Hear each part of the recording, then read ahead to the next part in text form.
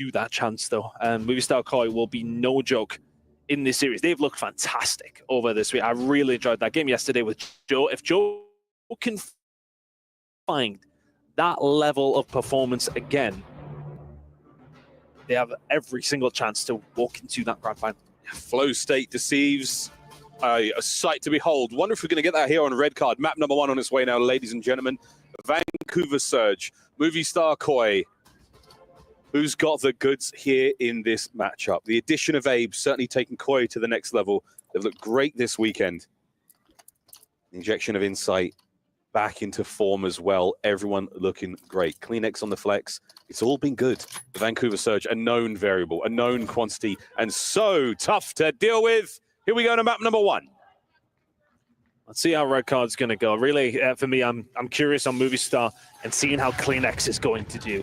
It's going to be about the pace here for red card, which is a little slower on occasion.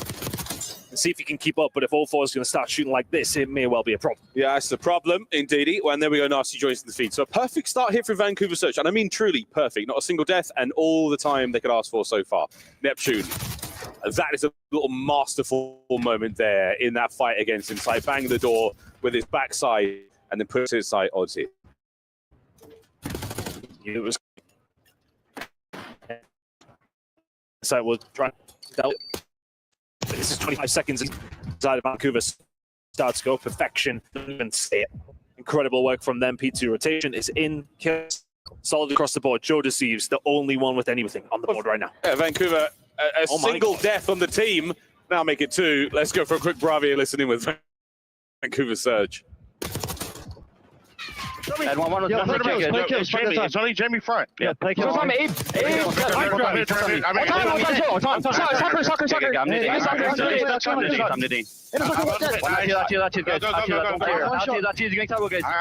one shot. I got you. I don't see someone. Yo, this whole time. No, you two there. All three. I'm playing.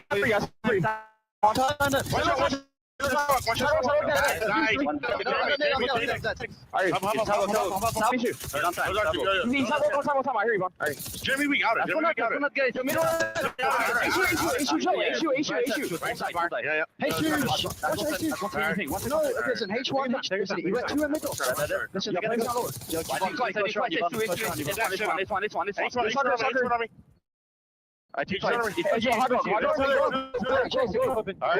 There's Tommy. There's one close out. I promise. One shot up. He went from us. One HP me. Did you on the okay? Yeah, I'm going on. Nice shot. Skill or trap. Yeah, that's one. Yo, he's Maro. I'm going on it. Well, good news for the KOI fans. You're alive and kicking, lads. CleanX on a nice 3-spree there, and the scoreline right back in it. And here we go. Movistar KOI on time. 0-4 can't get the end kills. A pinch now, Devon, and spawns in the back. Surge. And Nasty does really, really well there to find a couple. Surge back into a comfortable position after what was a nice comeback here from Movistar. The start wasn't the best, but just to talk of some historics as the break will come through here for the side of Movistar KOI. Nice one at that as well for full 15 seconds. Over the season, they had a pretty back and forth game between these two. It's a 5-3 record lies with Surge, but really what has been the catalyst for that? 10-3 over 13 hard points to Movistar KOI. Of course. We'll see how this one goes. Still plenty to play for here. Final half day. No, sorry, it's 2 left. My bad. Sorry, guys. Faded. It's one of those mornings. Over to the stage we go. We're set up for success right now. KOI, an open field to play with here as you have to cross no man's land to get in towards that hard point. Joe with a big nade over the top. Watch for the players there by the globe, by the hedges. An approach now for Vancouver Surge. So far snuffed out. The line of Movistar KOI holds firm. Zabe there for the trade up towards top plat, not able to get much going, so the break will come through here for Surge more than likely, unless CleanX can start it. Spins around Neptune, dealt with. Can he find a third? Not quite. The team are here, the reinforcements alongside. Movistar KOI, all things considered, after that P1, find themselves with a 20-second lead here. A hell of a turnaround. Oh, wonderful turnaround. Abe, getting a lot done there on no HP. Insight unable to pick up the Neptune, flying his way forward. What an addition to the roster he has been. At 15-8 so far in the game, a difference maker indeed. Final hard point of the set for real this time. as we go to the bleachers. Nice stabilization from the side of Movistar Coin. Much needed. I think it's very easy to come into a hard point, and I mean, you start getting beaten around like that at P1. It's very, very easy to just, well, not necessarily down tools, but feel despondent at least. No Deceives in Code, though, not built like that. Inside trying to get something going from Ticket, but Abuza running the show right now. Neptune 16 and 8 as well. Surge really getting a lot done here over towards P5. And a good job here from Abe, finding a couple. Had a very slow start, but it has started to heat up. One of the two there, Abe. That helps. Hey, over to Joe. But we start to eat things up just a little bit. Nasty, though. Wonderful patient play there. As Movistar Koi take the lead here on the final hard point of the set. Lovely shots in at range and a wonderful firing squad there. Vancouver unable to find the opening, looking for an angle. Nothing to be found. Over 100 we go as things are starting to turn around. Back to P1 we go. Oh, Ascendant's out. I think he was one to King's Zone. Now sitting 12 and 14 has turned it around, and the fortunes of Movistar Koi right alongside it.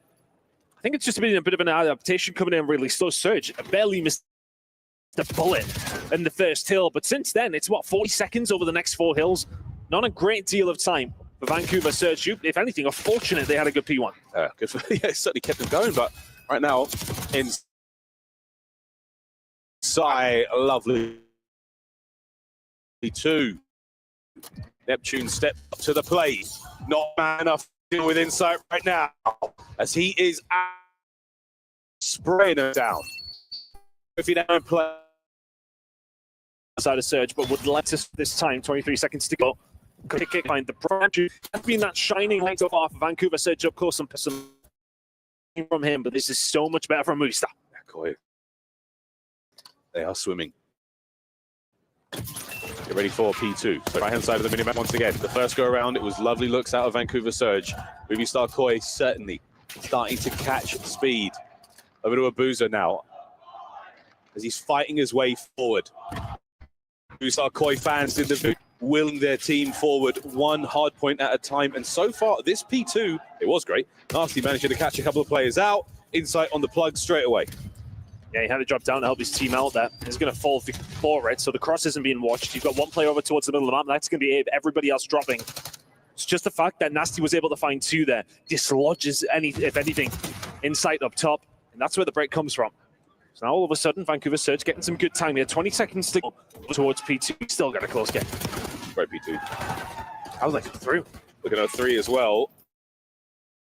And with the final few seconds here of this time, Vancouver, they are not where they want to be. They are stuck in the back. Wonderful work there from Movistar. Masterful manipulation there of map. Holding them down. Great coverage shot. Not enough for the kill. A big moment. Oh, and the flip is there. Number 6, Abe, spawns up in the wrong place. It's all right. His teammates are in the good spot now. Wow. What a split it's going to be, ladies and gentlemen. Surge unable to get there in time, but no problem. They kill him. Yeah, the pressure is just far too much. And to be honest, I'm not sure how Movistar Koi kind of got blessed with that in a certain way. You've seen the split come through. They're not quite there quick enough. One's over towards the back again. Neptune trying to get the cuts as best he can. Reflex back around. He may well be the linchpin inside of Vancouver Surge here. Goes to move, buttering them up before they get through, but the kill will come through. Joe Deceives does well. Opportunity for a break. To the stairwell, we fly. Trades complete. 04 trying to fill the gap. Semtex just to buy space. Slow him down. Joe on the stairs gone. The second man brought down as well, and it's delightful teamwork from Surge. Looking for the lead change. Neptune trying to flex his muscles here. They've been inside doing well from the outside, but trying to put the back end, but it's been a wonderful hold from Vancouver Surge. They mails it to the back end, but it is a 2-point game. Nothing to separate them. Now we move over towards the stage. It's been some time for Movistar to set up here, though. This should be a hard push from where Abuza is right now. Long journey across the map. That's a win. All another one from Nasty, and it's all the ones right now from Surge. Opportunity out across. Insight not able to get anything done. So 04 free and able to make his way to the hard point. What a timing opportunity that may be. In we go. Looking for the contest. Kleenex is there, but 04 continues this reign of terror from inside time, well over halfway towards a Hellstorm. Get so much good backup from his teammates as well, who are just spraying through. The info is being gained. And those last couple of bullets dropping in, 04 doing phenomenally to stay alive. Neptune finding 2. Movistar had the time to set up here, but they get broken far too easily. And now Surge are starting to farm them. Able to find one through the middle of the map and a potential opportunity for a break, but it's for nothing. 10 seconds on the board. rotation is more important. That's the quick test. Hey, oh, still alive. It takes a few seconds. You managed to burn Surge over towards Bleach. An order of one front right now as Kleenex guns up at the ready. Here come Vancouver. We said that it was going to be difficult for Kleenex to kind of decide how he wants to play this one. Hasn't necessarily had the best of games. Kind of moments of where he can start to influence. Couple of kills going to come here for Surge. Inside though, stand line them up 4 in a row. Look at the fifth as well. Number 6 on its way. Oh my goodness me, inside. 6 in a row, Movie Star Koi break. He cannot be stopped. 7 in a row from inside. Number 8 maybe on the way. 7 in a row. He's still going.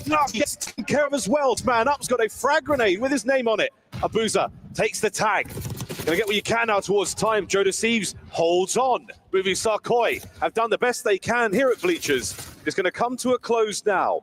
But a huge amount separating our teams once again into the third. Jamie Craven having a hell of a hill. The transition from 4 to 5 and this 7 or 8 spree in the end. Incredible work. And that's put Movie Star Koi with a nice little lead heading into a third rotation. Not many hills to go now, Miles. 50 seconds over towards P1. Surge 50 with another one that was good P1s again. That's a minute and 31 on the game clock as well. We talked about how Vault might have been the one with the nail biters are, but folks, get those fingernails at the ready. We could well truly go to the game time. Kleenex on our flank, taking care of business there in time. An open hard point and the game clock trickles away again. Those are over towards the stage side, trying to set themselves up here for P2, but this is free time for Movie Star Koi. They're flirting with 200 seconds. 0-4, 5 in a row. Looking for the 6, not going to happen. Neptune should be there to pick up the pieces and is. Kills traded across the board, but it's now Vancouver Surge inside of the point. There is nothing in this game. They closed ranks on P1 there. That was fantastic. Very tight setup now over towards P2 Vancouver. It's a look of the first. Slow hunt here from Nasty. Able to take care of one. Sadly, his teammates are getting bodied all around him. So pressure now towards the hard point. There's a great angle to try to provide some force of pressure. Nothing there. Abe cuts through. Kleenex now still alive. It's pure aggression from Abe as well through the middle of the map, but now he's left on his own. Keep it going. None of Abuza has anything to say about it. 45 seconds remaining here at P2. Nobody can win now. Vancouver Surge in a decent enough position, but the spawn's coming on through. Movie Star Koi not far away. Back on the net. Oh my Kleenex somehow. The flex was there. Nasty holding the lane. No one making their way through, but Kleenex under the coverage of the Semtex. He's now going to be behind them. Opportunity to get a break here through the front. There's the trades. Hard point now in the hands of Movie Star Koi. Nep can't get in. Insight finds 2. Abuza with the break. It's blow for blow, back and forth. Nobody willing to give an inch, and Abe with another big gunfight through the front door. Movie Star, they're sitting at 213. Holding it all together. The foot race on now towards the stairwell.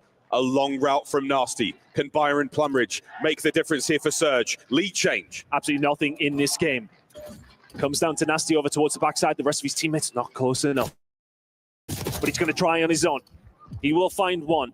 To influence the spawns. Here come the rest of the teammates, but Joe Deceives will find 2, but Surge are still here. 2 on the stairwell. Nasty with lovely management there of the spawn, but not on the timing. Joseph Deceives finds another. Now towards the front line. Nobody on time. We are down to 44 seconds, but we could end it all here. It was sitting at 1 and 8, but he may well have just found 3 massive kills. Another potential break coming through from Surge. They find 2. One more attack now from Surge. You have to get the break through the front as we are burning the game clock again. Abe can't get it. 2 down, and Surge are in. And they can't quite win it here. 25 seconds remaining, but they just want to prevent Movie Star Koi from doing so. They spawn towards the back. Maybe one more hit from Movie Star. 1 man on time. Damage. What coverage from Abuza? Get him off the time and keep the game clock running. Lead change. They can't win it here. Now it's going to be about the rotation. Movie Star Koi, you have to punch through somehow, some way. Over towards the stage, and already Surge, they're in position. They've got themselves there. 30 seconds to go. How on earth are they getting up and not falling down like this? Been really low as well. Nep trying to kill. Abuza finds another, and that might be the game. Holding on. Onto stage. Joe finds 2. Last 2 players there on time. Can they get them off? 5 for the win. 5 for the win. Hold on. Here's the contest. 1 man upstairs. Who's going to find the kills? Neptune staying alive. Movie Star Koi still inside of the point. The contest may well come through. It's all about these gunfights. Can't lose a fight. Can't lose a man. 0-4. I don't know why we sold you the seats. You barely used them at the end of that one. Vancouver, they first. If that map is an indication of how today is going to go, lock yourselves to your chairs. An absolute barn burner to kick things off here in the desert. Back and forth we went the entire way through. From the start, Surge came out roaring. Koi fought back on to an absolute fist fight on the stage. And it has been the story of these two teams all year long. You rebrand all you want, Koi. It's the same old story. Another electrifying hardpoint between these two. Insight sprees, outstanding wins, and the teamwork on display already. We're in for an absolute superb series. Oh, that one gave me some tingles I haven't felt in a while. Incredible game of hardpoint. These squads just kind of the transition. I think Surge just got themselves there first, which helped. Close spawns came through from Movie Star. But the final couple of kills, I don't even remember who got them, but it was just a trade-off. Back and forth. The Movie Star, the first to falter. Surge, get map number 1. Oh man, the heartbreak. You're holding your breath. The final 30 seconds of that hardpoint. 3 of the Movie Star Koi play. Kleenex just shy of it as well. What an unbelievably productive game in the kills department at 250 to 241. There are shades of Toronto versus Thieves there. Joe with a big 38. Preposterous. Abuza 39. That was one hell of a hard point. Incredible. It was so close all the way through. Neither side really giving an inch, and especially when you just cast your mind back to those final few moments. The spawn in for Surge, those final 10, 15 seconds, they lose a couple of gunfights still. And all of a sudden, Movie Star was so close to stage. Joe found 2, and you thought that might have been it. But it's literally about spraying bullets through the curtains and just hoping something lands. But it lands for Surge. And now we move on to the Search and Destroy. For the updates, know what to do in these situations. Breathe the Nexus will still be very much used. It's ultra class.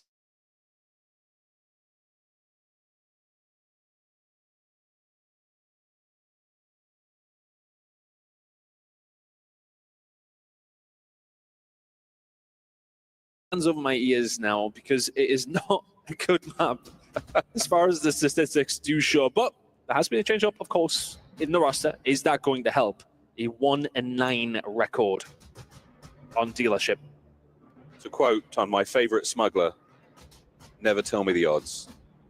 This tournament has shown us one thing. That tenacity and grit, that warrior spirit is enough to drag you through moments that have haunted you all year long. Maps and modes that haven't you treated well. Now, all bets are off. Here in Riyadh, Movie Star Koi fans loud and as passionate as ever. Vancouver Surge fans, I'm not sure how many are here, but without a shadow of a doubt, the year they've had, whether it's hearts and minds, whether it's jerseys, they've got them all over the place now. Into the Search and Destroy, into map number 2. Let's see if Movie Star can break the duct here. It's just not been a good map for them whatsoever. Had some close ones. That's fair. But they haven't been able to get it over the line. It's going to really be about this mid-map control, but look how aggressive Vancouver are being. Hello, we are going to be in your spawn any second now, says 04. A couple of trades either side, nothing too wild. You're going to get those kills. You're going to try to walk away with as much of an advantage as you possibly can. Movie Star Koi still with a bomb in their hands, Joe. A shot from Nasty. 1v2. That was incredible to even find one that Neptune left on his own. Even Kleenex, the 2 players who really have been released by Abe coming into the roster. The most effect how Movie Star Koi have felt in some time. That bomb is going to get itself down. For Neptune, though, so influential for his squad too. What can he find here in the Search and Destroy? Oh, wow. He heard something. He knows the player's on his right-hand side. What a read. What an opportunity. And also with the Semtex in his back pocket and all those cars undestroyed, there was a chance there for some real fireworks. Regardless, an ambitious opening gambit there by Surge does not pay off. Movie Star Koi, get on the ball. And to be honest, for Movie Star, like Search and Destroy has just been a problem in general, but they have managed to win their last 2 via round 11. Wasn't on dealership, mind you. Last 2 times they have been on this map, they've lost 6-4. They'll be looking to try and turn that round as quickly as they can. We can't call it the Canadian Classic anymore, can we? Wow. We can't, no. No, we can't. Well, No, well, just for this one. just for this one. For now, who knows? Locking in. Towards the B site we go. Neptune diligently taking his time, dodging stuns. Kleenex there. He will be on watch. Oh, I think he... There you go. Joe saw him on the flyby. Wonderful stuff. The battle is on, and it's Kleenex down range, catching him first there on 204. Just holding tight here as Joe deceives, though. Not looking to give anything away. You're fine with a 3 versus 3. You got a decent amount of map control. Abe can rotate pretty quickly. It's just about keeping that information, right? Just getting an eye on them. Are they going to peek you? Are they going to give you a shoulder? Just to give you that information. Where are they going? Right now, you're seeing nothing. Do we rotate over towards A? Insight is Semi got it covered. At the same time, it's fairly free at this moment. Abe can make a move as well, but the move over towards A from Surge has already come in. We got the trophies down and 25 seconds on the clock. Neptune, the bomb carrier. Uh-oh, you want to get that thing down as fast as you can. Insight, the man on Overwatch has now been taken care of. The coverage is there, and Abusa finds a clean 2 to close out the round and equalize. Yeah, with the Insight falling at that stage, it kind of just all unravels from that point. He was the Overwatch. Give that information. But as soon as he falls over towards that backside, maybe just offered a little bit too much up. It's danger. Then Abe has to poke out. Abusa is there to pick up the pieces. Finds the second as well. Nice patient play from Surge. Completely different look from the first round, where they threw caution to the wind and flew into the spawn of Movie Star Koi. And oddly enough, Koi was seemingly ready for that. This time, we are going to abandon spawn. We're going to get ourselves towards the middle of the map, and it is going to be strictly business in the office where Nasty has been dealt with. The paperwork is there. Another one for 04, and now the team is on their knees. Abe looking to get something done here. The guns of Movie Star Koi are smoking hot. And they find another, a 1v3 as Neptune. That left stick is working overtime. As soon as Insight finds Nasty through the middle of the map, it just releases everybody else, and Kleenex is being let off the leash. Finds 2 through the middle. And they just know that as soon as they've got that mid-map, there is no cover coming from Surge at that side. They can fly through. B is their oyster entirely. And it's just perfect where from the side of Kleenex. That's the kind of role I like to see him in. Now, okay, I don't mind him with an MS in hand, yeah, but yeah, you see Kleenex with an SMG in hand, that's what... That's the blood flame. It has been really nice to watch Neptune play in Black Ops 6. A incredible resurgence, no pun, full pun intended, of his career as a player. This game has treated him very, very well, as inshallah there is nothing wrong with the game right now, as Neptune, I do believe, has not left spawn. We might be looking... Oh, he's back. Oh, is it a dirty ploy? What trickery is this? No one moving too far across the map, but here they go. Joe would have seen them. A little peek through the garage door. Inside playing his usual role. No information gained there from Surge with any of the utility over. So this nade is going to come in a little bit unexpected, but the trophy system will cover. I'm not yet going down. Now it will. Mid-map control is going to be over towards Surge, and that is going to be your 4 finding through deceives. You have to kick in the gear of your Abe. 40 seconds. And that's it. Abe in the first gear he goes. Now winding up towards second. Nasty finds 2 on the cross. Unbelievable. Abe lets them know he's here with a red dot. Abusa there. Wonderful work. A strange round, but good for less. Vancouver marching on. Let's be this Nasty 2 pieces as well. Neil the hop as well. Let's have a look how he manages it. Abe from this side. Yeah, Nasty just guns them both, to be honest. Kleenex goes out for the trade. Insight got dealt with. And they just take over the spawn and make Abe's job almost impossible. Nice rounds coming out from Surge here. They'll find themselves 2 apiece. Very close so far. Sign of things to come here on this map. Smoldering car wreckage. Over towards A we go. 3-3. Trophies in play. Movie Star Koi's trophy completely gone. 04 is looking to get into the map ASAP. Oh, Joe, what a rebuttal. Neptune tries to pull a Super Mario there, and he gets taken care of by Abe. And I think they just know that the trade's potentially going to come. Very patient play from Mr. Koi.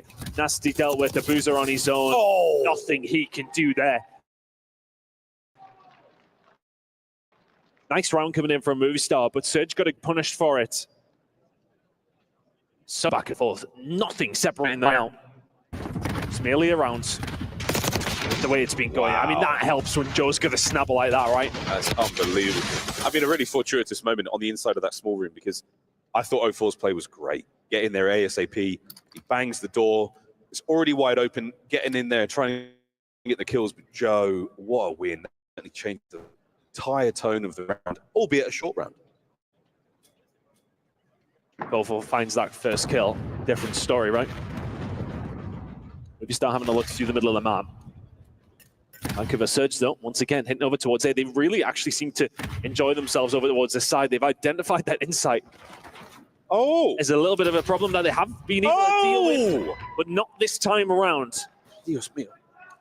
Not ideal. This is going to be the first big gap that we're going to see between these two. Movistar Koi should be able to find this one in a 4v2.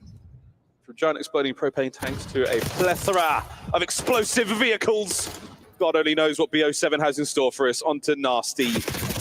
And that is a nasty way to go. Movistar Koi, you were gifted a couple of good ones there by the COD gods, and they didn't waste the opportunity for a second. I was trying to set it up whilst it all started to go down, but Insight really has been seen as a weak link in this setup to a certain degree. Surge have been pushing the issue over towards A.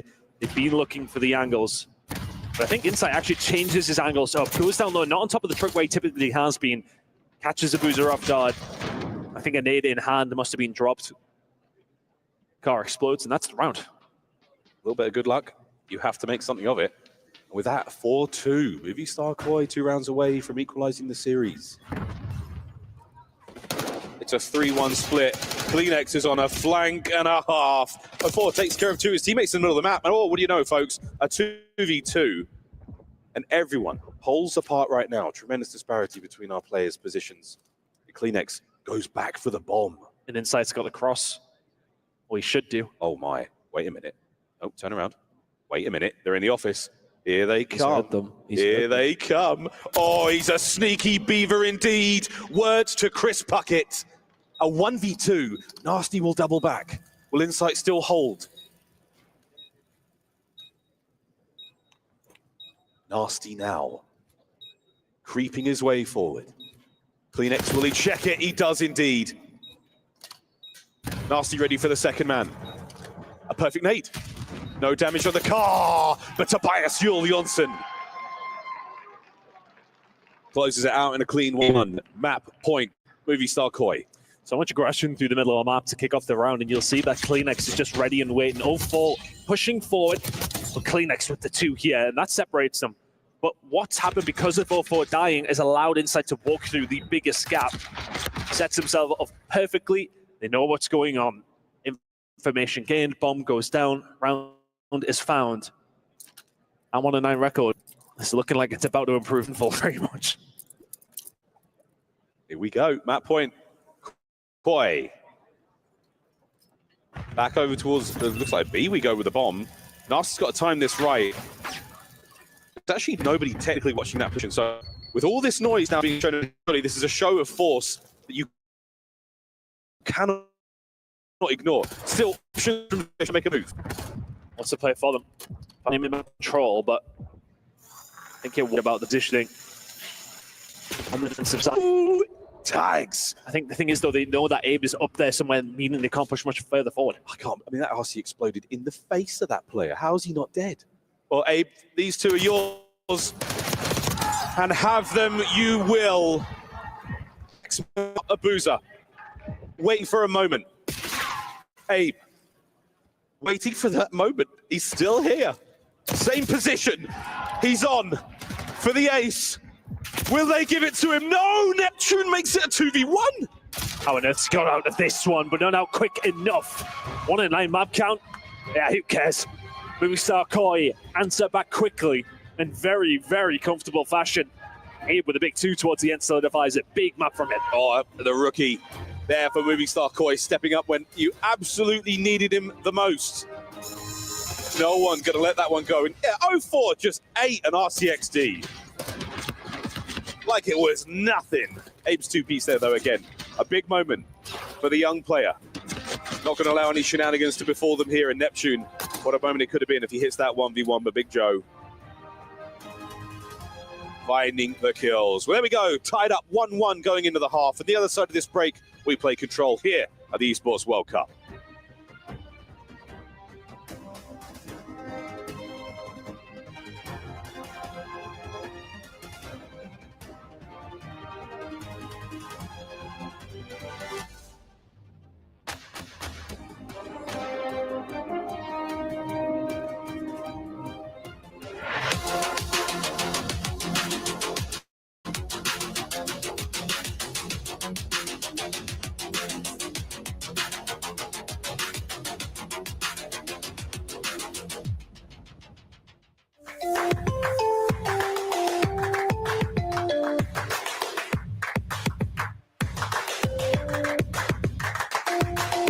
Level up your gaming experience with over 8 billion playlists, only on Spotify, the official audio streaming partner for the 2025 Esports World Cup.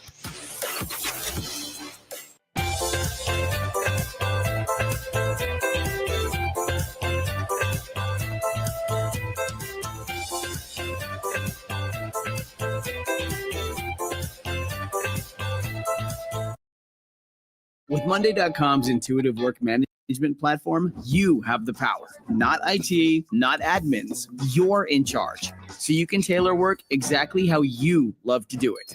For example, you can add custom fields and choose how you like to view your work without needing help from IT. That's why over 225,000 customers love to use Monday.com. Because you have the freedom to build it exactly how you picture it. The first work platform you'll love to use. Monday.com.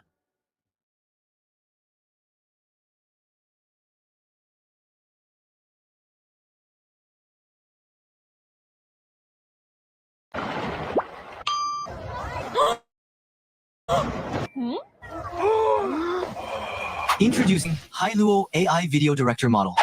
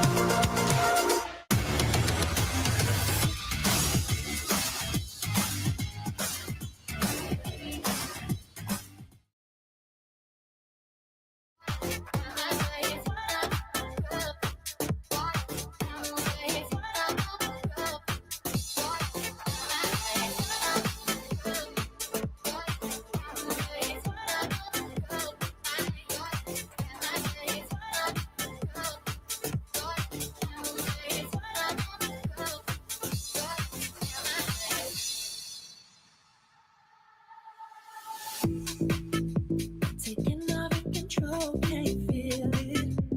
Our body's moving closer, is it real? Trying to lose myself on the night shift. How it's like, yeah. Oh, baby, can you feel we can try it? I'm ready to move for the night, yeah. Trying to lose myself on the night shift. How it's like, yeah. Taking over control, can you feel it? Our bodies moving closer, is it real? Trying to lose myself on the night shift. Outside, yeah. Alright. Baby, can you feel me? Come and try it. I'm ready to move for the night, yeah. Trying to lose myself on the night shift. Outside, yeah.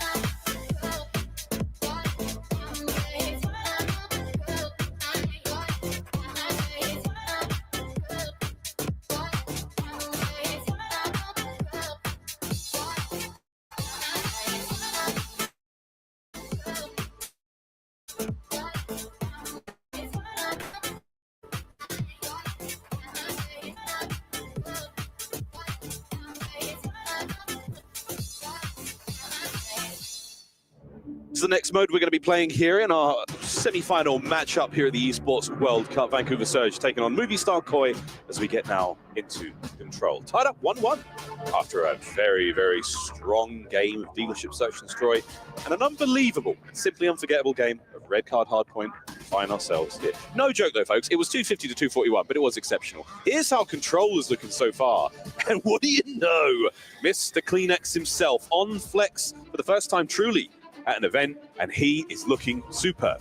He's been incredible. I mean, we just seen so many times the ability to switch things up. But one thing I kind of want to point out is not so much a control, KD, is what Joe Deceives did on Vault yesterday. Remember what we seen from, I mean, an absolute all-timer of a performance. And if he can bring that kind of thing alongside Kleenex doing what he has been doing, we could see Movie Star Koi into the lead. Again, I've been kind of reiterating that we've been talking about the statistics between these two teams over the season. Hardpoint had been a struggle for Movie Star Koi up against Surge. Control, it's been fairly even. It's only a 5-3 record for the side of Surge, so a slight advantage, but it's pretty much a wash apart from that. That's arguably true. I mean, at this point in time, one of the more interesting things for me is to see Kleenex up there with the likes of the Omid boys. Yeah. Because Control really was the unbreakable mode for them, you know, until they did lose it to those players themselves. Really, really impressive stuff. Kleenex looking very comfortable in the role, but you are going up against an incredibly tough opponent. Vancouver Surge are still no team you can take lightly. An incredibly consistent squad across the year. 3 second-place finishes, including champs. There is no doubt about it. They are contenders. Whether or not this is the event for them, we will find out. Neptune, if you can hear me, give us a wink. Can you hear me, Nep? No, he cannot. It was worth a shot, right? He might have been choosing to ignore you. That's also pro move. Another one to speak of actually was Neptune last time around that these two did play up against each other on Vault, was able to take over. And I think if you're Kleenex, I think if you're Abe, you're going to try and stop that from happening as soon as you can, because he really did take over everybody else. Nowhere near what Neptune was able to bring in the series between these two last time out. Wasn't quite able to find that in the Search and Destroy. Fantastic performance, of course, in the hardpoint, but for all that we have kind of a bit of a wash in the Control. Last time around, these two teams did play on Vault. 3-0 to Search. 3-0 on Vault is a big deal. We've seen a couple of teams, you know, with the attacking rounds being their favored, whether it's defense, whatever it may be, again, and the sort of shifting patterns, the shifting trends of how you win a Control game in Black Ops 6. Vault and Protocol this year around, it's been relatively balanced. I'm not willing to dive into the numbers. I'm willing to just gut check that one, and you at home to trust me. Control can go either way, man. It's got a lot more balance as time has went on. It hasn't quite been a fortress scenario on Vault. It was at first. Yeah. Actually, that's true. The very first, I completely forgot. Vault was for many teams, a 3-2 fest. Yeah, for many teams, it was the saving grace. Defense only. And there's Nufi. No stranger to the boos of a crowd. He's willing to antagonize. As Neptune has become such a superstar, I think Ray puts his earphones on for him. I mean, that is quite the assistant that you do have there, really. Nah, he's doing it himself. Worth a shot, though. Well, they say a diva, you know what you're going to get, but you have to give them what they want. Almost looking at this player a little bit confused at what he's struggling with. Yeah, it might be a technical issue there with his own equipment.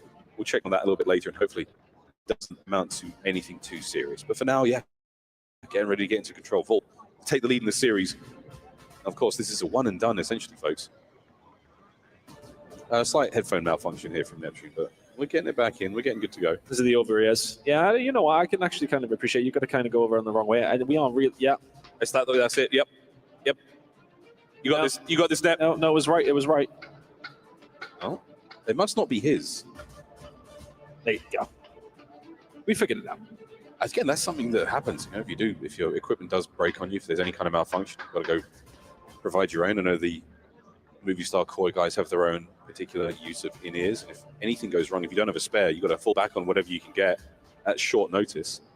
So Nep, playing with a degree of discomfort, hasn't seemed to slow him down at all. Always bring a spare controller, bring spare headphones, bring your towel for a seam. Almost ready to get into our Control, folks. I can hear the lobby tick away. The fist bumps are done. It's time to go, Tun. Put your shoes on.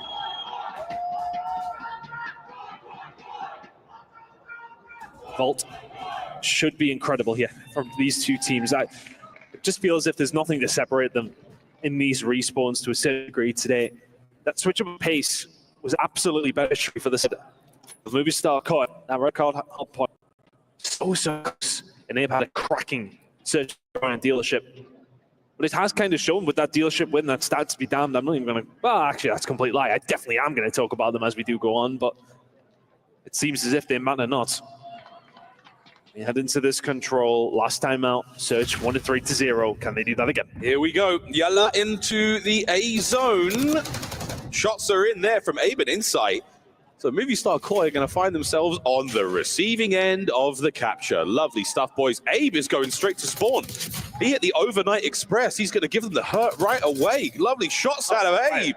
What a 2 on a 4 now without a death. I mean, they just transitioned. Oh! To question, what on earth is this?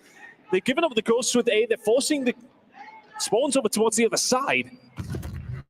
And if you're Vancouver Surge, you have to take some min-map control. That's what they've been offered. That's what they'll get. This can take over it. He's still being a nuisance. This is a 6-0 start on the journey towards the Hellstorm, but helping his boys find a lot of space here on the map. If you can get a few more kills, great.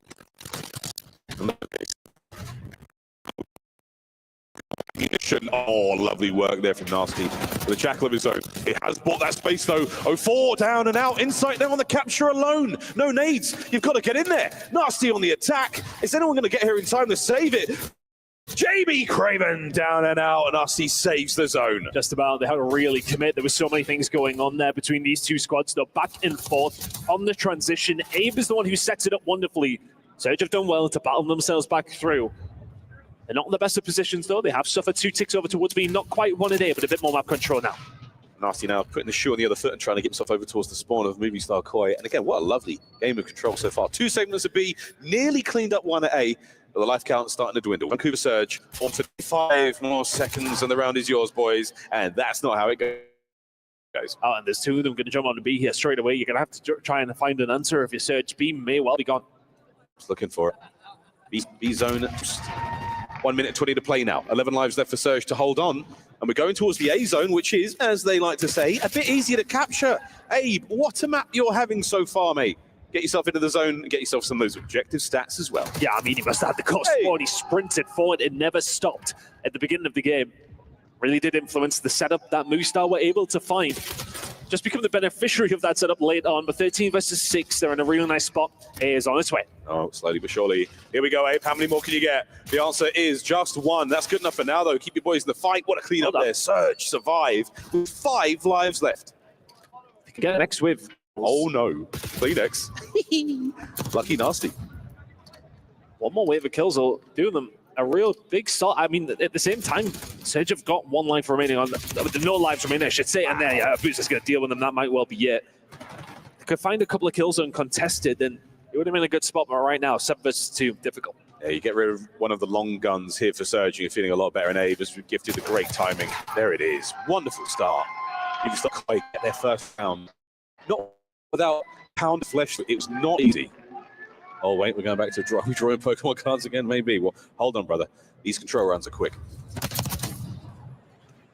Straight from the off. I mean, what, we're 15 seconds in, if that.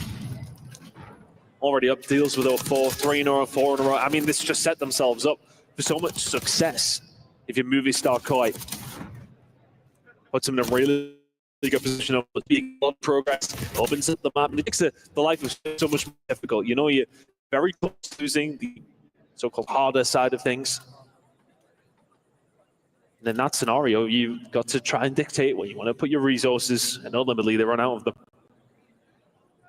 I thought The Life of Surge could be a Wes Anderson film. That'd be great. All those characters in perfect symmetry. Give it to me. Nothing symmetrical about the opening to this map, though. Movie Star Koi, I mean, I'm loving it. That Kleenex Summer walking away with the kill there. 04, so damaged, managing to get another out of that life, and that is a wicked opener. Slow and steady, though, will win this race here on ball. Nasty and Co. unable to really get a whole lot going here on the A side of the map. Over to B, Abuza 3-11. A rough opening round, trying to turn it around here. Yeah, I mean, he's had SMGs constantly up in his grill. And he hasn't been able to deal with them, but they may well be able to get something going over towards B here. That's a momentary 3 dead. You know what Kleenex is. Pressure starting to come through here, and Ovo will set himself up well. But Abe, again, having a hell of a game at 12-7. But Abuza's put himself in a good spot here, and this is where he can fry. But Joe, once again, the SMGs are just all over him. Every time, man, you're like, oh, who is it? It's Joe. Great, I'm dead. That was a wicked play, but shut down straight away. And Kleenex, oh dear, pace is starting to set in. Kleenex goes for the throw. Neptune on the reach challenge. He's going to be there for it all day, all night. But that is the Great Dane. A great single segment of B is all that Surge have managed to muster. They've not really had the map control that Movie Star Koi did have. And they've not been able to benefit whatsoever. The line in the sand has truly been drawn, and that is another 3 dead. This should be an easy round for Movie Star. You're seeing the perspective of Insight. It's the trust right now. It's the teamwork of Movie Star Koi. They're looking so good out there as a unit. 10 seconds to go. We are going to be able to contest at least one of these zones. A will be the one we go for, but the problem is you've got to get the kills.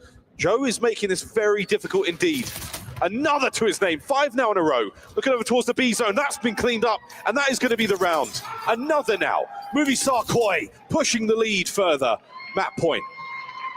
An absolute whitewash of a round, to be honest with you. So it never got any momentum going. I think at one stage they maybe got a 3 dead, but other than that, there was nothing to write home about. Time and time again, Movie Star Koi putting themselves in those positions, finding the multiple kills, taking space, time and time again. So much real estate behind them. Very, very difficult for the Vancouver Surge to really make any inroads whatsoever. Really good job. And I think for me, it was when you seen the moment that Abuza pushed up, Joe Steves wins that gunfight, pushes him out 5 in a row after that. He's getting hyped up. He's having a hell of a fun. I think they called him Joe, which I love. Yeah. 12-7 for Silverback Joe on a 5 spree. He is going primal. Here we go. I'm not sure if I can call him it, but the Koi boys now on towards A. It sounds bad, but I don't know. It might just be me right now. Joe looking to keep the spree going. Nasty says, nah, mate. Abe has been a significant problem. He's constantly up in their faces. Their ARs can never really get anything going. And then when you think, okay, maybe things are slowed down, Kleenex is now on an MS, and he's just trying to get up in your face as well. Second tick coming in over towards A. If we do go to a round number 5, I mean, it's just Movie Star Koi are looking fantastic for it. Hey, he's always on your flank. He seldom takes a straight-up gunfight. He's got such amazing timing, except for that one. But no problem, Insight recalibrates the enthusiasm of Vancouver Surge on their attack towards the A zone. We will see you later, boys. Over to B, and this could be the map. Just feels as if Vancouver Surge are a little bit out of time with each other. Feels a little 1-by-1, trying to get something going on one of these defensive rounds because it feels a bit desperate, because it is. Insight, oh, if he found that 5th. But again, look at Surge. They haven't been able to get that map space now. They can move themselves forward. Okay. That's another big kill. We're starting to get the foot in the right direction for Vancouver Surge, but they have certainly been quiet so far. Kleenex, oh, I love this. Around the world he goes. Neptune there, right place at the right time. Oh, and it's just a little too hot. It's a little too much.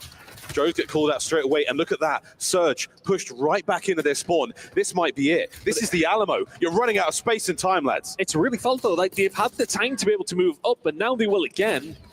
Neptune will get taken down by his teammate, but Joe does keep trying to keep that pressure on.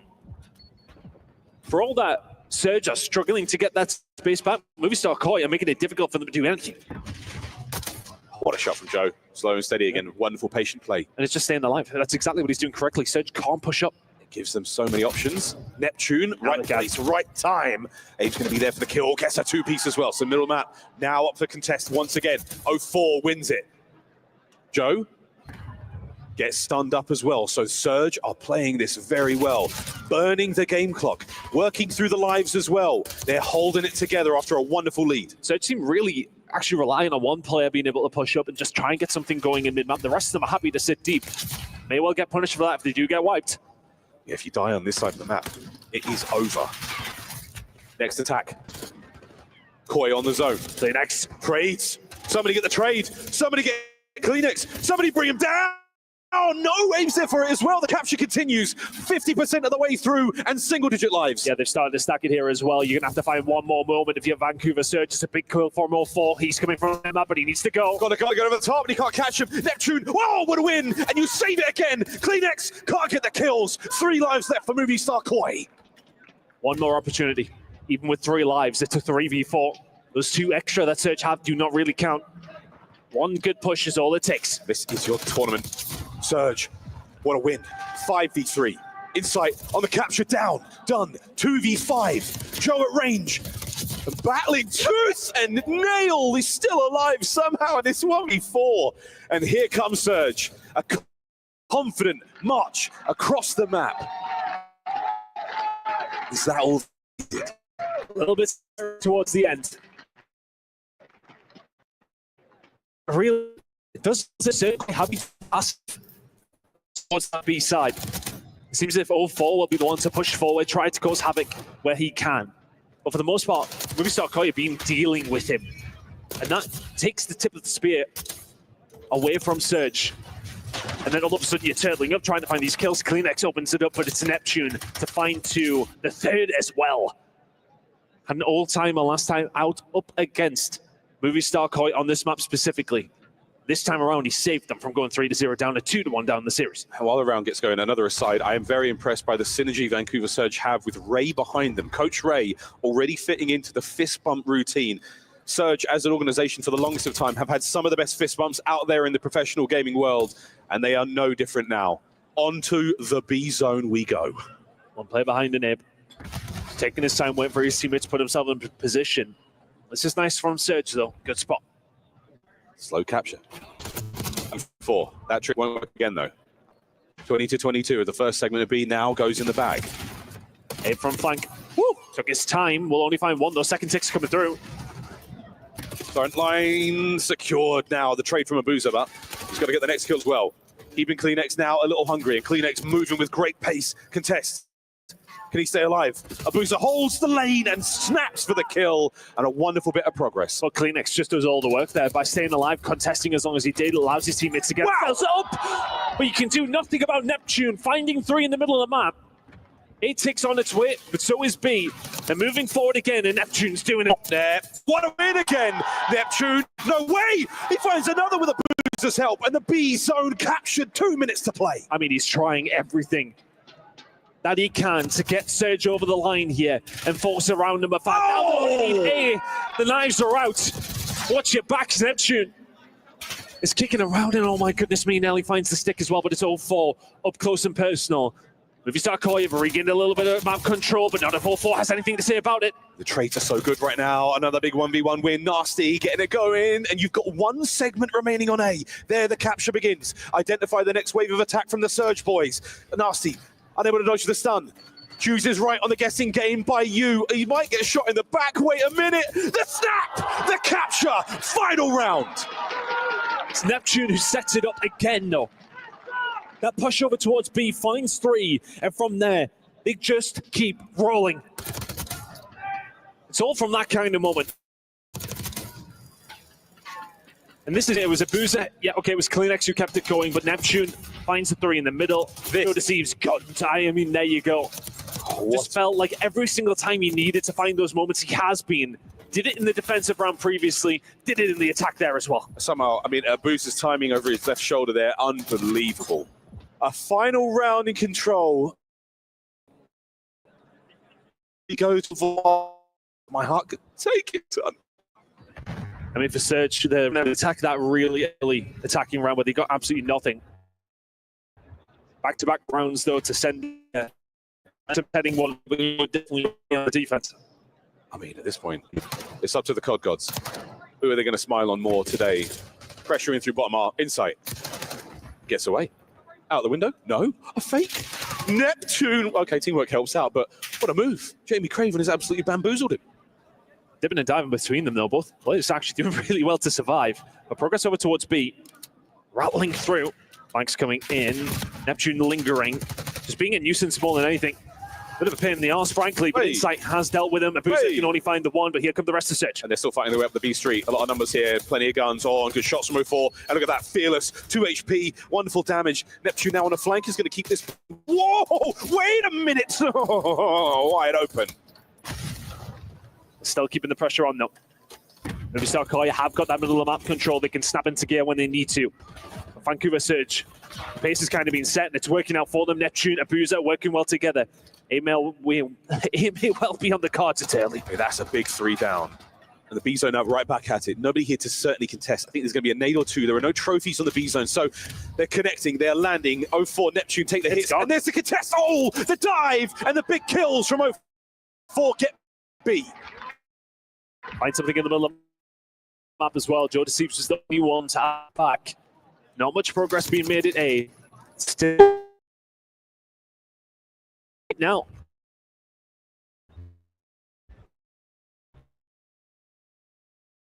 Movistar Koi going to struggle to get out there when they have to and hold on. Inside doing what you can with the book from top with Romeo. Oh, Romeo. He's gone, mate. He's left you on the other side. The A zone captured. They're just focusing straight down the side of the pool. They just want to keep them in their spawn if they can, but Kleenex has got out. Kleenex has the SMG out. Oh, boy. He's also being dealt with. Oh! Nasty trades. Joe Deceives finds a second. Kind of find it, which ways to trade. My goodness, Nasty! But that might well break it open. That might well be the map. Holding it on Kleenex now. If you can get a kill here, it certainly helps. Second segment through the front door. Joe breaks it. Safe and sound. 6 versus 7, 6 to 6. And the map situated so precariously. Ooh, a nervy battle. Neptune wins. Slows down for a second. 55 seconds between these two teams. Neptune with the bait, not going to work out. Abe will find one. 5 versus 4. Trade's good. The next wave. 04 holds him back. Can't get a second man. The trades are once again good. V2. Capturing the point. That's on it. That's on its way in. They have to do now. A 2v2. 2v2. They're off the zone. It's a 2v2 gunfight right now. Insight finds the corner. Nasty has his. Hold your breath. 35 seconds. Insight might be the one that makes the play. Positioning is key. Oh. Here comes the fight. Down to Insight. Nasty with the tags. Hold it. 1v2. And Vancouver Surge. It truly was a game of gunfight in the end, and they hopped the flag.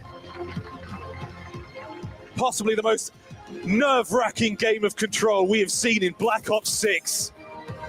And what an unbelievable finish. Vancouver Surge take the lead. And Nasty is the one that gets it going. Insight. Pants pulled down. And that is just the momentum that they needed. And the thing is, you think the defensive team would be the ones in a better position, but they never had control of the middle of the map in this small fight between half of the squad on each side. And because the pressure is there from Surge, they have the map control, they hop the point. Insight and Abe have to make the move. Abe kind of caught between a rock and a hard place by being in there with them. Gets caught out, and that is that. 3 rounds in a row for Vancouver Surge. They were 2-0 down. Oh, say what you will about Control, but when it's good, it's unbelievable. Magical moments from nearly every player in that game. We will look back on that Vault Control with fond memories. A nail-biter indeed. And now we play Hardpoint on the very same map. Vancouver Surge, match point. And almost there, a good reason to sometimes not believe in the stats. And that Nasty didn't necessarily have the best of maps in terms of damage, in terms of what he was bringing to the table. But that 3-piece at the end set up perfectly to win that map. Incredible work out of the Vancouver Surge to get themselves over the line. But where are your heads at if you're Movistar Koi? You're 2-0 up in that Control. Nearly get the 3rd round. And Surge find back-to-back rounds to send themselves into the lead, heading to the vault. Again, it's the sort of, I keep coming back to the story about, is it offensive, is defense? It doesn't matter anymore. It's about who finds those windows, who can exploit the opportunities. Back to vault we go. Control in the books. Now it's another hard point. And the first point was truly spectacular. Vancouver tier 1. Same could be said though for Movistar Koi. They have been unbelievable as well. But that map 1 was so special. It was so unbelievable. And one of the players that certainly made a difference indeed, Abuza for Vancouver Surge. What a map he had. Incredible work from him throughout. He was the one that was getting the crosses. He was the one that was keeping them at bay. Over towards P4. This is how he did a 1.3 in a hill time alongside of it. I mean, it was such a long map as well. The damage was off the charts. That's as good as it gets. That really is as good as it gets. Can he do it again on Vault? Different pace though, right? Very different pace to a red card. And this is where really you look at how the fast-paced players have been playing across the board. You've got Joe, Abe, and Kleenex on this Movistar Koi team. And you think to yourself, how on earth could they possibly go on to lose a map number 4 here? Well, you just have to see who's on the other side. Neptune, 0-4. They've really been doing the business, but it was nasty, the catalyst in that previous map. Can he bring it to the table as well? The stakes have never been higher. This is for a spot in our grand finals here at the Esports World Cup. A considerable jump in prize pool. But lo and behold, we will have a 3rd place matchup as well. So rest easy. Your team can still improve their standings today. But at the end of the day, first is the only thing that matters for these players.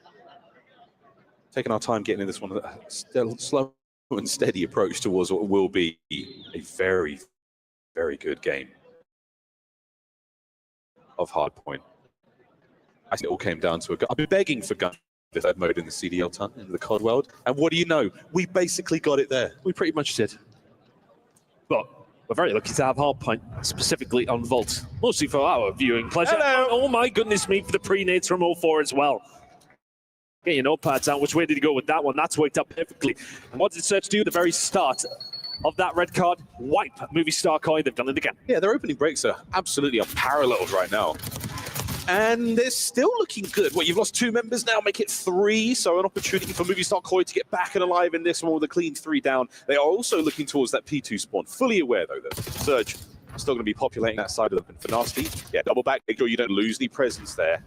Love this out of Surge. Such a disciplined hardpoint thing. Last time up between these 2 squads was a 15-point game. Oh. On Vault Hardpoint. Hoping for something along those lines again. Very even though to kick things off. Davis will happily win. Swinging from the hip with that one. Rotation over towards P2 will belong to Surge. Throwing hands, finding 2 pieces. Twin. Wow, nice one there from Abe and Neptune. An awkward gun is ferocious when you see them at it. As 0-4, lovely damage on the cross. It keeps them off Koi at bay. And a sweet nade from Nasty. Just finding down the outside. In a good spot to be able to hold it. Jordan Stevens slip by. Will get the point, but it's a distraction that will have to be filled. Break Nep's unable to get any kills there. I mean, that all comes down to Jordan Steve just walking through pool and gets an absolute freebie. The booster says no, was 6-3 from him to kick things off. Yeah, no hard point for you yet, boys. Nasty now pushing up through the front line, knowing full well Spawners in the back. A roller from a booster there on time with him, stays alive, keeps the players out. And again, Vancouver Surge completely denying Koi here on the pond. Surge will be very happy with this healthy little lead they've already got, especially considering where 0-4 has set himself up alongside Nasty. Damn, big shots coming through on the inside. Cleanest will get a hold of it sometime, possibly on off here over towards P3. A wonderful lead. P3 again, the sort of junction between you and greatness here on Vault. It's the highway to P4 and Kleenex right now. Oh, he was the traffic warden. 0-4, unreal. Okay, we talk about... he went for it with a knife. We talk about, you know, Joe's performance. It feels like 0-4 is winding up for that flow state game. 5th one climbing. Koi are being turned inside out. Yeah, they're being farmed here right now. The fight over the spawns has really made that difference. Movistar Koi were trying for it. Vancouver Surge were the first ones here, and they have locked it down since. They are still running the show, and the scoreline is growing ever bigger. Let's go for a Bravi listen in with Vancouver Surge. We spawn out, okay? Jeremy. Just play kills, you to play kills. I got red. Sit down, that's fine. Yo, he's from P4. Yo, why can't we know him? I'm planning on Nova, he's One was line cut. Okay. Another go up. He's going to go top up. I'm needing it. Stay down, Jovan. Go on the back if you can. Yeah, I'm in the back. Just in the back. Yeah, he was in the back on me. Top, in fight. It's all right, yo. Nice. Are you support?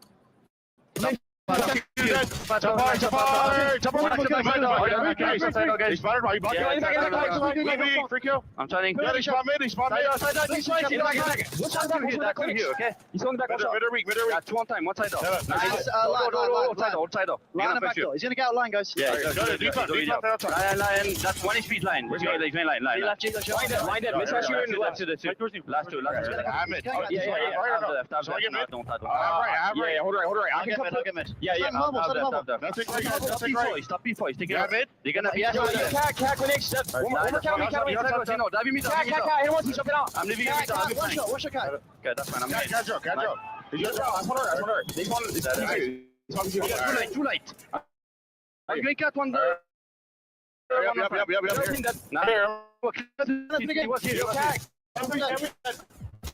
Well, there's a perfect case study why the P4, the perfect 60, gets right back in the game. I mean, it's incredible from Joe, to be honest with you. The pressure started coming through. I think it was him and Abe over towards, and Joe actually Charles out to try and ease that pressure towards the team swoop in. And then for good measure as well, a three-piece to break over towards P1. Joe starting to heat things up. Him and Orv on bar for bar right now. Single piece. Now, this is a rap battle I can get behind. 75 either side, even Stevens going into P2. Insight there first, or you gave it up a possible second, the worst one. Neptune now buys that space. There's the one old bait and switch, an absolute classic, timeless here in the COD world. Trophies are at the ready, and Kleenex, lovely stuff up close and personal. This is ideal for movie star Koi. How long can they hold it? They've just had some really slow starts to these hard points, of finding their way somehow after the first rotation to find themselves in the lead. They're now in a really good spot over towards P2. Abe, this will just be absolute nightmare fuel for Nasty. It will not stop running around. He is hard to find, and everybody else turtling up. You've got to get through a couple of different lines of movie star Koi. The venerable Abe, he is a spectre right now. Joe holding them at bay. Pressure. And you're still unable to track down Abe, who is just on a tour of the map. I think the brakes have been pumped there by Abuza. You might have seen him. But what a hard point again. P2, you have made Vancouver Surge so uncomfortable. Are they able to get the kill? Fine, yes. Spawn's a good second, but that's 15 seconds of scrap. Not enough. Well, 35 seconds that movie star Koi are just soaking up for free. Yes, okay, they lose the final 15, but they have now been able to set their stall out over towards P3. Are they going to be able to do a great deal with it, though? Jodeci is picked off. It's going to be all about that top bar control. Insight will not let it go. Oh, poor Abe, he was on that for so long. He gives it up at the last possible second. You're shot in the back. Good time hit from Vancouver Surge. Yeah, Spawn's flip, great for movie star Koi. 0-4. This could be a big one. Oh, wow, that's a stinger. The COD gods blessing him with a moment there now. Insight in the 1v2 by the stairwell. They find two. What a massive turn. Let's go for a Bravo listening with movie star Koi. Nice. Nasty.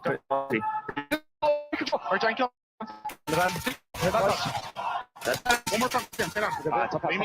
What time are you done? What time before? Look for I need your close right. Stop out. How much out? I want Right open. I'm roughing right. I could take it right. Free. I detonate the front. Get right, Jimmy. Ran through top okay? 2 minutes, top cat. This is How game. much? Okay, listen. He's not running through. What do you mean? I spawn out. Line. I spawned out. Yo, Dirk, boost on once.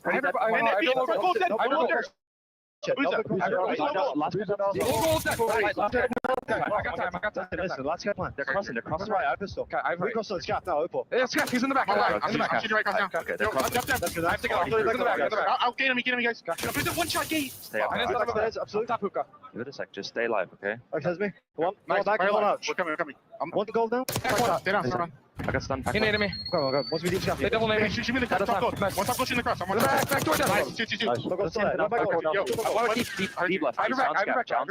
Deep Scaff. I'll be back. Yo, one out. Look in front of me. In Scaff, Joe. Big 20. Hold back. You're in front of me now. Scaff door now. Right. One shot. We go. Both weak and top. Both weak and top. You good? Top hookah. Top hookah. I'm picking up dubs. I'm picking the dubs. Nice one, nice one. Nice one goal. Nice one goal. Scabs. I'm on scab. Scab. Weak. Oh, top cat. All four. Go through Neptune weak. The three-old. Okay, I'm on fault. Bobby, go for that. Okay. Top cat. Play kills. I'm going to get Pinch your pull. I didn't think I'm of at full, Jimmy. I saw one cat and they're telling me fault.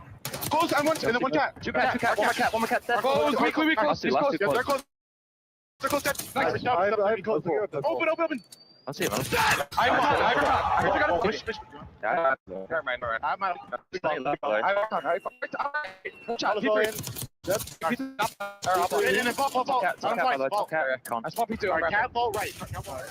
And you just see that moment over towards P4. Yes, okay, managed for Vancouver Surge to find their way through, but you hear the comms coming in from Kleenex. Stay alive to Abe. Probably prevented about 20-30 seconds going over towards Vancouver Surge all on his own. A suffocating performance there on P4, but this P1 has been great, albeit Joe, a couple of insane kills. We heard the old DEAD, dead in the comms, an absolute classic. And Abe now on the run. Looking to that P2. Once again, Movie Star Koi find their way there. There's an opportunity here. No, it was gone. It was 0-4, and he's been taken care of. Wicked stuff. Unreal holds. Movie Star Koi with P2. There's the trophies, and here's the setup again. But look at the positioning here from Bluzo. He's waiting on the rest of his team. Don't think they're aware that he's sitting down pool. Abe did not see him. May well be able to find a break off the back of this. Trying inside, holding on by fingernails, and those fingernails are strong. That boy clearly gets his calcium. Holding it. Still there. The trust, the teamwork. Movie Star Koi getting it all done now with the damage. Over to Joe, trying to get in time as fast as he can. It's not going to be there. Is this the break? Big kills coming in here from 0-4 and Neptune. They do so well. And this is a good chunk of time, but they're still 50 behind. 20 seconds. So valuable to the side of Surge right now. If Movie Star Koi have a hold of that, they may well find themselves 100 points behind. Neptune now trying to get something going, thinking about these P4 spawns. He's pushed up and has some company. Oh, man. Neptune, and as much as we were calling the score, don't forget the game clock. 1 minute, 20 seconds. It could well happen again. Found two over towards Art Neptune to pick up the pieces, but his teammates, where they're going to spawn, opposite side of the map, has to stay alive.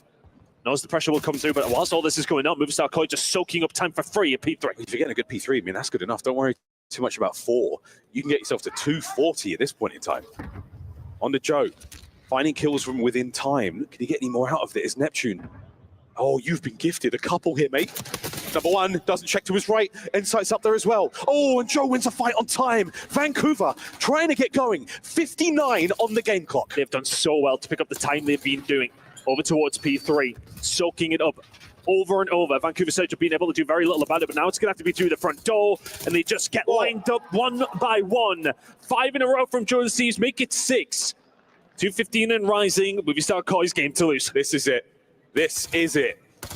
The P4. 30 points for the win. Vancouver Surge need to get the break, and they need to get it now. Keep Insight suppressed. Keep his head down and get the boys into time. On the outside threshold, here we go. 2 men on the entry. Abe, guns up, hold your iron. Wait for a Boozer and 0-4 to make a play, but they can't. Joe rustles their jimmies, and Abe holds. So close to the win, 10 seconds away. Abe has had an all-timer, and they are running it up now. Movie Star Koi will send us to a map number 5. First game of the day. It's been a banger. A showdown continues. Movie Star Koi, tremendous resolve. After losing 3 straight rounds of control. What a bounce back. And now one last showdown between them here on Black Ops 6. The hard points have been nail biters. The search and destroy, totally different look though. Our final map on its way. And just time and time again, it just felt like Movie Star were coming up with the players when needed. Rotations just on point over the second and third specific rotation of Hills anyway, and over again, Vancouver Surge just struggling to break through. Every single time there was a hole for Movie Star, it felt like there was going to be 30 or 40 seconds going their way, and Surge never really had too much of an answer for it. If Surge will get the break 15, 16 seconds away from the hard point change, and by then you've got to worry about the rotation. Yeah. And you're just on the back foot all game long. Movie star Koi, Abe at the helm, an electrifying pop-off there as they have transformed their game.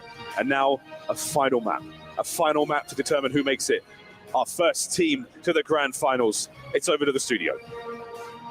What a performance by Joe Deceives once again, 41 and 28. Yesterday, he went positive 21 on the same map.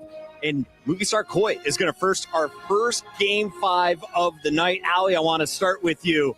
What did we just witness after crumbling in game 3? This was a great bounce back. Listen, we talked about heading into this. Joe's hardpoint right now has been unbelievable. And watching him on that P1, I was like, wow, Joe learned how to play his life better. It is Joe-over for the rest of the league. Their hardpoint looks ridiculous. Their priority is on point right now. Even that map 1 was extremely winnable if they had a stronger start. All of them were 1 and 6 at some point in that map number 1, and it still was a 10-point game.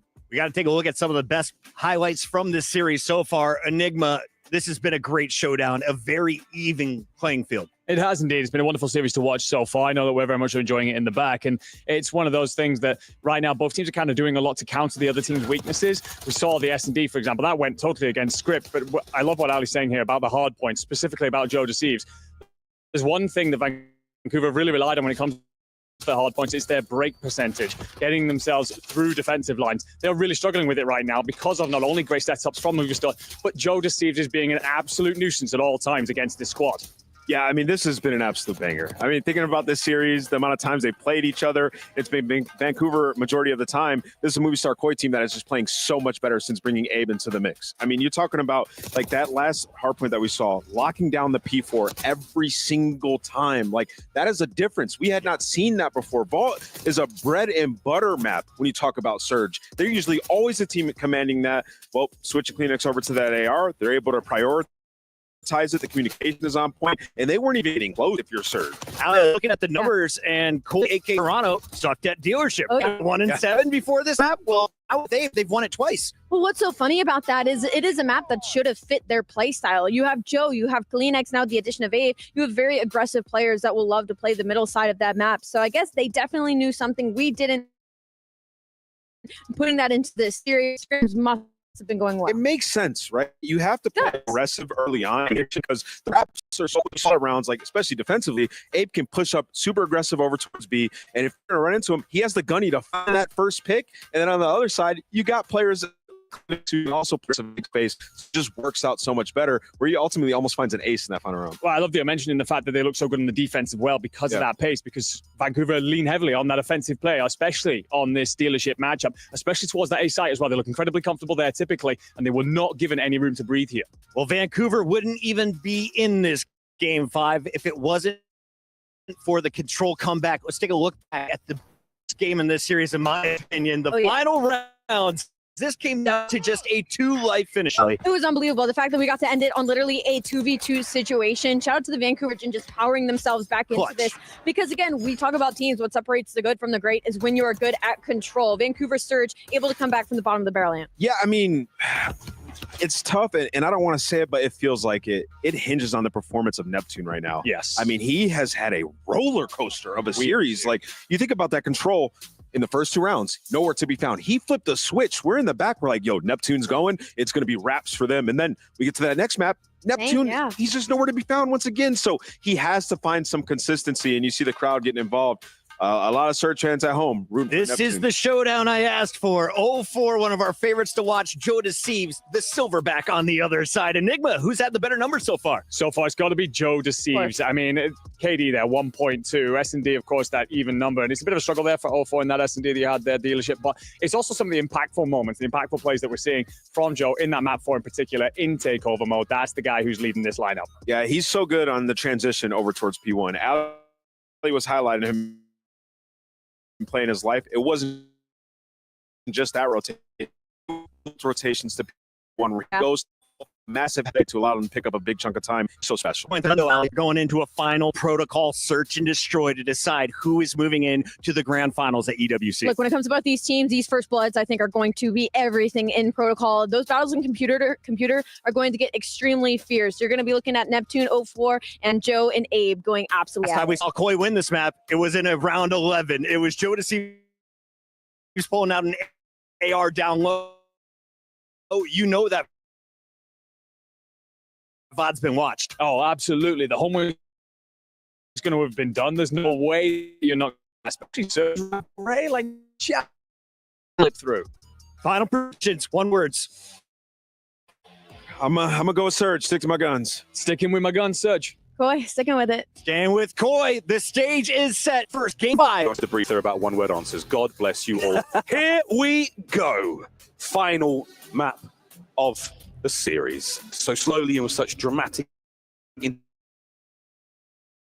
intensity done. You know it. Any good protocols have we had this week already? Come on, man. Give me another. And this one for a spot finals. All the more important. And by the time the grand finals rolls around, maybe Neptune will truly know how to put his IEMs in. You know, there's no way.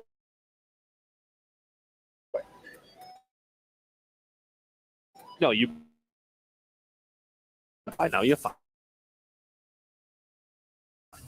There you go. Just chilling. He's good. He's good. Abe, he has been trading through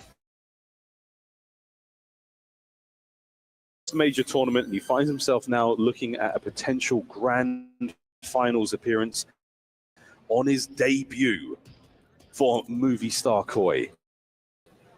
He's still got to get there, and a single map. 6 rounds is all he needs to win. Doesn't it sound easy?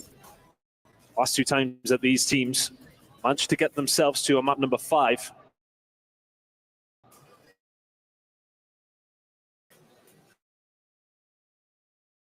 Movie Star Koi, who took it away. Series mostly went over to one side of Vancouver Surge, but we have semis map number 5. So it'll be Movie Star.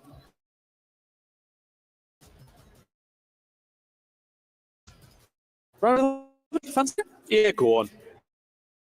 Why not? We deserve it. For you at home watching, thank you for joining us.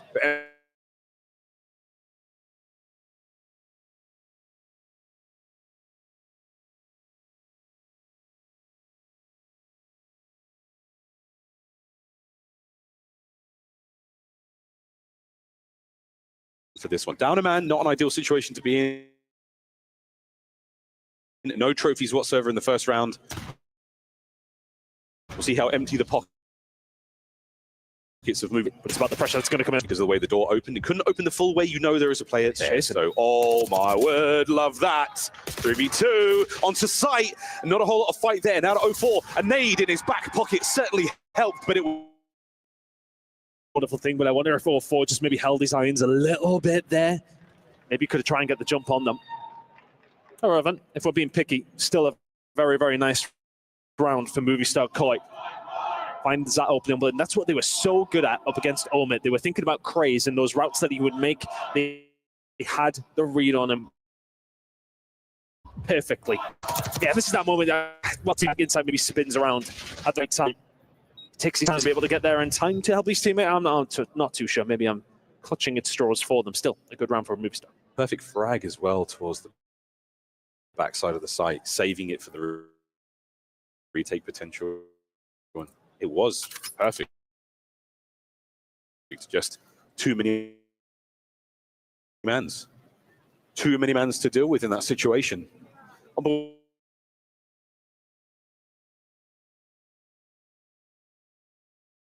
Yeah, that's a big, big problem.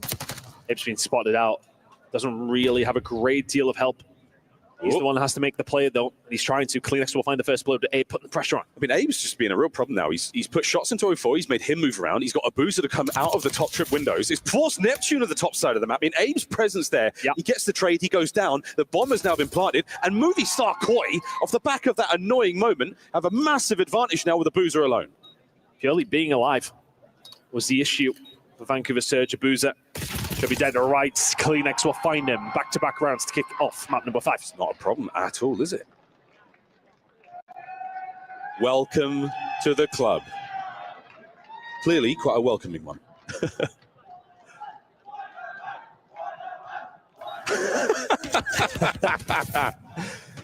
Good job, Riyadh. This crowd is doing very well indeed, as are Movistar Koi after the first two. Didn't see the opening pick from Kleenex, but his first bloods, Ali said it, going to be massively important. I think it might be an Andy. It could have been either one of them. Either way. Good job, Desk. First blood. Really do help. I get them mixed up all the time too. It looks so similar. It looks so similar, but not necessarily by the B-bomb site. No kill under the coverage of a boozer. 04 gets away with his life, and the nade doesn't connect either. Over to Kleenex now on a 4 spree. Yes. A blooming 4 spree, lad. That is perfect. They have to fight their way out, though, and Nasty has done a good job. They've cleared out one side. That does help, but the problem is they're kind of now stuck over towards this B side. They could potentially get it down. They probably need a little bit of control and trips, but right now it's a precarious spot.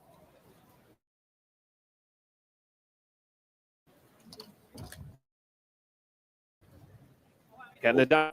On. 3v3. Was precarious. They were worried about the pressure that was coming in from mid-map, but now it has to come in from Movistar. All the usual places covered right now by Surge. This is a stock standard setup. They're worrying heavily about that left flank.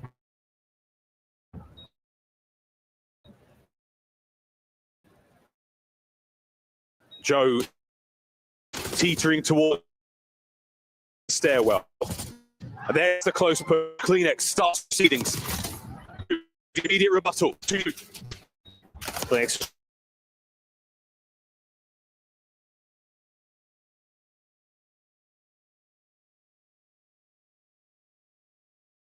Man, well played. There they are, the chin of 04. It was nasty just to get that final kill, and that was absolutely perfect timing. The route he took to obscure himself from Kleenex. Look at that. The post-plant position was ideal as well, but man, you played that as close.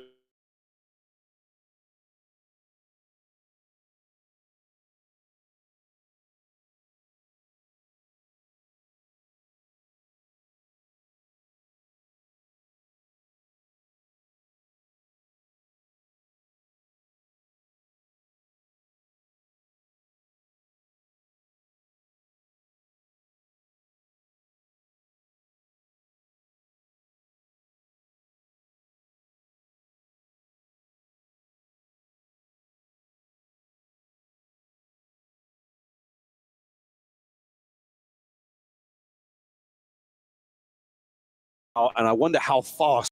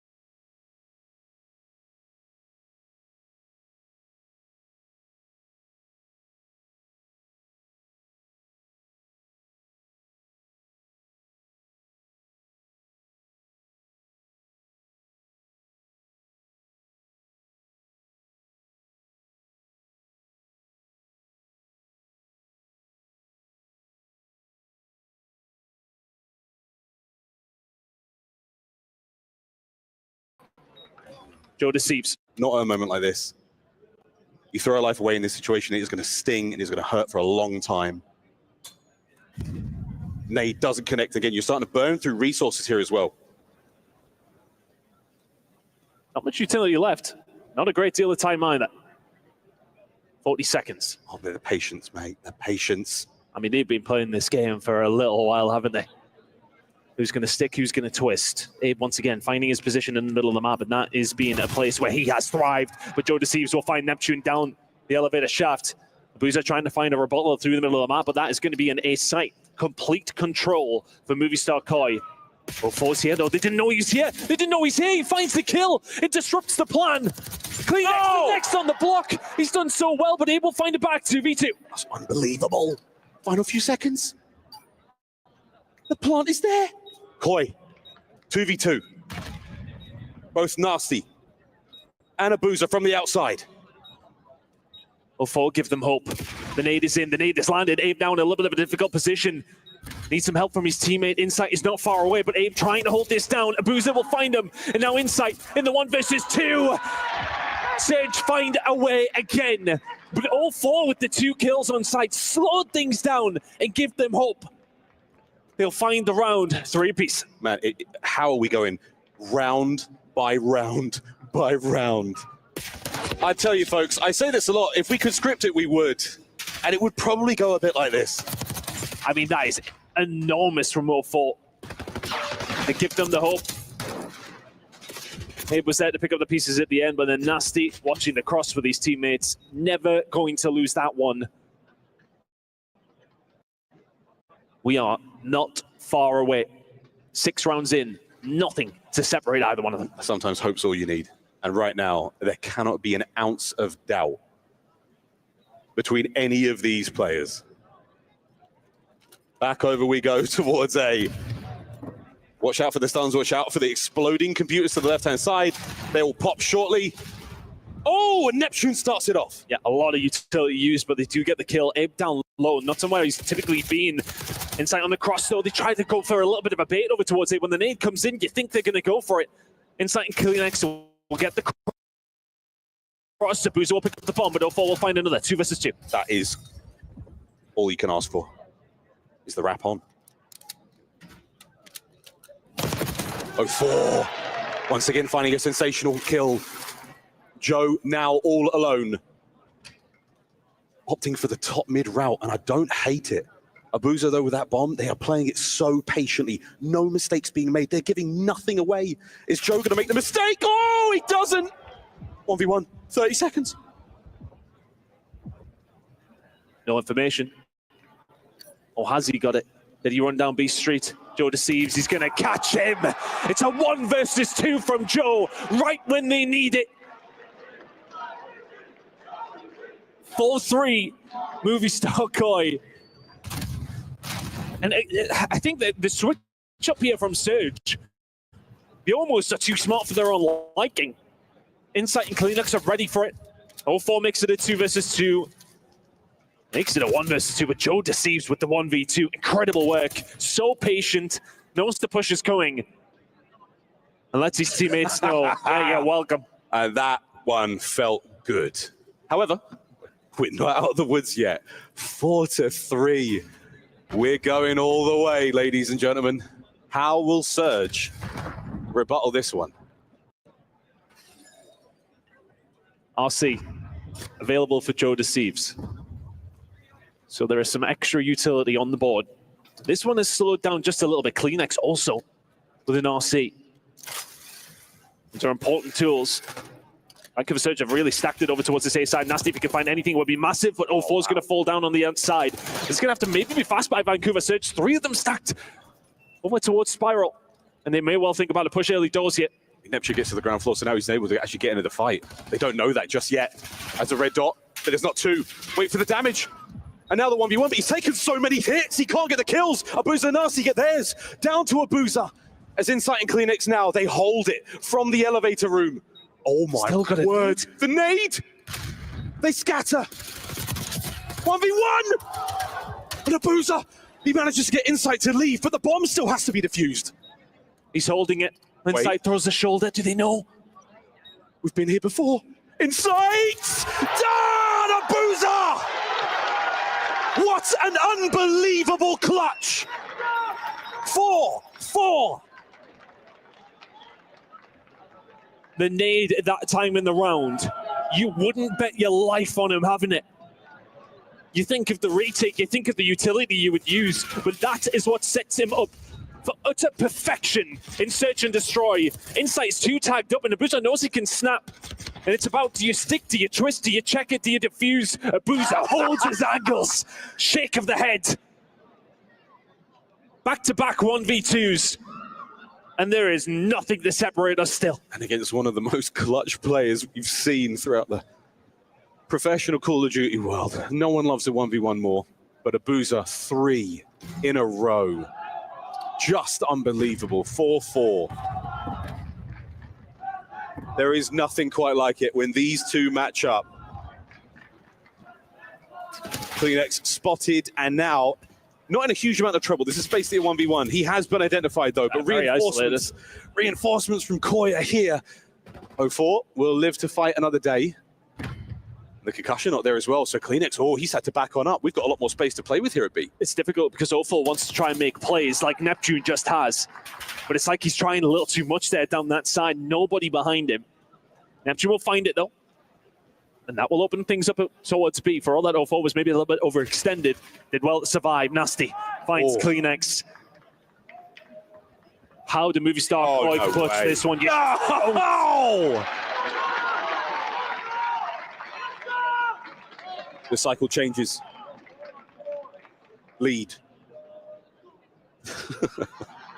A lead now to Vancouver Surge. Match point. He just picked them apart. For all that was almost critical of 04 there. And how aggressive he got. He made space for his teammates to run through the middle of the map to back him up, and he did so well to survive as long as he did.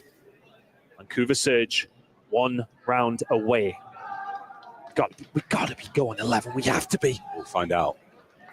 Movie Star Koi on the attack. All the usual pieces in play. Joe's got a trophy to work with. Tons of intel. Pass it on down the line, and now back to top mid. How deep is the playbook, boys? Abuza lives. No damage just yet. And again, a watchful eye over top mid. What have you got left in the locker? Because you are 1 round away from your season being over. Nasty. He's going to catch Joe Deceives, but he managed to survive. Is the pressure going to come through? The cover is there from his teammates, but Abuza will find Abe. Joe, the back pedal. Away from B. He's pulled Surge. Surge have moved over. Their resources now lie at the B bomb site. He's in a great position, but he's got the bomb. Any intelligence, any information. 40 seconds to go. Insight trying to make something happen here. The A-bomb might be the move. They're going to make the move, but Kleenex with the beamer, but only 30 seconds to go. If you're Movie Star Koi, you have to move fast. Their bases are covered. It comes down who gets the kills. Inside! Finds another one on the inside. And now is it towards B? It sure is. That's going to be the bomb plant. Neptune alone. Nasty alone. Joe tagged once again. This is round 2. Will there be a winner here? Waiting for reinforcements? Anyone, anywhere, come help find these kills. You need to get there in time. Neptune's covering the middle of the map to try and stop the reinforcements getting here, but they're already there. Here we go. Nasty trying to make a play. Nasty loses the fight. And now all down to Neptune. Are we going to a round 11, or will he pull off something unbelievable? You wouldn't have it any other way. Final round. Shiver me timbers, Miles. Here we are. Same, mate, frankly. So same. Kleenex, that opening pick was just ridiculous. Joe, the melons on that, man, to get back over towards the bomb site. And how many times did Joe just survive this slither of health? Dipping and diving. Trading left, right, and center. Round 11, map number 5. Here we go. By the end of this, for one team, ecstasy. Oh, they're going for it. The other, it will be annihilation. Kleenex with an opening 2. Abe on the close door. If anyone goes for it, now's the time. With the stuns, is anyone here? The trophies are good. The damage? RC! Oh, 2v1! The hopes of Movie Star Koi rest on Jamie Craven. The stones are nasty to call that in. The utility, everything around him. And the RC gets called inside for the 1v2. It's all hit the fan.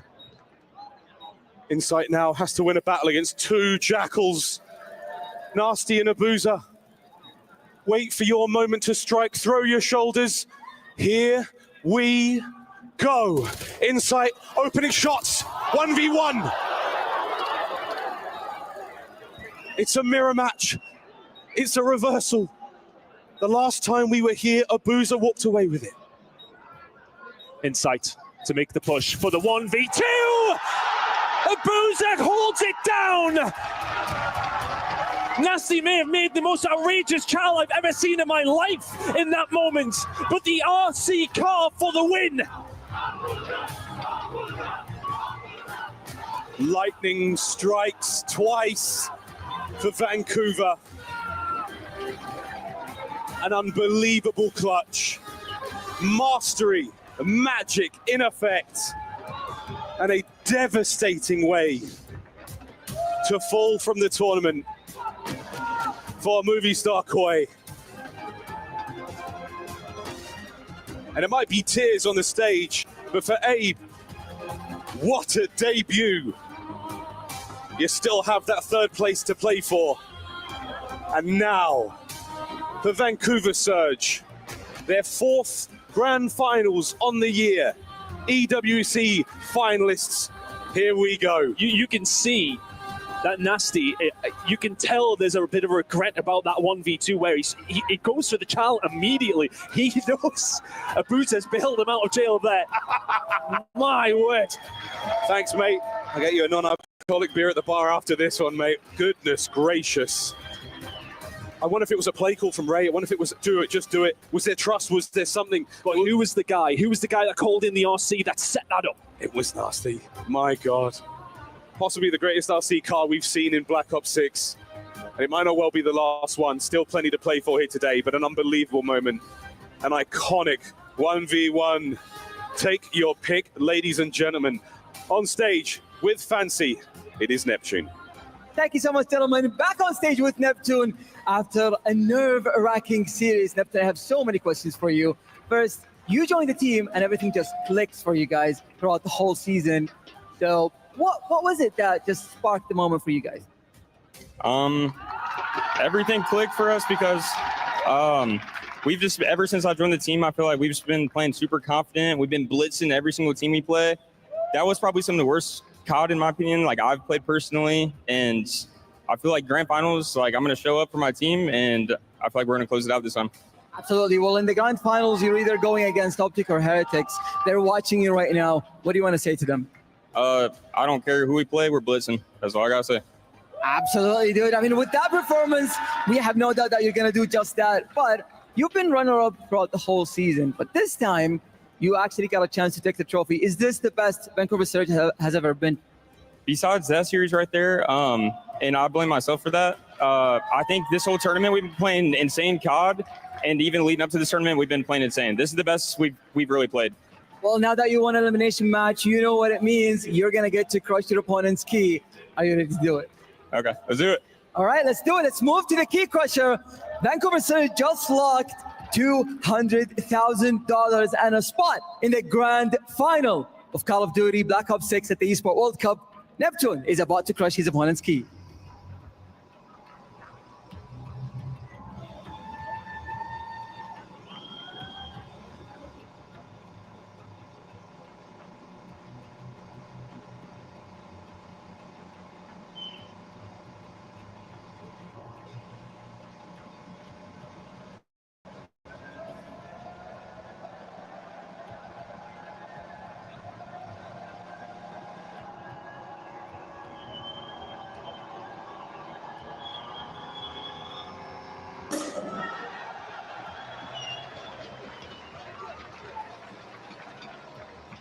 Well, you just crushed that thing in half, and your opponents are watching, your fans are watching, everyone is watching. What do you want to say to them?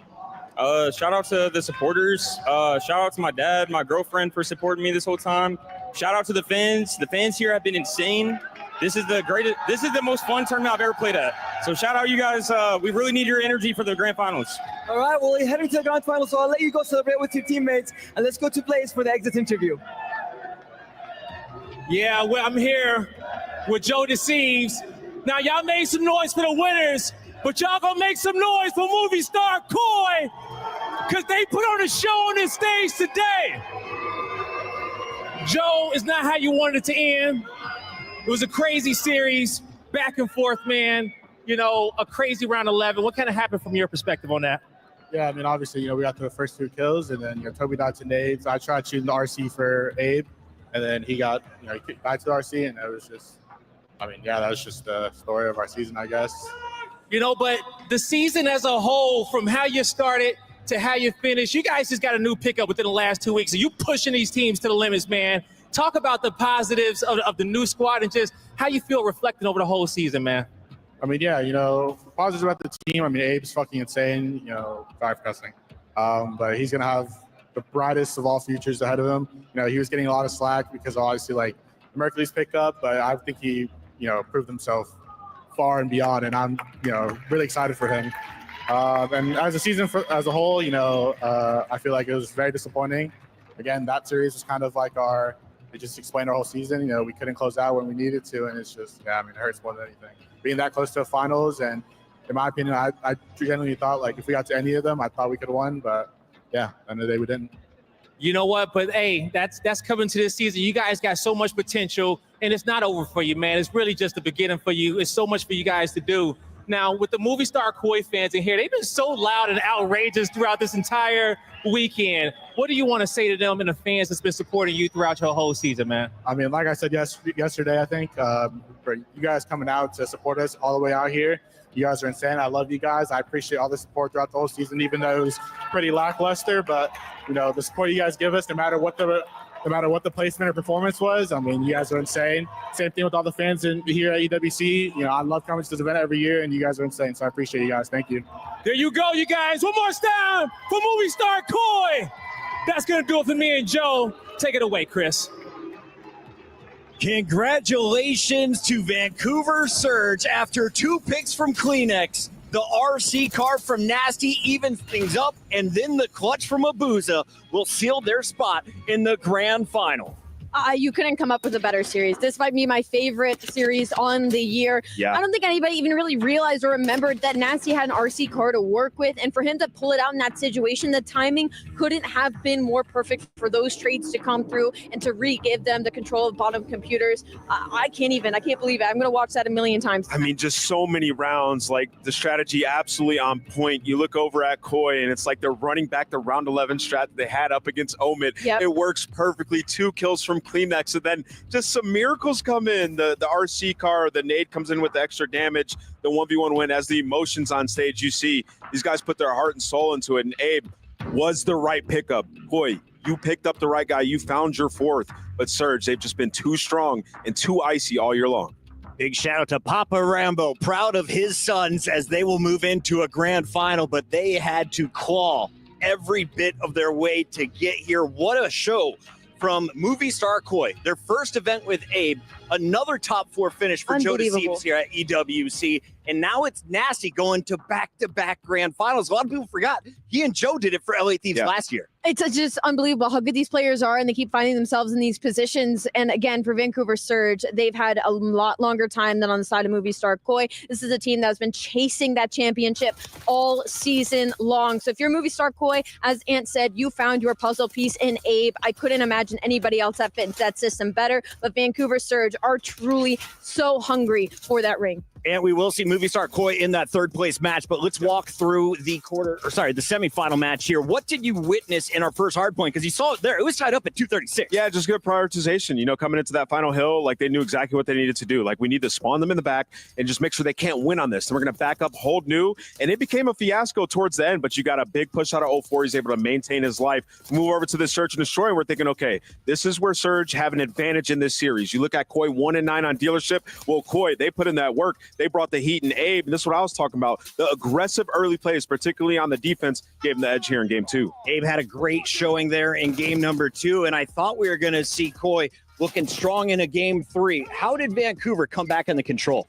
It's just what they were doing. Neptune got going. Neptune had a really slow start. He is fortunately and unfortunately, the X factor for this. Yeah. team. I say fortunately because he so consistently performs at such a high level for them. But when he doesn't, you can feel it. And we saw it in that map number 3. But it's a testament to the player that he is to be able to turn it on and infect the rest of his team. Yeah, and to piggyback on that, like, Neptune didn't have the greatest series. He did have He said it was his worst. Yeah, and the second half of the Control, Chris, he was phenomenal. But outside of that, yeah, it was a bad series. And that's a testament to the work and the system that Surge has in place, that they can win without him performing. Because early on when they picked him up, it was all Neptune, like taking over games. Got to drop a 1-3 if you want to. Exactly, and these guys have just come so far. And like in this map, obviously he gets away from them. When we get to that game 5, like Koi approaching early rounds so much better than Surge. It took some heroic efforts from 04. We're watching his presence on the map, what he's doing. Abuza finding first bloods, where we saw it on Kleenex towards the end.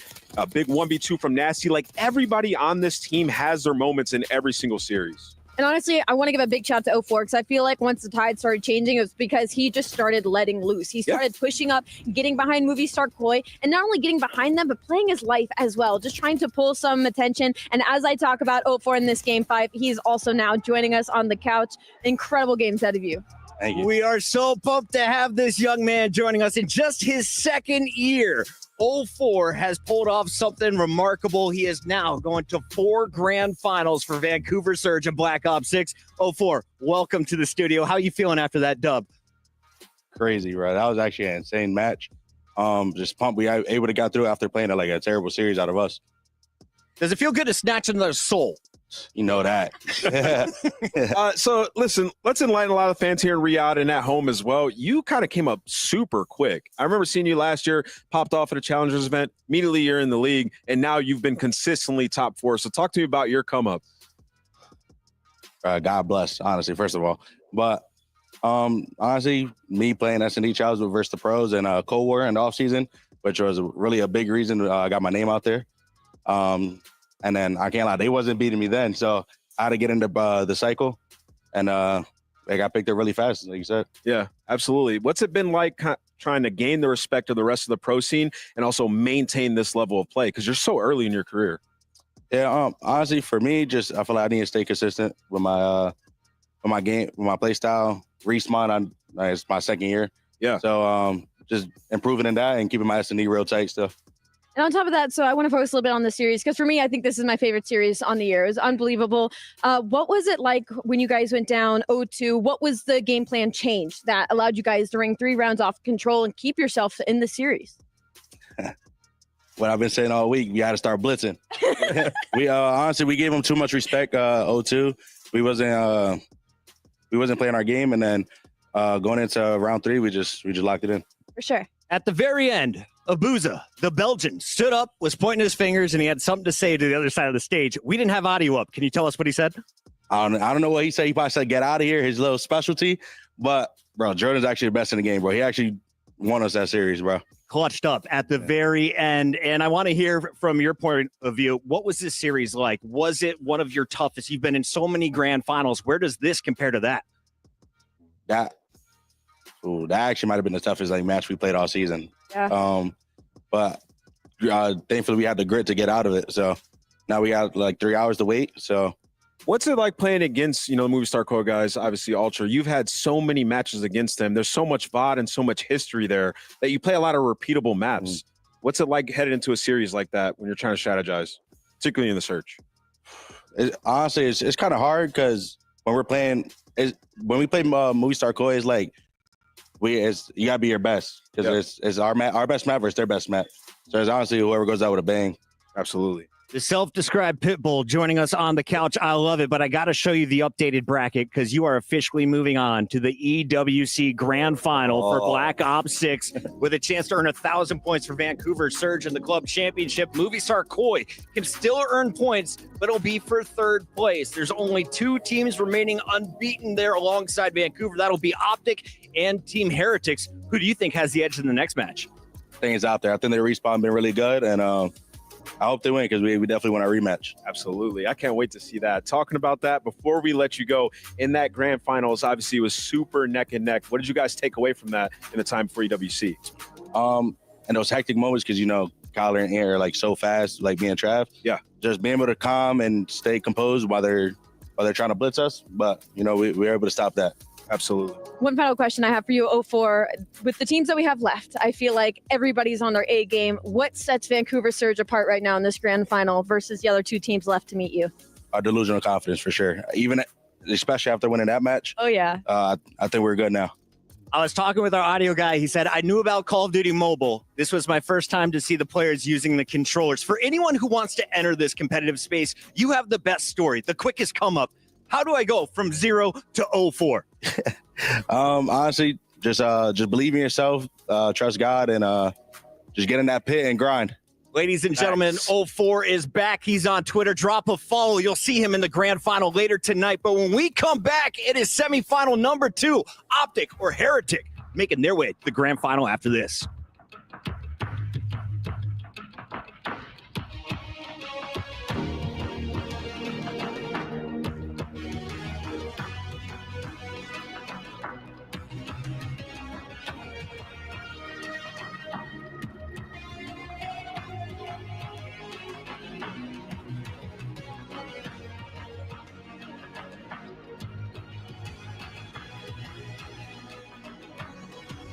If he goes in maps, he might pick up a sub. He's digging. Yeah.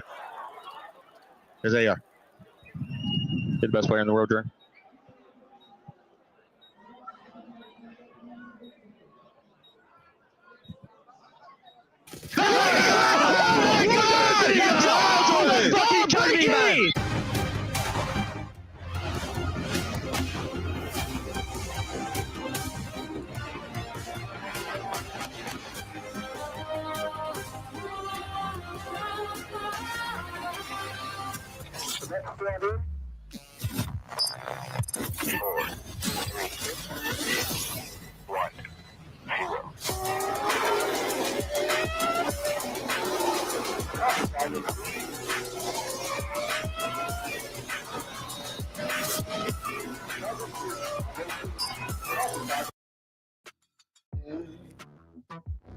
Save time creating content and generate a high-quality clone of your voice with 11 Labs.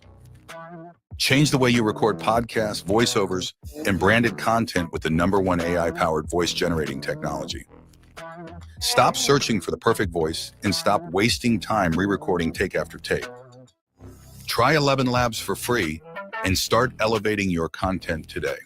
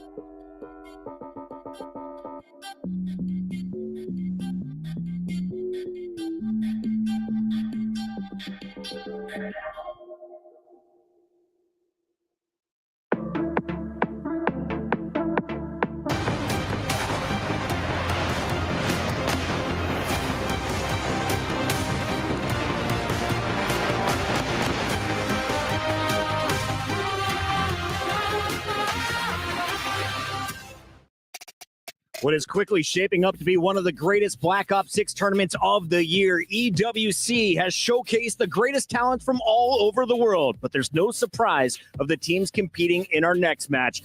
Optic Texas, coming off the win at Champs, will be following in the Heretics into the studio, and Big Bruce says they know what is in store. He is not only going for back-to-back world championships, he wants to make it back-to-back tournaments, winning Champs and now EWC. Yeah.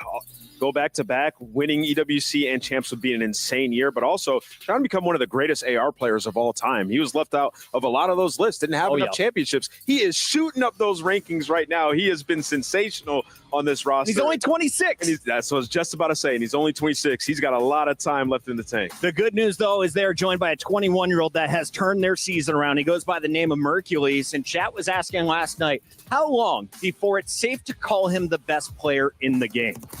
Maybe a couple more events, but with the numbers that he's putting up, it's hard not to add him into the conversation because of the consistency. Obviously, getting plugged into a roster of the core three like Hook, Shotzi, and Dashy is going to make things easier for you, but he also did it with Toronto Ultra when he got subbed in for a single event. He's done it for the past 4. He has been so good for this team because when they're struggling, he is the one player that is the light at the end of the tunnel. As good as the ARs are, we have to talk about the SMGs on this Optic squad, though. Shotzi has been a fan favorite, but Hook is the player who enables him to reach his true potential. No, absolutely. I think that Hook has been disrespected for a bit of time, and of course, we're now getting the opportunity to go, this is the guy that so many of us have seen, not just because of the slaying digits and things that he does around the map that look good, but the intangibles that he brings to this roster and lets the superstars hop off in those big moments. Shotzi had the honors of breaking the key last night, but we had the honor of catching up with Hook before the matchup. Here's what he had to say.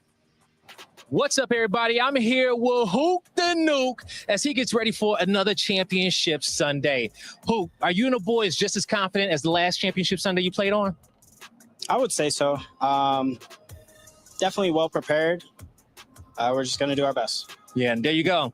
And you're going to have to do your best against a team like the Heretics. They're fast-paced. They like to be up in your face. How do you take down a team like that? Honestly, I would just say play our game, not worry too much about what they're doing. Of course, you know, we've been playing them, even though we haven't played them in a while, we play against them in scrims. So we have a good idea. There you go. And, you know, like you said, just worry about your game. Okay, they're trying to catch up to y'all. They're trying to hoist the trophy there on the main stage. And now you got a bunch of people in the crowd at home who want to see you guys hoist another one. What do you want to say to them? Well, I would say, you know, keep on cheering us on. I mean, even though the green wall isn't all present here with us, but, you know, we appreciate you guys all the way from Saudi. And also shout out to Saudi fan. Hey, there you go, okay? They feel your energy. Keep on cheering no matter where you are in the world. It's about to go down. Fun fact for those at home, that man was born in the Kingdom of Saudi Arabia. His dad, Papa Hook, is on site cheering him on, but he said this is a little different. Not as many Green Wall fans. On the other side, this may be the largest Heretics fan base we have seen attending a live event. Yeah, this is insane. I mean, we thought that they were loud in Madrid, but they have been unbelievable this weekend, and for good reason. Heretics have been playing unbelievable. They've been the most consistent team this weekend outside of Optic Texas, and I think this matchup is really good for them in the sense of these are our two most aggressive teams that we have. Yeah, I was just about to say, this is a really interesting matchup, and I'm super excited for it because Heretics are one of those teams that force you to play their style. They play extremely aggressive. They're willing to give up backspawn, fly at you, then go reblock right after, right? So Optic have not played this roster, right, with this team, with Mercules on the lineup. So, you know, going up against Heretics, it presents a unique problem that is very difficult for a lot of our top teams. We've seen massive upsets. We've seen Heretics take down Thieves, seen them versus FaZe. They've had their number. Like, this is a tough team to beat, especially when you got guys like Super and Search and Shore you can take over at any moment. Yeah, no, absolutely. I mean, these teams have technically played 3 times through the year, but of course not with these rosters, as you mentioned. And the thing is for Heretics, I mean, I don't know what Spanish is for Wolfpack, but they certainly play like one. Incredibly aggressive. You bring Mercules in now for Optic. That steps up their ability to play at that pace. So it'll be interesting to see how that dynamic plays. But for this team, I think there's actually one player to highlight. 3 of them are superstars. We talk about them all the time. Metals has been ridiculous throughout this whole event. He's really stepped up. He's the old guard, right? He's the man who's been around the longest. He is trying to put his team on the back, but the rookies have been showcasing their talent. We caught up with the Heretics before the match. What's up, everybody? I'm here with Super as we get ready for Championship Sunday. Super, how are you and Heretics feeling coming into today? We are so excited to be playing today, in Sunday, in Saudi Arabia. It's Championship Sunday, and we play Optic. So yeah, we are so excited to be here. Now, I know you're, like you said, you're super excited to play Optic, and this is going to be your first time playing them on LAN. What's going to be the game plan for you guys to take down these champions? Yeah, so as you said, it's my first time playing Optic on LAN, and our game plan is going to be the same as we play any other team. Just be aggressive, play our game. We know how to play the game. We know how to play every single map, every single game mode. So yeah, stick to that plan. There you go, and it's a fantastic plan. You guys have been damn near perfect all weekend long. We got a bunch of Heretics fans out there right now. What do you want to say to them? And you can speak in Spanish if you want to. Pues lo que quiero decir a los fans de tanto de Heretics españoles como a las personas de aquí, de Arabia, es que sois todos muy grandes, que notamos mucho vuestro apoyo, que os queremos un montón y que vamos a conseguirlo por vosotros. Muchísimas gracias. Vamos, let's get it. Super, as always, ready to take the stage, and here are the 5 maps you'll be playing against Optic. We got Skyline, Rewind, and Hacienda as our first 3, and Allie, you're oohing and ahhing. What are we liking here? I think this is an absolute bang out on both sides. I think the Skyline to start off is really just going to depend on who gets warm the fastest, and then this Rewind, we saw Heretics absolutely dominating this Search and Destroy the other day versus Boston Breach, and that's where Metals found his footing. You start seeing Metals go off in this series, things could get really scary if you're an Optic fan. No, I agree with the term bang out. I think we're going to be blessed with another fantastic series here. Skyline's obviously great for both teams. For Rewind, I love what Ali's saying here about the positives for the Heretics, but for Optic, you've got a ridiculously deep playbook now. Shotzzy's flexing in and out, turns them into a real force there. It's that control for me. Very interesting in the way it is. Of course, we talk about it as our swing map in many occasions, but Optic are glorious at it. Optic finding the most recent success, but I don't know if there's a team hungrier in the competition than the Heretics are from Spain. We'll see what they can do as the underdogs in this showdown. We got 30 seconds till showtime. So final answers. Who wins this series? What's the map count? I'm going to go with 3-1 Optic. Optic have looked so strong, and I like the maps for them as well. I'd love to say Heretics is a European, but I'm going to go 3-2 Optic. Oh, this is so hard. I'm going to go with Optic game 5 as well. Heretics, vamos! But after last night taking down LA Thieves, I said I will no longer doubt him. Optic Texas is moving on to your grand finals. Are we wrong? Let us know in the chat as we send it to the stage.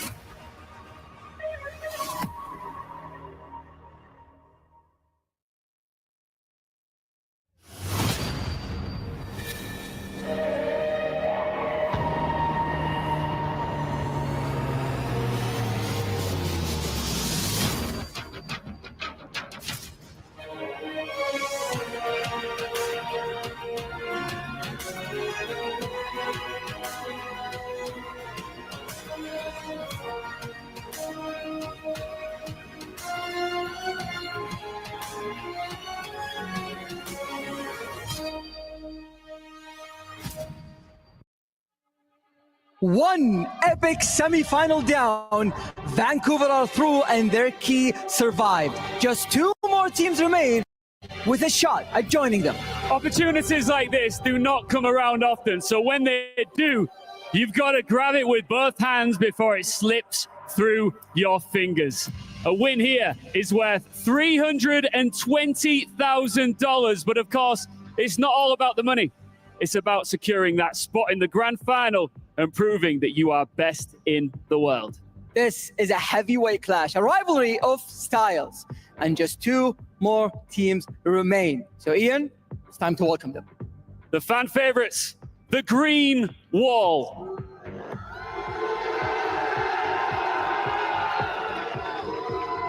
With momentum and the world watching on, this is Optic!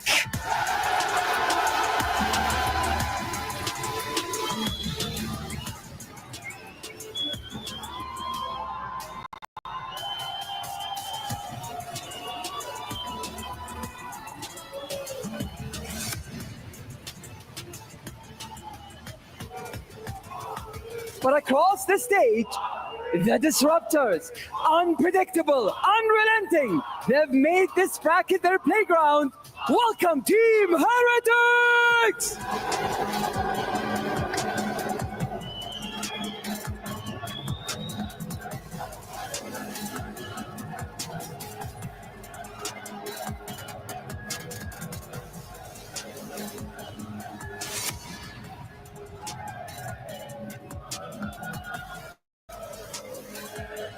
The last spot in the grand final is on the line.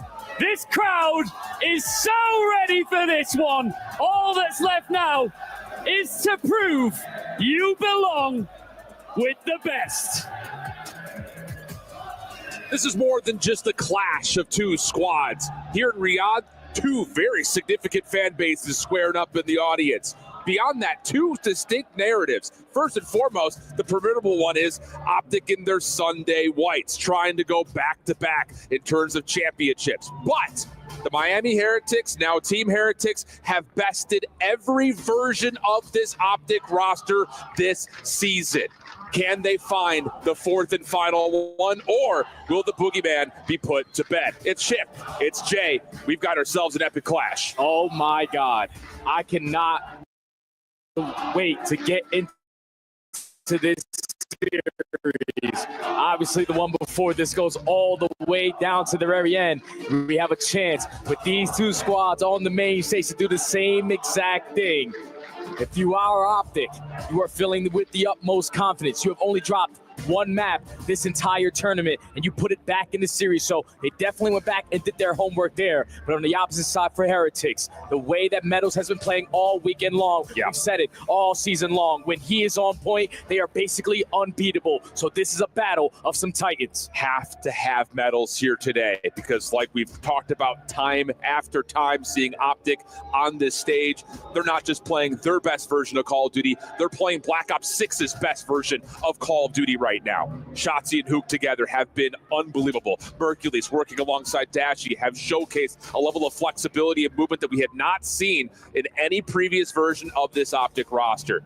But for Heretics, the addition of Super has elevated this team to a major level. And this is more than just trying to take down Optic and stay flawless against them on the year. Keep in mind, Team Heretics is looking for another 1,000 points for the Esports World Cup standings. Lots on the line here, Jay. And wouldn't you know it, we got Skyline to get us kicked off. A grade A bang up between two teams who love themselves some Skyline. You got to be prepared for the aggressive plays out of the SMGs, the ARs, holding down the power spots. This is the biggest opportunity for Heretics. If you can punch Optic right in the mouth on an opening Skyline, which they haven't lost all weekend, that is your entry to this series. Well, it's a path to back-to-back championships being framed up for Optic, but for Heretics, they're trying to stay perfect against the green wall. We've got Optic. We've got Team Heretics on Skyline Hardpoint for our second semis. Let's get it on.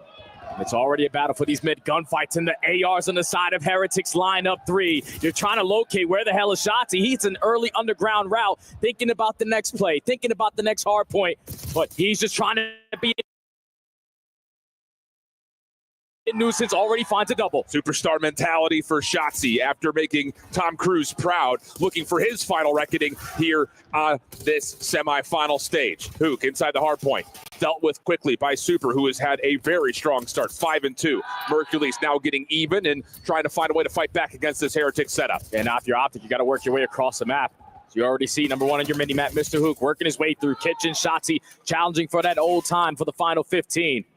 But a lot of pressure already through Piano. These gunfights are massive. Hook's able to win a one-on-one, trying to go for a two-piece, but instantly gets shut down by Super. A perfect start for the young man. Super looking for more, trying to chase down Mercules. Mercules will drop, and the follow-up from Super is good. And this will set up Heretics rather nicely over toward two. Moment of contest, but we swap over to listen in with the Bravia listen in with Team Heretics.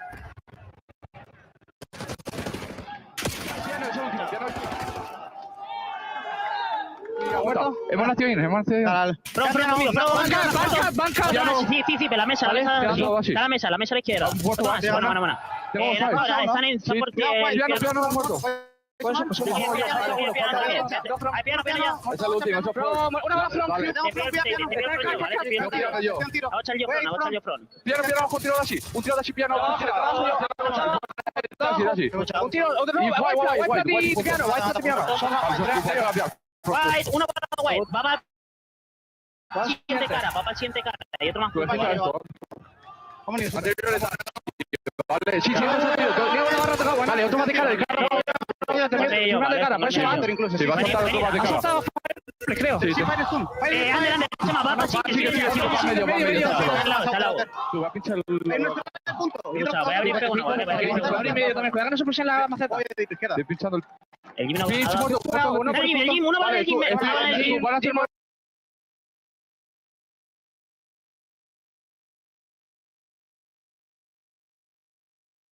falta los del punto, falta los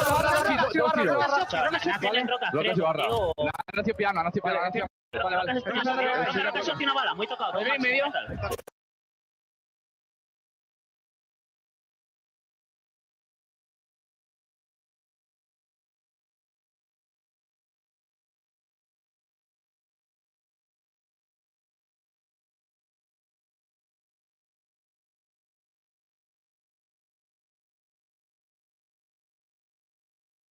Vamos a intentar limpiar macetas. Se nació por medio. Metiendo por medio. La barra así. Y roca, se punto y yo te digo. Va de frente. Te tengo que...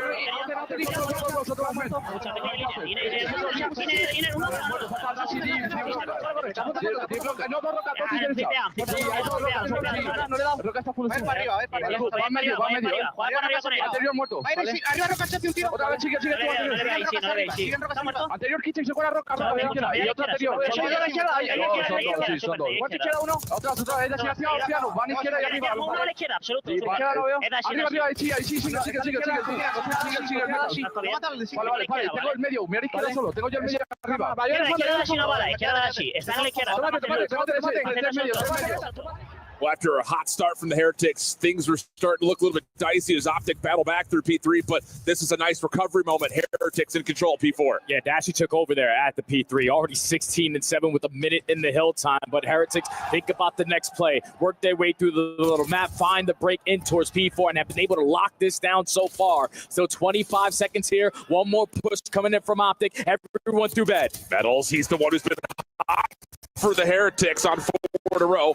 Shut down by Mercules, but enough damage dealt for Heretics to stabilize and finish off the scrap time of the final 20 seconds or so. So we're going to get ourselves 110-64 or about that mark. Super trying to put pressure over towards the left side of the map already, and Optic quickly deal with that and now have their eyes forward to P1. Yeah, big kill onto Super. He was trying to influence the spawns a certain way, or at least force them to draw that attention on that side of the map. But now it's Real's turn, who is on 3 in a row, instantly going to get picked off by Mercules. You're currently in control of the P1 time. Rancor now is just waiting for his teammates to find some kills before he decides to go, but he has no more time to waste. He got to send it.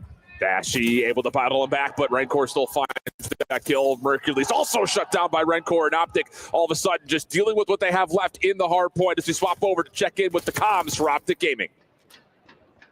Yo, piano steps. We'll get piano. One time. Metal's weak. Metal's dead. Yo, right. You got time. Short. Yeah, I got time. Okay, make sure you block. Time. Nice. One more below that. Low bed.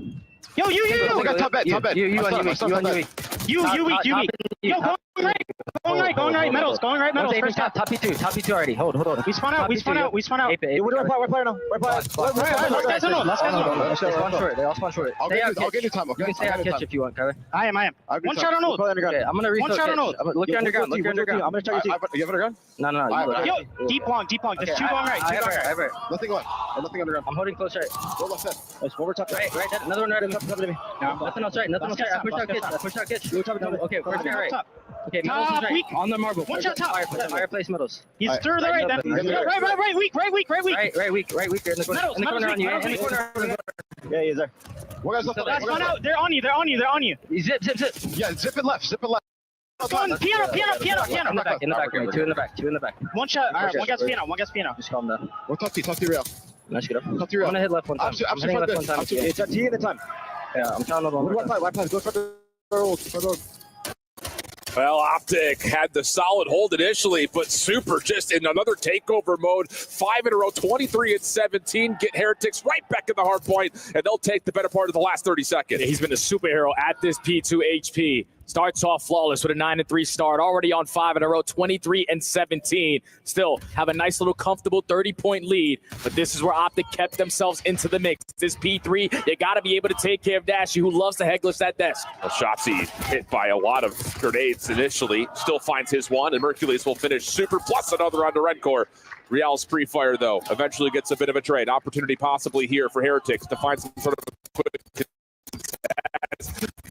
Dashy behind the bar limits this approach just down to a couple of Heretics members, and Shotzi's off the respawn for another double. They just keep on filling the gap properly. Okay, someone's going to chow, you fall, I'm instantly going to fill that spot. Now we create an extra layer, potentially a lead change here, but you can already see on your mini-map, Metals with a perfect route to flip these spawns. Masterminds of all kind drawing in to catch the COD action. Magnus Carlson locked in as Optic will see their lead start to grow minimally as we get past the last 10 seconds. Over towards Heretics. This is where they were flawless last time around. P4 on the way. It's all about the opening kill. Shotzi and Hook already combined for 2, but Rancor Metals instant response. So who is going to get the close spawns? Dashy wins a big one-on-one. No one is spawning near, but at least for your Heretics, everyone is near bedroom. Dashy looking for a crossing angle, trying to stay safe. Real wanting to try to challenge this, wins his first. Can Hook follow up, though? He gets the opener, but not the follow-up. Shotzi looking to go quickly around the backside of Patio. Finds the trade of the Metals. Can he get a second? No, not going to happen. Heretics not fully spawning in yet. They're going to have to run their way back over. And how about Rancor behind the bathtub?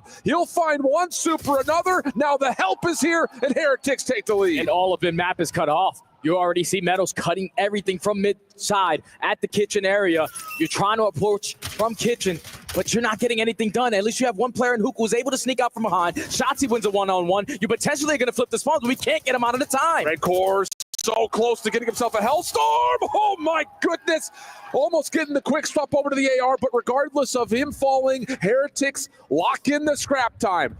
209 to 170, back to P1 and back to the focus of Optic trying to lock the time down. P4 has been their bread and butter, this map number 1, but Optic now have decided the map that they want. It's all about the slaying. And already with Real towards top hallway, he is causing them problems. Right now, the pacing for Heretics is too much for Optic to handle. Shotzi wins a big 1v1 though in the hard point.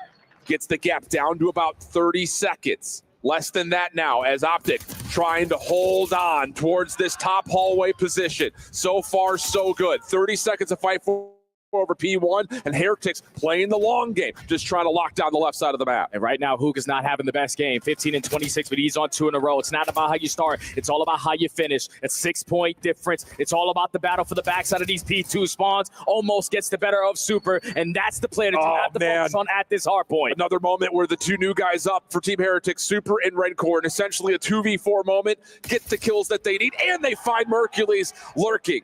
218 to 212. And wouldn't you know it, you got through. The guy you want to get through is Shotzi. Finds the first. Looking for more. Knows he's got one more. 29-23. Still has enough to take another fight, but doesn't need to. Mercules is there for help. Rancor trying to contest, but shut down by Hook. And now it's Hook's turn to just hold down Kitchen as long as he possibly can. He is reading the pressure. He is playing the timing. Jumps on down, but Metals gets the better of him. And now Optic have 2 players out. Numbers for Heretics has Optic vacated the hard point. Shotzi still alive and kicking. Has Real in the corner. Good help onto Mercules. No. Metals gets 2. 25 seconds to fight. Both teams could tentatively still get this over the finish line here. 1v1 for the hard point. Hook able to find the win. Is there enough for Optic to lock this in? Real on the back. We're trying to wait for help, but he's not going to be able to. Last 10 seconds. Redcore for 1. Not going to get the second. Last chance. It has to be Super. Otherwise, we're going to see another hard point. Do you get the tick?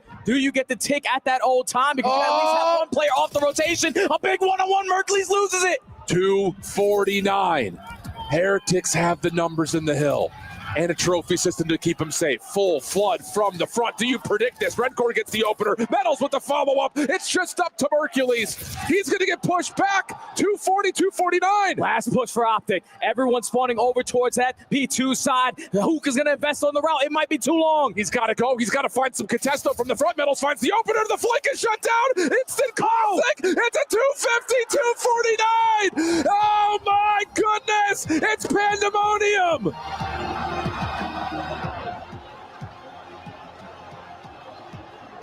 Super doing super powerful things. looking superhuman on the map, was the X factor in map number 1. Everything around P2, every time he needed to put in position to get a trade, he was able to get it done. And what an unbelievable finish to an opening map. Optic were fighting. They were fighting. They couldn't keep up with the pacing towards the very end, but they gave themselves a shot. I'm curious if that last contest at the very end causes them. But Heretics with the numbers, with the crossfires, and the teamwork secure it by 1 point. It's the thing about it, and what we don't see on the scoreboard and in the timer is that they technically get about half of that second to get 250. They don't get it because of that late contest, but then importantly, they're immediately contested as soon as P3 opens up. That last flood, you thought maybe? No. Rencor, Metal stepping up big. And here you're going to see it super on the long play, able to shut down the flank and then over the top, letting Havoc reek over the bar. And Heretics take what would be a must-win map number 1, you think, and they do it in the narrowest of fashions. What an unbelievable performance from every single player on the Heretics. Super switching between the AR and the SMG, just adapting to the pressure on the map. Metals consistent with his aggression alongside Real. What an insane opening hardpoint between two juggernauts. A slow start there from the nuke. He tried to pick it up towards the very end, but it doesn't even matter about the stats, man. No. 1 point game, it could have went either way. Correct. I think the one that really stands out to me, though, it's the 30 and 27 for Rencor. That's kind of whatever, but 23 non-traded, 4,100 damage, and 1:42 in the hard point. Unbelievable stuff. Let's take a breath, because what are we talking about here? Rewind, search, and destroy. Coming up for map number 2. Give me the thoughts here, Jay. We saw Optic play this yesterday versus Thieves. They really struggled on their post-plant setups on the attack. They really struggled everything on the attacking side, even with numbers advantage. And what Miami were able to do yesterday versus Boston was absolutely stunning. Non-stop aggression, taking map control away. Metals having an unbelievable performance, dropping double digits. And with all the momentum on their side, I think if you're Optic, you got to shut them down early. Agreed. You got to force them to turtle up in their setups. The other thing that we really talked about a lot in that Thieves Optic matchup was that Mercules, on both sides of the bomb, is having a really tough time by himself playing over towards Burger Street. Well, Heretics kind of used that as a bit of extra information off the VOD review that I'm sure that they were able to put in and say, hey, if he's going to keep solo playing on the barrels either side of the street, maybe we could just bully him out like Thieves did, use that as, you know, a huge point of control on the map, and then just play retakes, essentially what Thieves had done, especially when they're on the defensive side, obviously. Strategies here. Need to be able to play your game. When those mid-round adjustments come in, the adaptation needs to be on point. Real and Metals are going to do everything they can to dominate in towards mid-DVDs. Rencor going to hold down the mid-street, and Super's going to put himself in position to watch over that B site. This is where Shotzi and Hook can set the tone early on. Forget about that map number 1. Indeed the case. And Shotzi's actually going to take an aggressive route off the rip over towards Burger, whereas Heretics immediately into Gens and threw it. Hook in the way, but immediately counteracted. No problems there. Just a couple more delayed nades and stuns, and Dashy will be affected by that. So Heretics going to rotate their efforts back to A. And now this is all on Shotzi. Yeah. He's thinking that the play is going to be over towards B, but they are still playing it very patient. They know that he's going to try to make a play, and Real already opens up at 2. And now it's just down to the last 2 players, both holding ARs. Mercules, a couple of shots, gives away his position over the top of B. Stun just to check to see if there's any sort of force towards the B point. Not going to happen. Real already in towards Shelf, tag, down to low HP, trying to find a kill as Merc. He gets 1, gets 2. Oh, and he gets out of there. 2v2 situation. Bomb on the ground, quickly recover, but 35 seconds, got to make a play. They're both just ready to go. They are waiting. They are pushing their way through mid-street. The bomb goes down. Mercury's in the perfect position. The jump shot not good. The reach out not better. But it's a 1v2 now. And he sees Super over the top. Clean shots to the 1v1. 3 HP. He gets away and resets for the 1v2 and the ace. Both players waiting. Here comes Merc. Rencor in the corner. Has he seen him?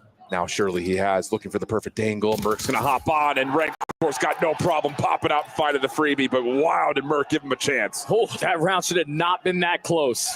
You turn it into a 4v2, the guy walks through glass, and everything there is wall bangable. But he was able to get out of dodge and almost clutch up in the one-on-one, but this is what caused them problems in map number 1. The aggression on the side of Heretics. Everyone committing, knowing what Optic like to do on their early rounds on defense, which is a spread, setup, watch every angle from a corner, and just sniffs out Hook, plays for the playmaker on Shotzi, and Rancor, the Rookie of the Year, clutches up for round 1. I love that out of Heretics, just to, again, keep Optic on the back foot, just like Thieves had done yesterday. Same offensive setup here for Optic. Putting Mercules over towards that street side. Super's already crossed. Ashy playing a little bit more passively. Backside P2, looking to see if he can catch Heretics for a quick play, and he very well may. Yeah, Metal's going to give the effort. Is there enough help here to push out Dash? He's down to half HP. Help on the way, though, from Shotzi, but he can't finish the kill, and first blood goes to Heretics. I love the non-commitment right there from the Heretics, because you know if Shotzi's backing up, someone is going to try to assist them. So you get the first blood. Still a lot of pressure over towards B Street. Can potentially isolate onto Dashing. That's exactly what's going to be here. Can he win a gunfight? No, he does not, but it's a 2v2. Map resets just a touch. Mercules working his way back over. Here's the door pop. First clean shots. Oh, my goodness. Merc, put that away. There are ladies present. Ever since he has entered the green wall lineup, he has been non-stop. And what he wants to do on the map. Takes so much space through mid-street, flanks through blue, and even in the man disadvantage. With Heretics again striking for the first blood. He locates 3 on the round. He is unbelievable, man. Yep. Gonna say that again. 6-1 start for Merc. Nades over the top towards courtyard here for the Heretics. Trophy system gets down to the place to keep the defense concealed. Shotzi once again through street side. Merc peeking forward towards the front doors. Cheeky setup here for Optic's defense. Yeah, Shotzi's taking a little page out of Scrap's book yesterday. He's going over towards Burger, watching that cross in towards blue. Force him to work through B Street. Battles is able to get out with 9 HP, and that forces now the repositioner from Mercules. Yeah, they know that Merc is playing forward here, so this may be a rotation over to Dashy's direction, which is exactly what Dashy wants. Finds the first blood for Optic. Riel throwing shoulders, trying to bait out some shots. Hasn't seen anything yet around A because Optic have bailed off, and again, are just waiting to see when Shotzi can make his play. This is where you got to take the play to them. Try to work this objective. Keep your bomb carrier alive. Now with 45 seconds, Optic with the man up, potentially on the retake. They could smell each other. But again, like you're absolutely right. We're waiting to see how Shotzi clears the back at this point. Hoop checks the corner. Decent shots from Real, but not enough. Now it's the 4v2. Mercules just trying to play the scout here. Over the top through the cracked windows. Rencor underneath him. Metal's close by as well, trying to play off the previous bomb plan. He finds the first, but does not get away. Just down to 1. It's got to be Rencor for the 1v3. First shots are clean. Looking for more. Does he get a look at another? But no, not going to happen. Hook right there to find the pinch. Plenty of time for the defuse. And a perfect tone setup. Change-up right there from Optic. Wasn't a slow and steady approach from the courtyard side. This time we take DBD away from them. We force them to go over towards B Street, and that's what sets up Dashy to find that first blood. And then the patient approach on the retake. You know that someone is going to try to make a big-time play. Hook is able to catch Rial in the corner at glass. Right corner 1v3, though. Just too many bodies to account for. Optic, take the advantage. Yeah. Crucial round coming up here just to try to establish some patterns, especially if you're Optic.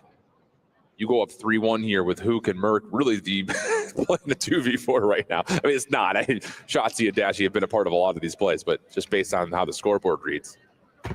And how about this? We don't see this all that often. It's a 4-man hit from Optic. Stun will reveal this, though, as the defense will connect. And, yeah, it's going to be a track backwards. They're not going to try to play for the pinch. They're going to try to rewrap this and try to contest the bomb plant. At least for Optic, they're trying to pull them on that side of the map so they can get a free roam into it. But Shotzi walks right into 2 SMGs on that side. Gets picked off again. Now Hook thinks he has the opening, and he does. Guns the hell out of Redcore 3v3. That is not the way that play was supposed to happen. That was supposed to be Optic thinking that Team Heretics were cutting back across courtyard. They weren't. Hook gets away with one, though. A tough gunfight. Evens the odds to a 3v3. Dashy just looking for any information. Metals, though, takes out his SMG counterpart in Hook. Follow-up, good from Real. Leaving it down to one Mercules tag, but resets 1v1 with Super. Battle of the rookies. Mercules is able to get out, but time is ticking.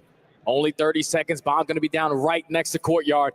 And Super with the repositioning, you're not going to be able to count him. Oh, he's getting proactive. Taking the space away. Super's got himself an SMG in the back pocket by the look of it. Merc up and over. Can he find the timing? He's able to find it. It just comes down to, does he get the gun up in time? And Mercules clutches up again for the 1v1. This guy is living for the moment. Whenever he needs to make a big play, he gets it, but that's such a big gunfight there from the nuke. Correct. He is supposed to fall. That's an AR versus an SMG, with Rencore most likely holding the pre-aim. But he has unbelievable gun skill to give his team a chance there. And you set up the rookie again, who makes another big-time play. Hey, that's a broken play from Optic. That's supposed to be Shotzi and Hook swarming onto courtyard. Hook saves it, but another massive moment from Merc. So now 3-1 the count. Heretics on the attack. Shotzi, messy over towards Steiner, but he's got help from Hook. And they will isolate, find first blood, and force Heretics to make some tough decisions. Now you have the cross. There's no need to rush anything. You've already been successful in a 4v3 retake, but now a 4v2 with Mercules picking off Real. You know that they're going to be in towards DVDs. Do they decide to send it with a 4v2, or they're just going to keep on valuing their life? Who gets picked off for free? Big pick from Super, quickly established. Metals off the regen. He's the one holding on to the bomb, as it's going to be Super looking for more intel first before they commit, and he's actually going to see a little bit of Shotzi try to get the isolation trophy system coming up clutch. And Metals once again has to hit the deck and play his life. 30 seconds remaining on the game clock.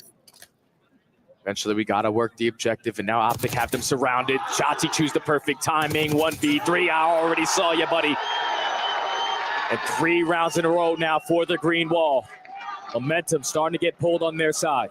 What a turnaround from yesterday, too.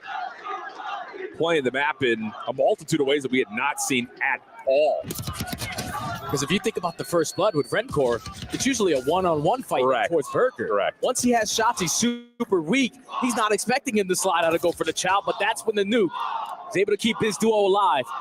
Gets the first blood, and then Shotzi puts the finishing touches on the round.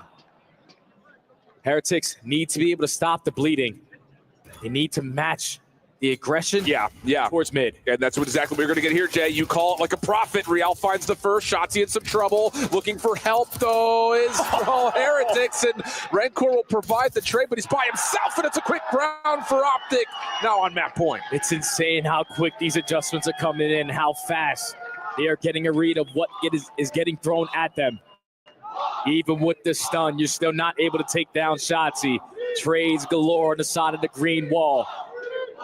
And then in the 1v2, you stand no chance. Optic, game point.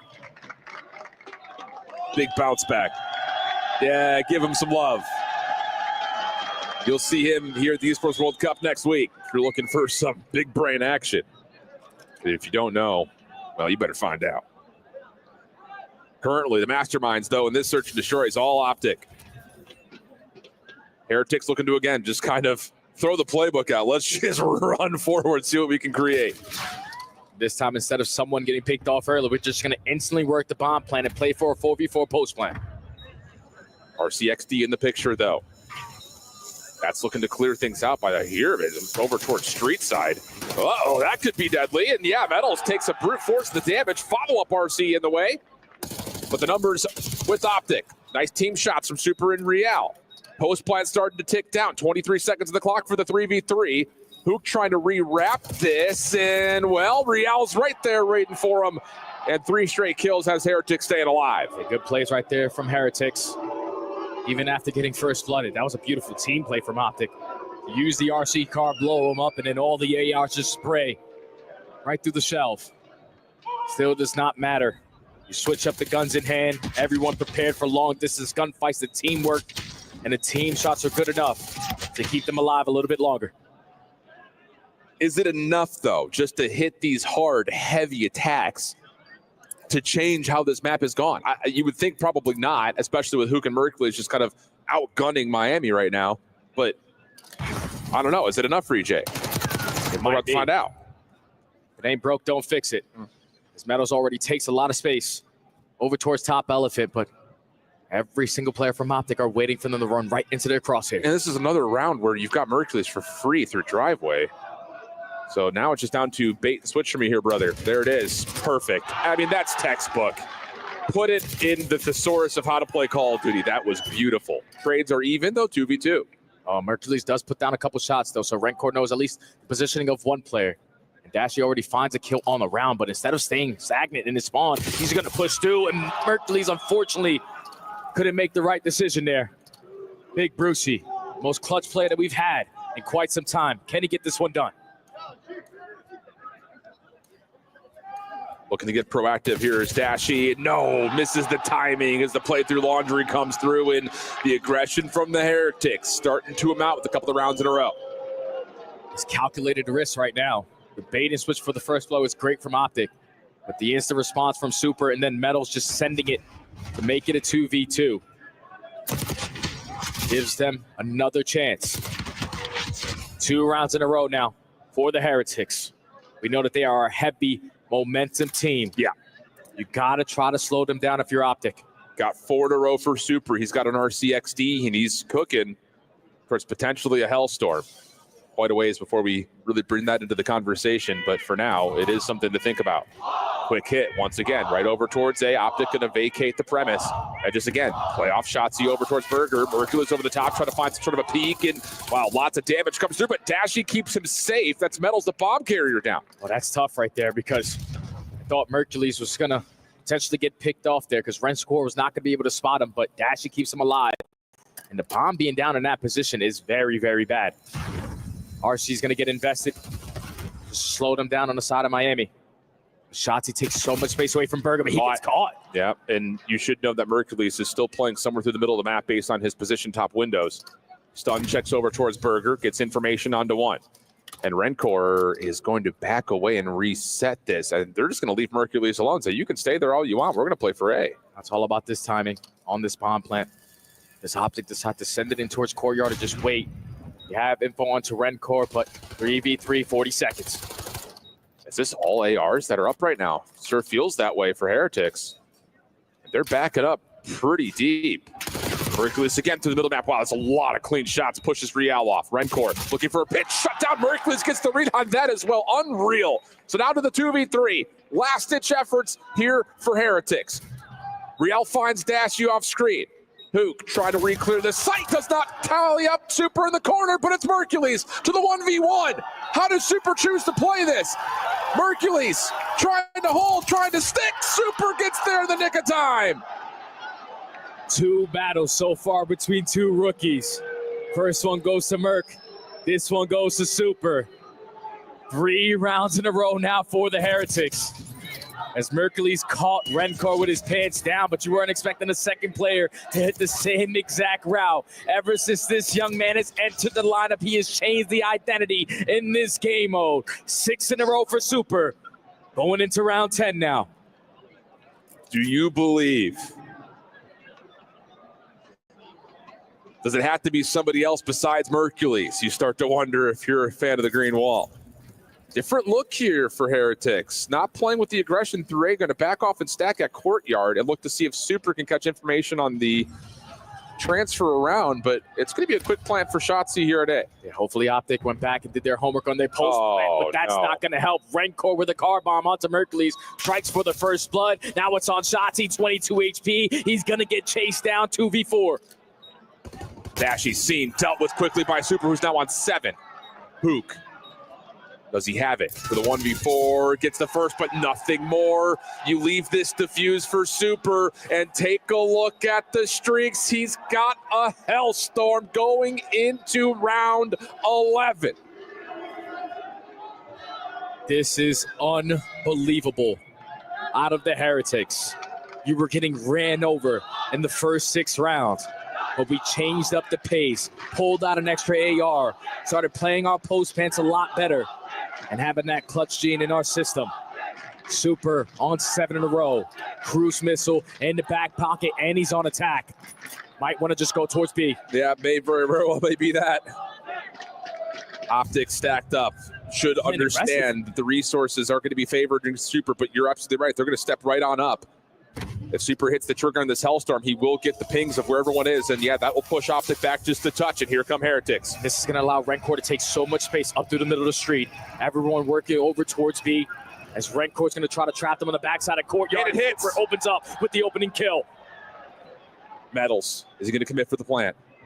You've got a long route. Rencore finds another 4v2 situation. Down to Shotzi and Hook for what would be one of the more dramatic comebacks. And Rencore finds another just down to Shotzi. Dealt with. No mames. Are you kidding me? From 5-2 down, they take a round 11 win, and Heretics are 2-0 up in the series. That was 5-1 down there, Alan. That's 5 rounds in a row. The composure on the side of the Heretics is unbelievable. You cannot replicate that kind of performance there. To be absolutely dominated in the first 6 rounds, to just go with, all right, let's just do something together to start it all off. Then you start to slow it down, pull out some extra ARs, and Super starts to pop takeover. What an unbelievable search and destroy there from the Heretics as they go up 2-0. And if you're the green wall, you are feeling it now. Unreal scenes here in Riyadh in our second semi. It doesn't get any closer than this. 250, 249 hardpoint, 6-5 search. What do we have for the Hacienda control? We'll find out when we come back.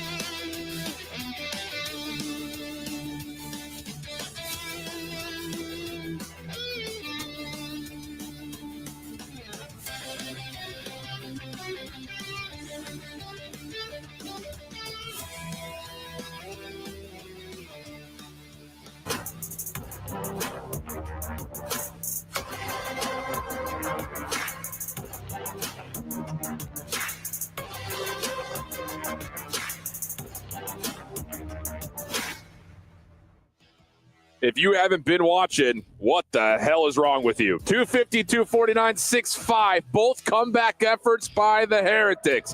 And now a chance to possibly send our champs home with a Hacienda Control coming up next. And I know you're going to say it, Jay. Optic is currently looking like the best control team in the game. However, this is no mode map combination that Heretics are unfamiliar with. They have looked good here this weekend. And they have all the momentum on their side, man. After a 5-1 comeback in S&D, you can feel like you can do no wrong. It's very devastating for all Greenwall fans and all 4 players that are sitting on that stage right now. The fact that they let that one go. 2 maps, 1 point difference, but series still far from over. Optic need to rally together. Karma, the 5-time world champion, needs to let these guys know you are here for a reason. They're going to spawn into a Hacienda Control where we have seen them be the best control team for the last couple of months. Basically unbeatable in this mode. Yeah, but again, that told this Heretics team, who has not faced Optic in quite some time, have not faced this roster yet, are also looking really darn good right now.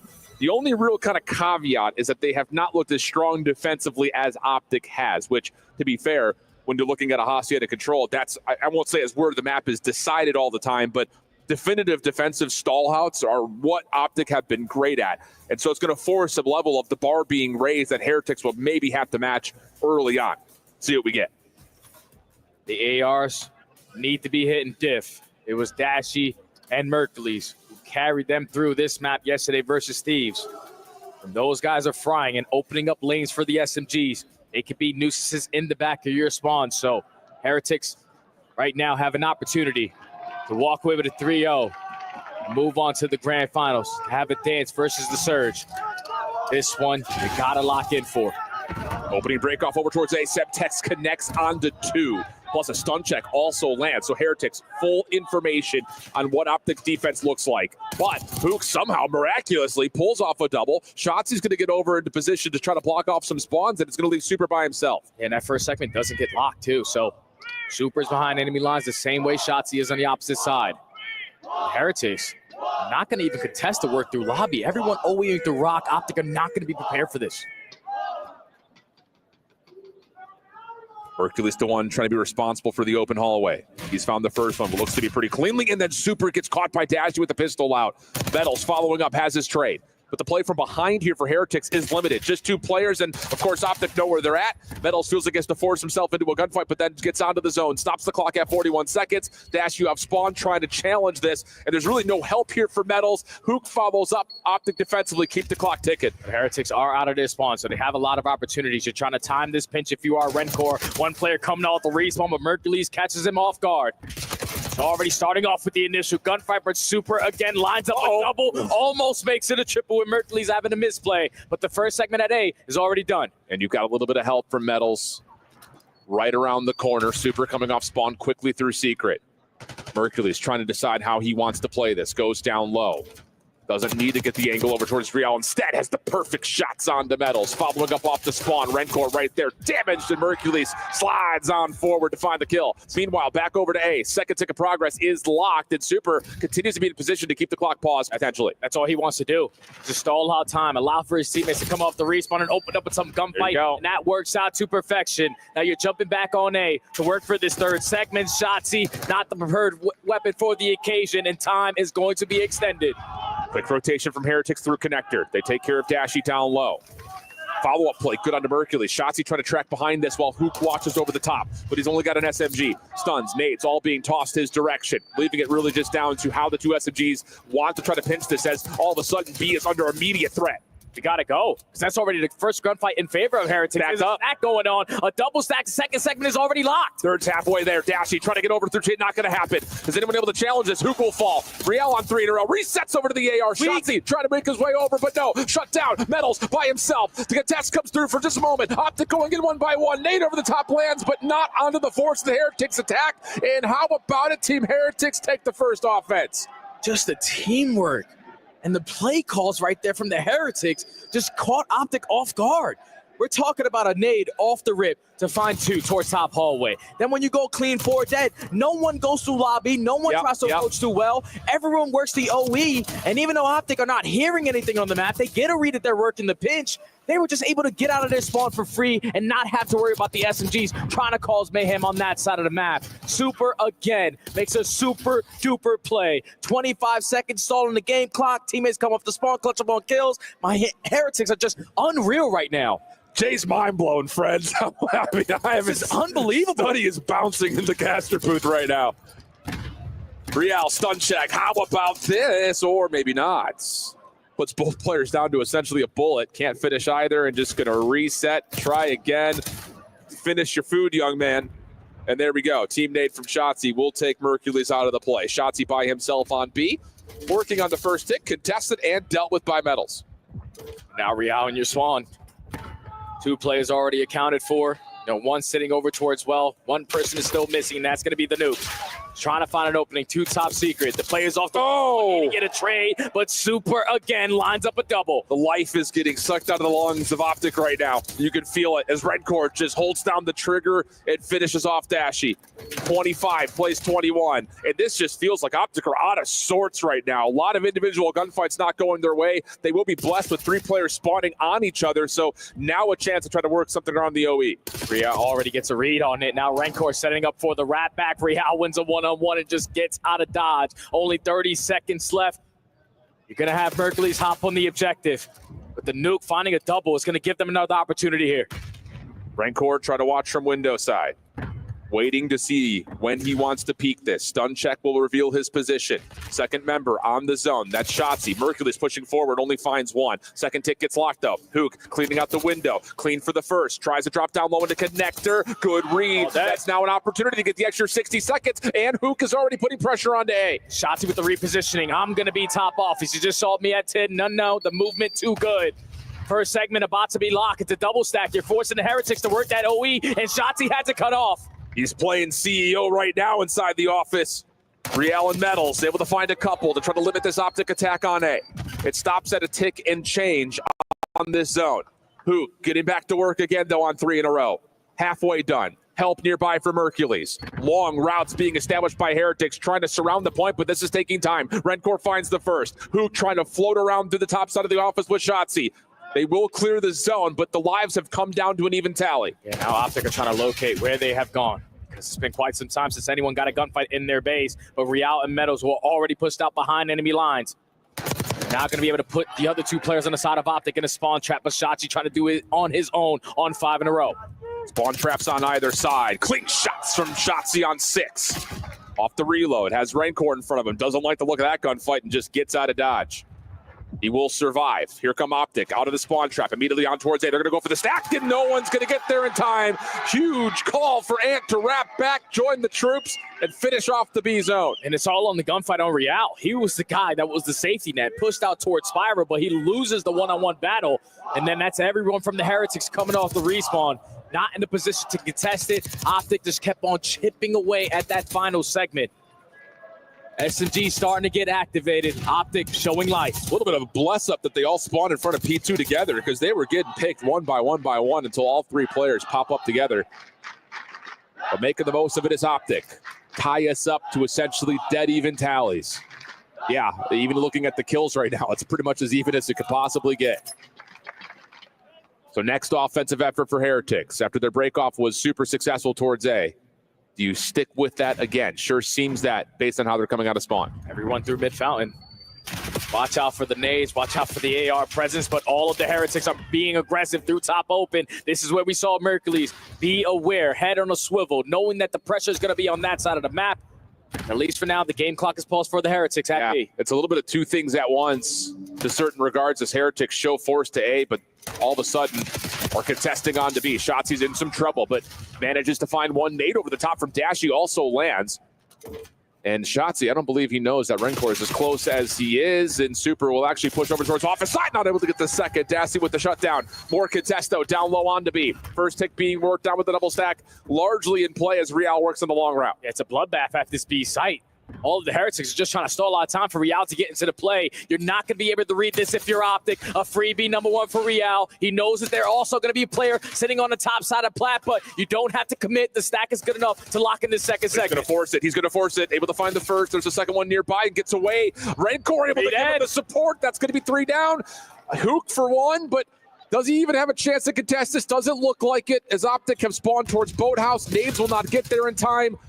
And honestly, it's just a couple extra kills that get tallied on either side, but Optic come out the benefit, finding Super. That will slow down the play towards A. Yeah, but now Rencor is already out. So now he's going to put himself in position to play for 1 kill. His teammates playing for the trade. They get it onto Shotzi. Rencor now comes to life. That's already 2 dead. Where the hell are the last 2 guys? Doesn't matter. Rencor play for spawners. Then over the top, not going to land. First shots. Woof. Nearly gets smoked by Merc. Looking for the trade for a moment was Shotzi, and will find it. Optic now taking your focus. Back over to the front as Shotzi gets to work with the Shiv. And Hook will just play kind of lineman here up top, setting up Dashy. Absolutely the case for another double, and we've got an even life count again. All tied up at 14. 1:10 on the game clock. Last time I caught you off guard when Heretics are going to work this rock route, but you're not going to be expecting Rencor to be swimming. Now, if you're Heretics, you're going to take your time on this approach. Allow Rencor to get behind enemy lines again. With Dashy, you can see him, #4 in orange, is just scouting, trying to find if anyone had gotten through. But Rencor gets his kill, gets away, heads back over to the zone where Mercules is waiting for him. 13 plays 11, 43 in the clock. Super, seen up top at open. Has to keep his life. While on the other side, Real's getting to work playing over towards open, and he found a 2-piece. Now it's just down to, can these last 2 Optic defenders do enough damage over towards the spawn trap? And Mercules says absolutely. Yeah, he just has to stay alive because Shotzi's going to fall. So Mercules, the only player pushed out, I'd love to play, works his way around Garage. You're not going to be able to read this if you're the Heretics, but the same thing could be said for Real on the opposite side. He wins 1. 10v9, 23 seconds, the game is paused. And Mercules will drop. Shotzi would have to try to clear the zone out. Finds Rencor for free. That puts pressure onto the clock for a moment. 22 seconds is where it stops at. Who can find Super for free? Now it's just down to who can actually touch this. Metal's on the jump. Who try to clear out the windows? Mercules joining him. 15 seconds. Mercules finds another. And it's the last couple of lives here for Heretics. They're going to have to try to wait best they can for all 4 to get back onto the zone. They just need 1 person to pause the game clock, but the 2 initial kills make it the 3 initial kills, lead to no more respawns for the Heretics. Optic are showing life 2 rounds in a row. Back to the offensive side they go. It's 4 ticks that get earned from Heretics. That's second, not over the finish line. And wow, a number of flanking plays from Heretics where you think, whoa, here we go, until 1 more member stands tall for the green wall. And it was Mercules and Shotzi that round, who just kept on finding openings, either through bottom mid or top open hallway. Because when Real flanks through top plat and finds that double, Mercules instantly responds with 1 and values his life. He gives his team another shot. So now Optic only have to go for 4 segments here if they want to go on defense, just in case it gets to round number 5. Oh, you got to be thinking, though, Optic are like, let's get this done here, head to a rewind hard point, take care of business, and see if we can get this thing to 5. Good start here for Optic as Mercules finishes off the kill through the wall. Super up top scene, dealt with by Hook. Good team shots in play. Second tick of progress looking like a guarantee as Hook's on 5 in a row with the killing spree. He's looking for more shut down. Second tick locked though. And how about the quick transition? Optics say, hey, look at us over here. A little sleight of hand trick. We're back over to B, but Heretics right there. Lock in step with them. Find at least an opportunity to contest, but Ashley's still alive on the point, trying to get the first tick done. Contest in, dealt with, and depletion will come through. That's already 2 segments locked on the side of Optic. Currently up by 2 lives. You still have players like Hook trying to put these players in hell in the spawn trap. Rencor is going to win on one-on-one. Stops the progression at A. You're finding trades in the kill feed. Back and forth you go. But Optic are out at well. It's mixy. It's chaotic. But Rencor finds a little bit of damage, trying to make Metal's job a little bit easier over the top of the heady. That's clean. But Mercury is able to find at least 1 trade. Keeps the Heretics back a touch from being able to establish any sort of a spawn trap. But Optic spawning well. We'll have to make a decision. Do we cut through connector to get A done, or we just head over to B? And that's a big win right there from Real. Now you have to put some focus on towards top secret window. Doesn't have a stun or nade to assist his teammates in this engagement, but Rencor already opens up with 1. You pick up an AR, put down the pepper shots on the rest of them. And that's a clean 3 dead, and the last player already accounted for. 45 on the clock. 1 life advantage for Heretics defensively. Optic resetting their approach off this spawn. 2 players up towards top spiral. Real in the way. Metals also get the job done down low. And that now all of a sudden has Optic reeling back in their spawn. And again, accounting for that 4th player. You know, all of Optic are basically in their spawn. Final 25 seconds. Oh, mercy. You need 1 more segment to guarantee yourself defense. Oh, what a look at this for our ops team with the free cam. Metals is just foaming at the mouth. He's found 2. He's gone rabid. Looking for the last one. It's Shotzi trying to keep the clock at a pause over towards B as soon as he feels like he can get on. Metals in the corner, though. Oh, Metals! Are you kidding me? Almost leaves planet Earth with that last one. But Shotzi stays alive. Contest is in. Heretics trying to survive through the side. Tick is locked. Shotzi finds another. This isn't done yet. It's not done yet, but there's still 2 players from Miami who might have a say in this. Real able to get one, but not the second onto Dashy. But Rencor and Superfly on in. You get that segment. Now it's all going to come down to the kills. Shotzi's going to put the clock to 1 last pause. Doesn't win the 1v1, and that will do it. Into round 5 we go, but the Ticks do get capped. And now it's all about the slaying. We have yet to see this so far this weekend. We haven't seen a round 5 come down to the kills that you are getting on the map. So which team is going to have defense going into round number 5? Both teams have been successful on both sides. It's all about the slaying, and I think my Heretics might have a slight edge here. I think they might. Again, I'm no mathematical scientist. We'll let the game decide, but it does feel that way just kind of looking at the scoreboard, and that is indeed the case. Heretics on the defense. Optic had won their first offense. Can they find a way to take this one and extend the series? What has been an instant classic, Dashy says, bet.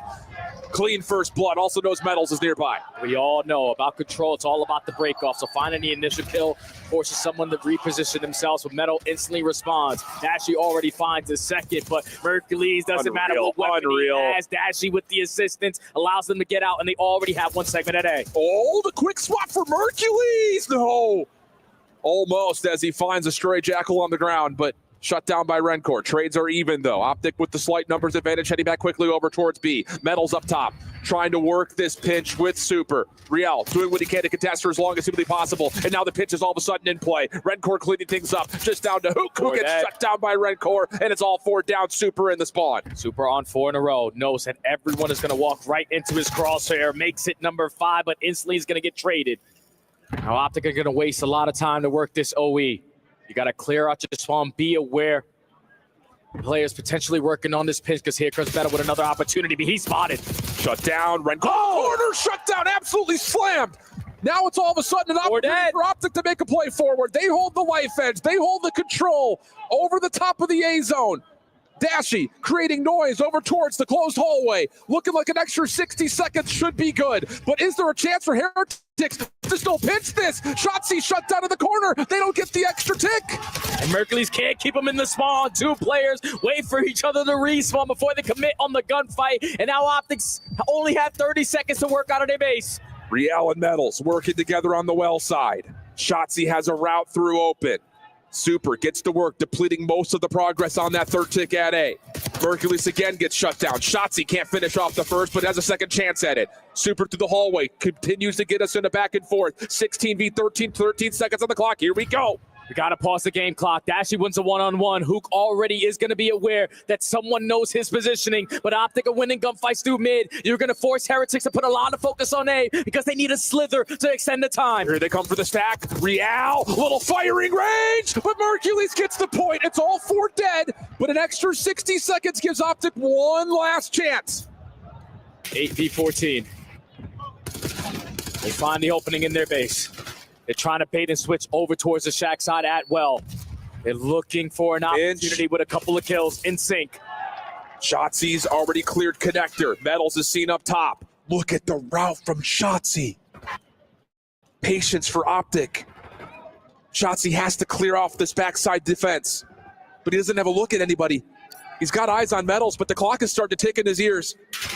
Here comes the play. He's able to find the kill in the Metals. Now turning back around. Has Rencor seen over towards Tid. Optic from the front. Just need to deal with Real. They haven't found him yet, but Shotzi makes the play. That's going to be 3 dead. 7v8. First tick looking Big good. win. Big win for Merc. Everyone for the spawns of Heretics are coming off staggered. Second tick is going to be done. Rencor trying to clear out topside office. Metals on the way in. He's able to find one, but not the second. It's 1v1. just not the super. 1v1 potentially for the game. Stun comes through, it lands. He's waiting. The contest comes in. Last lives. Nade from Hook lands. Shotzi, a little pinch. Able to find it all. And Optic extend the series. Optic with their backs against the wall. Did not have any opportunities to make a mistake. They needed to chain kills together. And when Hook finds the opening, Shotzi strikes for the second. Third player accounted for in 10, and then it's a bait and switch onto Real over towards well. It got mixy towards the very end. Came down to a 4v4. But the SMGs, the opening nade there from Hook, the nuke, gives them the advantage. They play the trades, and Optic stay alive in the series. What a championship flipping Sunday. Oh my God. Oh, mercy. Just let the replay package roll. We don't even need to commentate over this. Oh, golly. What a series. But Optic come through where they absolutely need to most.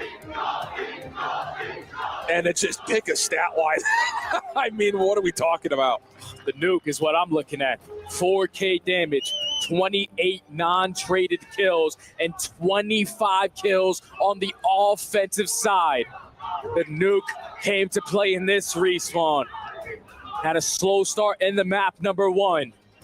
But the green wall is the same thing like the Heretics, a momentum squad. And when you have back-to-back nail-biter maps, with one of them now going your way, you're going into a rewind hardpoint that has treated you well these last couple of months. The thing about it is Heretics have looked really polished on this map as well. Most importantly and most notably, able to take down Atlanta on this map.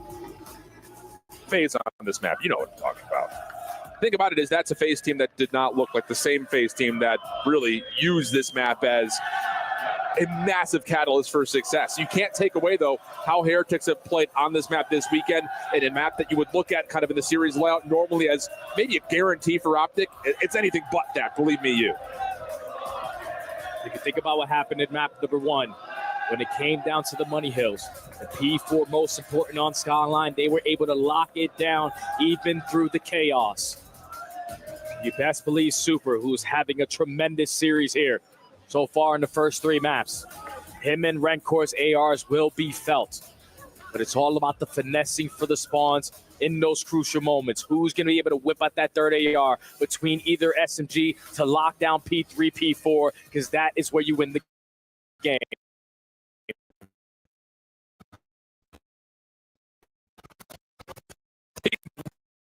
He's like Karma. I'm telling you, I give him so much comparisons to the guy on stage. Back in the day was just a stone cold killer. Same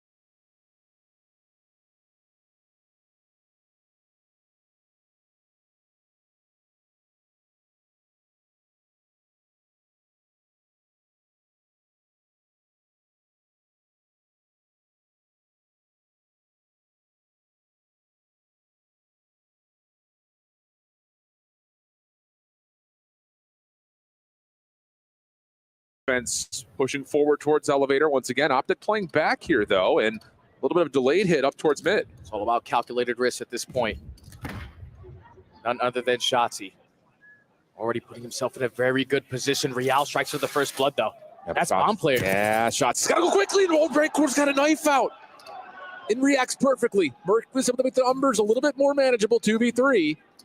And Dashy will collect the bomb and maybe get to work over towards B, where it is relatively open at the moment.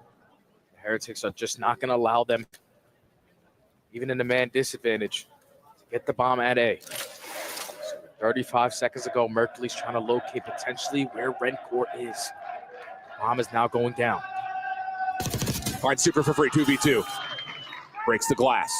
Real will drop and join Metals to retake over through tower side. This is a bold challenge, though, especially with Mercury still in position here.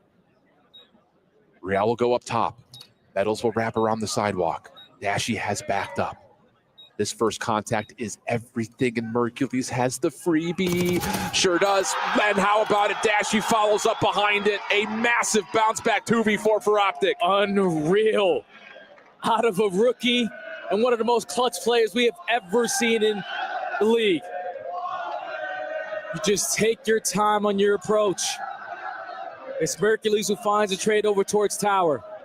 It's Mercules who finds a second kill as well. And then Mercules finds 3 on the round to set up Dashy for the final. A massive swing round there in favor of the green wall. Slight lead now. Competing chance here in Riyadh. Stuns, nades, moving over towards mid. Back by shots from Super. Mercury still alive, dashing in some trouble. And finally, Riel's able to find the first blood. But a bit of pause here. Heretics really can't step too much further forward. They're trying to get towards B, but there's still a lot of Optic members that are flooding the middle of the map. And Shotzi, he feels like he can make a play here. He knows that he has to make a play. In a man disadvantage, the bomb most likely going over towards that B site. Just going to play it patient on the pinch. Keep Heretics thinking. Eventually where the retake is going to come on in. The objective is going to go down Hook. Trying to be the island player.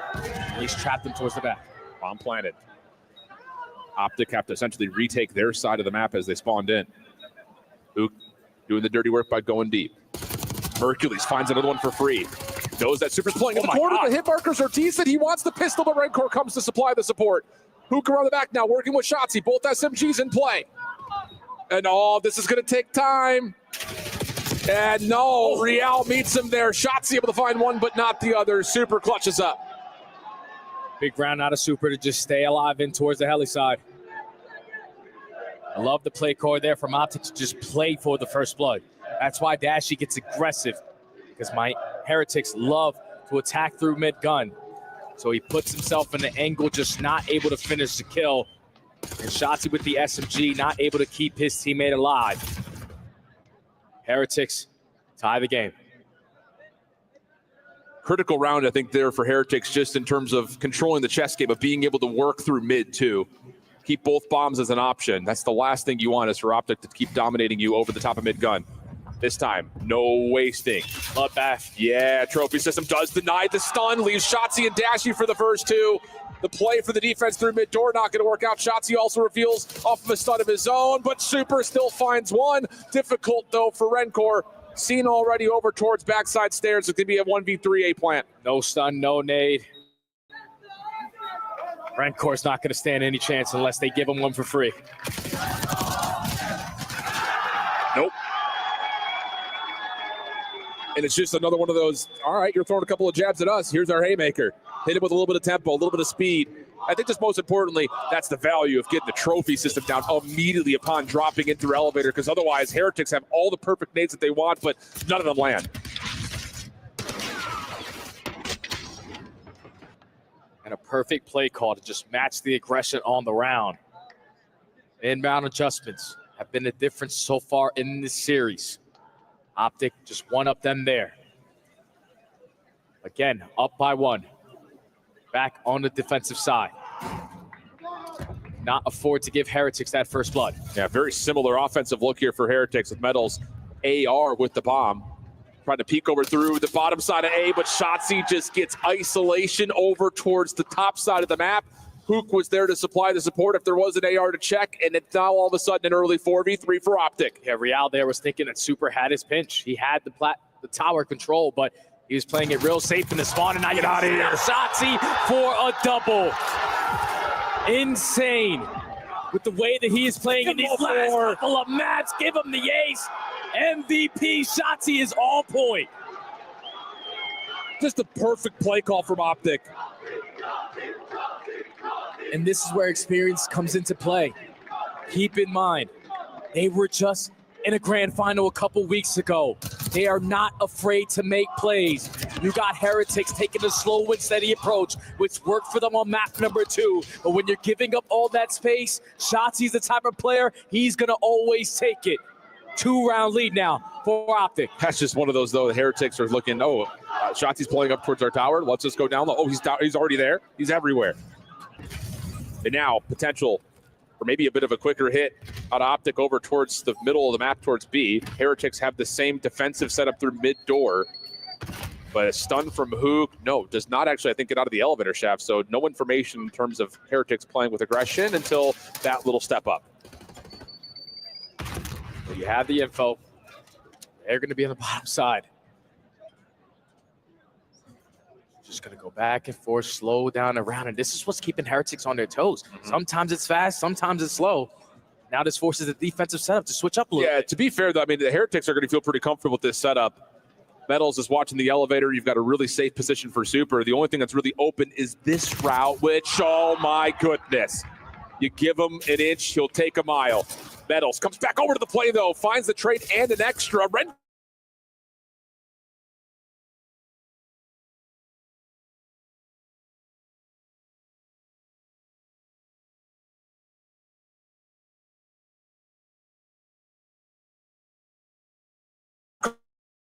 There to supply another elimination as it's just down to Mercules. Finds the first relatively.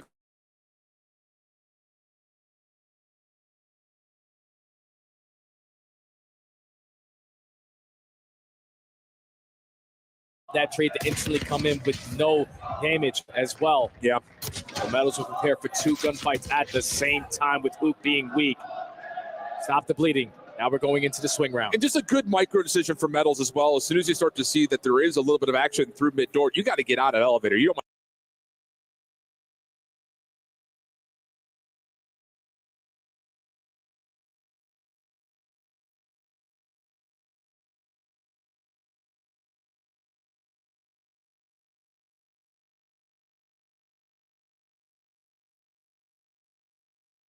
to put yourself in a spot to even go 1-for-1. Just keep your numbers.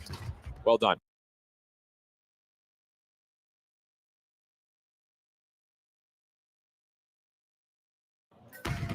Defense for Optic. Going to pull a page out of the Heretics defensive playbook as they try to hit their big door. Super delayed play coming on the backside of it. Finds the first. Dashy still trying to hang on towards this trophy at tower, but Super puts him in the dirt. Mercules, though, proactive as you could ever imagine. Oh, finds at least one trade. Now has an SMG to work with. Tries to change things up. Has his health back and will reset the fight to the 1v2. Head on a swivel now if you're the Heretics. The bomb is going to get planted. There's the rookie. Have an insane moment in him. Nade over the back. Not going to tag. Has he beat the timing here? Finds the first. Looking for the 1v1. Once again off the reset. Oh! A 1v3 for Mercules. Unbelievable.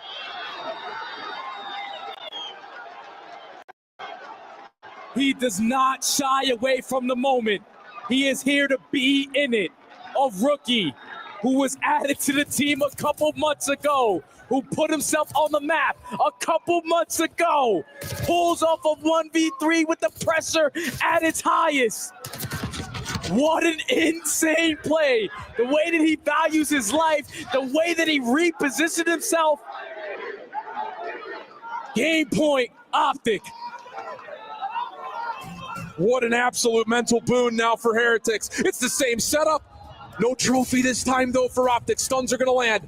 Metal's trying to play a shoulder. AR's pushing him back, and Mercules continues where he left off with another first blood. 4 in a row. Shotzi weak, and Optics say, yo, back up. Let's play the numbers. Reset it. 4v3. No need to take any more risks. Ria already putting out shots against called by Shotzi. 4v2. Let's get an A. Absolutely the call. It's down to Super and Rencor. And how often have we said that? The two new guys in. The change in entire franchise. How do you work through this? With now 40 seconds that you have to try to battle against. Dashy, couple of shots, but Rencor's out. Follow up from Super. Trying to make some noise over towards Big Door, but these are both players using ARs, if I'm not mistaken, and Shotzi's got the freedom to make a route happen. 28 on the clock.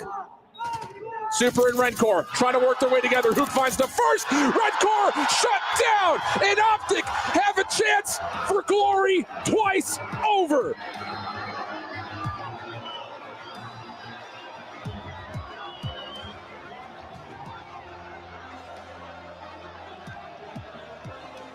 That is just simply unbelievable.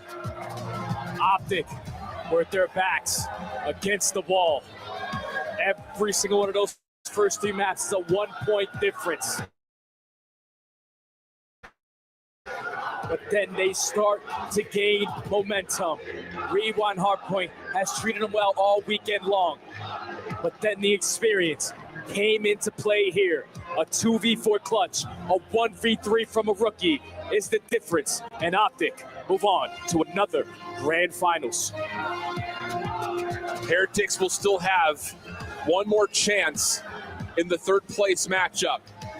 Not just for a benefit of an extra boost into the pockets, but of course the organization is still looking for points for the Esports World Cup. But that feels like a footnote right now, as Optic are looking to do the unthinkable. After at one point of the season being 0-18 in map count, to once again surprise the world of the World Championship, and now a chance for a rookie to have one of the most dominant career stories in the history of Call of Duty. And wouldn't you know it, it's Mercules on stage with the one and only Ian Chambers. Wow, what a semi-final, what a championship Sunday this is turning out to be. Mercules standing by, Team Optic booked their spot in the grand final. We've got an epic rematch on our hands, Mercules. That was one hell of a fight. Talk us through it from your perspective. Hardpoint, brutal, S&D, they push back, and then you get to control and you rebuild the green wall, and from there, you maintain composure and you clutch up. Yeah, map 1, my settings were wrong. I was AFK for 30 seconds trying to fix my settings, still couldn't fix them. So that was kind of a checkout. So I just told the boys, stay composed, you know.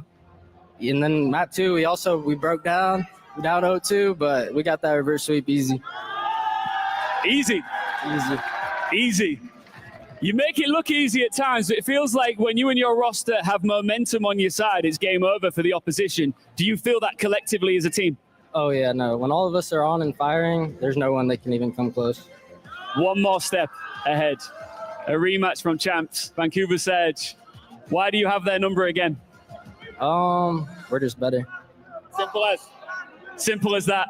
You want to crush another key? I'm down. All right, let's go. He's down. We're heading over once again to the key crusher. Mercules has done this before. He knows exactly how this works and shakes out. I'm going to leave him to it. Your grand finalists, Optic, after a battle for the ages. But their opponents, what a team. Fighters to the very end. But for now, it's adios, Team Heretics.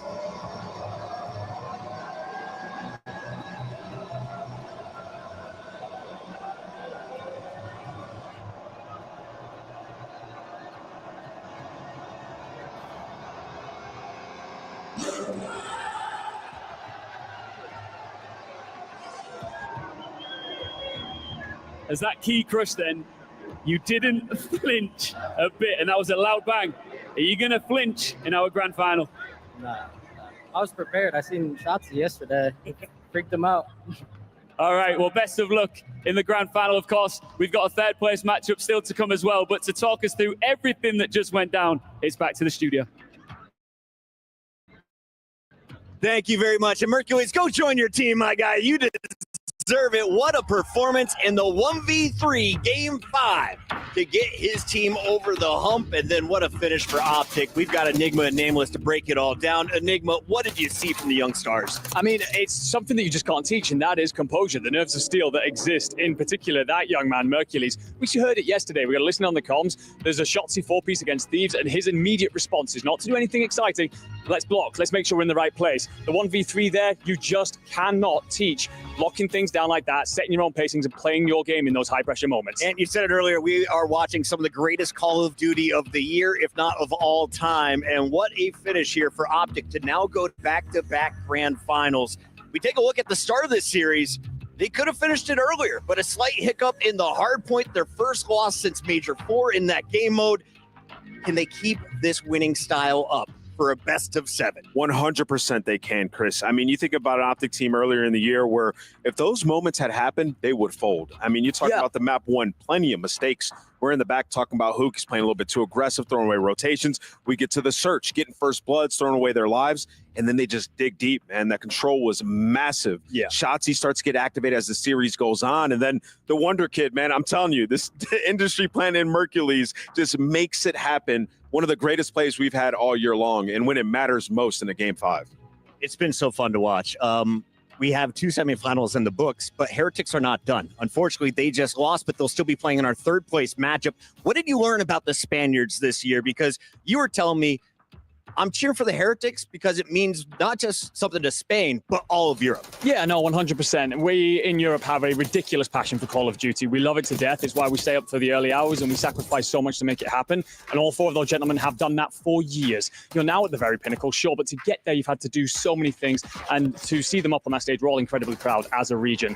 What they do have is great heart, passion, that blood inside them that says that they will come back firing on all cylinders, and very much so looking forward to seeing them take it. Of course, it's heartbreak right now, but I have no doubt that these gentlemen can clutch up and take home 3rd place. Yeah, I just love their play style, right? They play their own version of COD. And, you know, picking up Rencor, awesome pickup earlier in the season.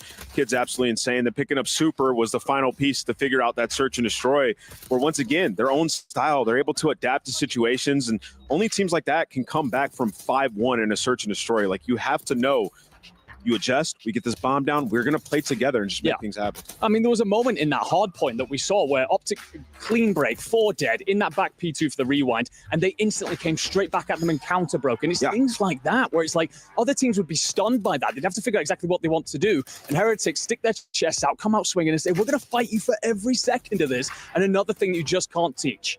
Yeah, it's like they can get like coordinated pushes in back-to-back faster than most teams. And I mean, you've seen it in the control. It comes down to like a 1v1 at the very end on the fence line. Like, the Heretics had no business even being in that round after getting blended. You had players up top. You were getting spawn trapped. There's nothing you could do. They still just fight tooth and nail, but Optic are too strong at this point. This Game 4 comeback from Optic set up the Game 5, the 2nd Game 5 of the night. But this time around in Search and Destroy, Optic does not allow Heretics to stay toe-for-toe with them. The ace from Shotzi, the 1v3 from Hercules was the exclamation point on this series. Oh, 100%. I mean, we talked about it before coming into this. Superstar moments turn up in superstar players, turn up in superstar moments and deliver huge plays. The 1v3 is one of the most ridiculous things I've seen. We were in the back. We couldn't quite believe it. I'm shaking, having watched it, how he has locked himself in for that without blinking and pulled it off. He just made every right decision. He like disengaged, he waited a second, and he knew done. Exactly. He knew that they were going to be in there behind the computers. He's like, when I get inside, I have to close this distance. Plays it close, finds the first win, and then repositions for the next chow. Like, the kid plays like a vet with the gunny of a player that's up and coming. It is insane. There is the veteran on Optic. Shotzi and Dashy are the original core of this roster. They bring in Hook. They let him go. They bring him back. But once they found Mercules, they found their form. And now they're headed to back-to-back grand finals. I got to ask about that man, though. Fans love him. I love watching him. The only ace in the Search and Destroy that we witnessed. Is he playing as the tournament MVP in Shotzi? 100%. I mean, Shotzi, if they win this tournament, he has a claim to be the best player on the year. He has been insane these last two tournaments. He's such a massive impact. And you just know, like, when Shotzi finds a couple kills, the entire team is focused on him. He pulls that focus, and it becomes hectic for the other team. We saw it on the rewind. How many times do we get over toward generators and Shotzi finds a 4-piece? Yeah. He can just put together these special moments. We get to the game 5. He's getting loose. You got to account for him, and most people can't. I mean, no, you just can't. I mean, what did he finish with? Like 11 and 5, 12 and 5, Crazy. something like that. Ridiculous performance. And the thing is as well, for his year, obviously it's been tumultuous in terms of results and stuff. It's been incredibly up and down. And yet he has maintained himself all the way through that, but steps up big in these moments, especially when we're talking about huge championships and such. And that's how superstars are born. And I don't know, just getting to see him hit that kind of level. Of course, not the only player to do that, but he has been phenomenal. Lights out this whole tournament. 24-year-old Rancor, his rookie season, super nearing 25, but this man is 26, and you've been around the block since, what, 5 years, 6 years, 9 years? How long has it been? Next year's my 9th year. Yeah, since IW, yeah. We were supposed to team, remember? Yeah, we were. 9 years. Nameless, looking back at it, how does it feel not picking up Dashy? It's almost like Zuma just letting Mercules go. I wish we were a team. This kid's absolutely insane. Dude, how do you guys keep doing this? What is going on? I got to give credit to all my teammates, man. They're all insane. Ant's making plays left and right. Mason's 1v3ing like he's in the Matrix, you know what I mean? And Kyler's just full control of the game. And I mean, it's insane just to, I mean, that series it didn't even feel real. It felt like a movie series. We're choking map 1 and 2, and then third map, we stayed resilient. And then obviously just map 4 and 5, we won. So pretty crazy. I mean, you go in 2 down. You've lost in the round 11. You've lost by 1 point in the hard point. What the hell do you say to each other to bounce back like that? I mean, it's definitely tough in the moment to just be like, put those 2 maps behind us because we know that we should have won both of them. You know what I mean? Right. But you really have no other choice. You kind of just have to just play in the moment and then just put the maps behind you. And then just proud of the boys for staying resilient. Bruce, keep it real with me, though, because in the past, Optic would be in these situations and fold. You guys would just not come back. What is different now? Is it a different voice? Is it having a coach behind you? What helped you guys stay locked through that game 3 and game 4? Because those were brutal fights as well. Yeah, I think it's just experience. Like over the years, you kind of understand it. It's just Call of Duty. Like you're going to lose maps you're supposed to win. You're going to win maps you're supposed to lose.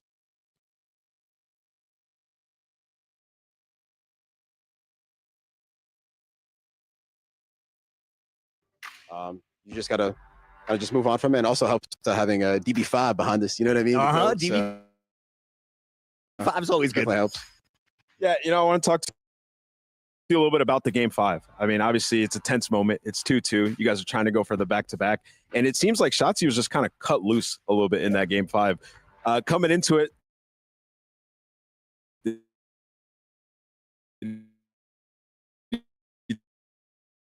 I mean, it's like the best playmaker in the world. So it's kind of just if he sees an opening,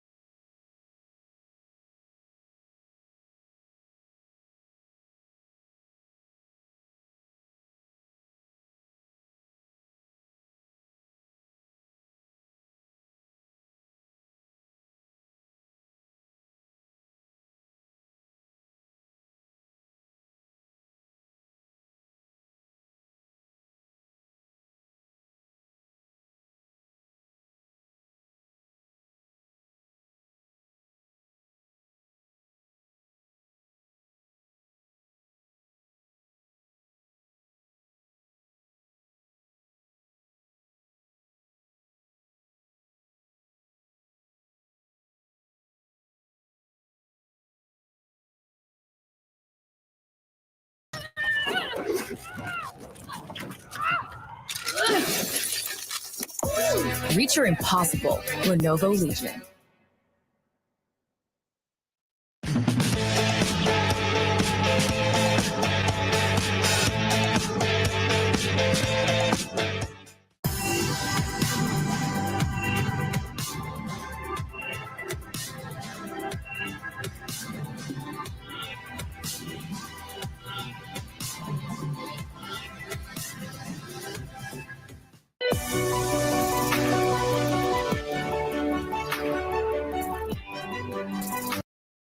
I would highly recommend Monday.com because it can streamline your operations.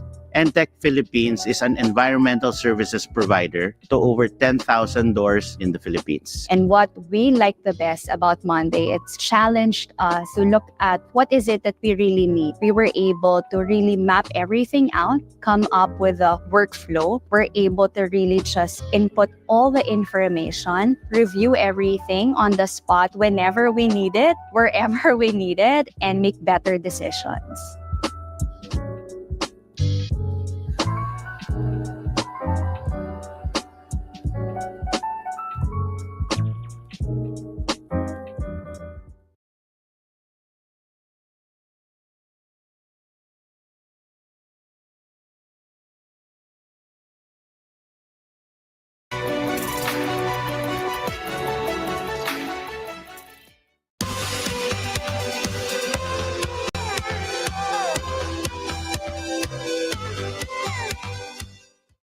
What's up, everybody? I'm here at the STC main stage, as you've been seeing all the action throughout the weekend, but the action only happens so smoothly because of help from homies just like Seb, all right? You're very kind. You're very kind. You know, hey, I'm all right, but not as kind as you because, man, talk to me about what do you do here on the main stage, Seb?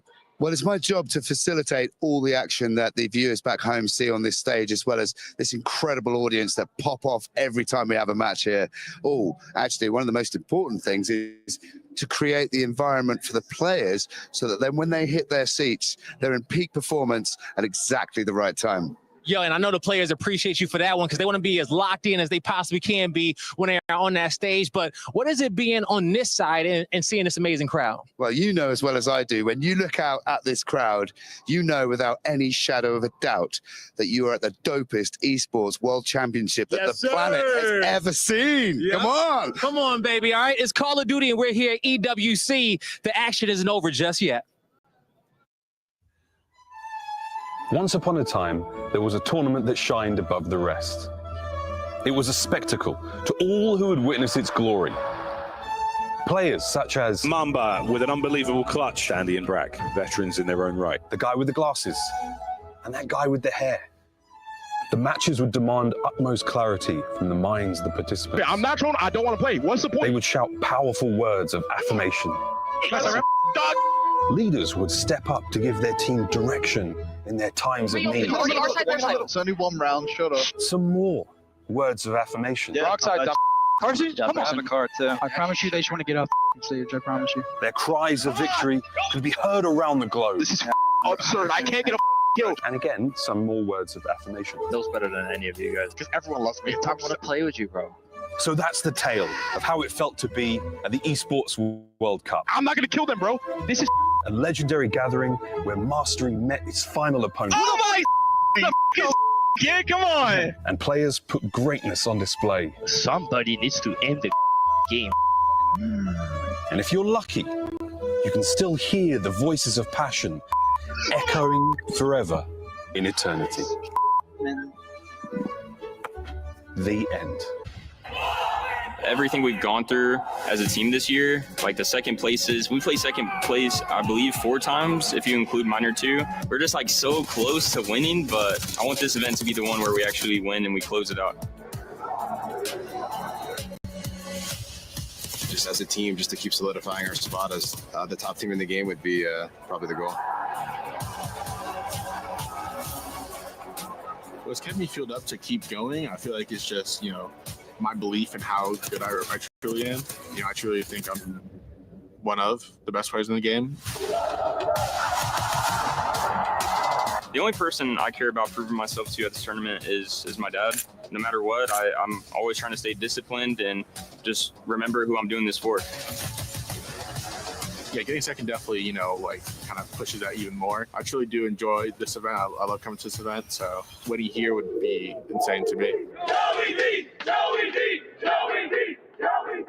Just 2 matches remain here in Black Ops 6, and if you smell that, we got a fresh aroma in the studio. Welcome, my guy. Thank You you very arrived much. the movie star Koi. We love the jersey, and as one of the brand ambassadors, what has it been like here in Riyadh so far? So this is my first time. I didn't get to come last year, but wow, it's insane. Like this whole experience, I've been through every single inch of the place, and it's just crazy. Now, I know you've been hosting a lot of watch parties. You guys have been tuning in all season long. What has it been like following your squad, and how do you feel you guys stack up with Abe now in the lineup?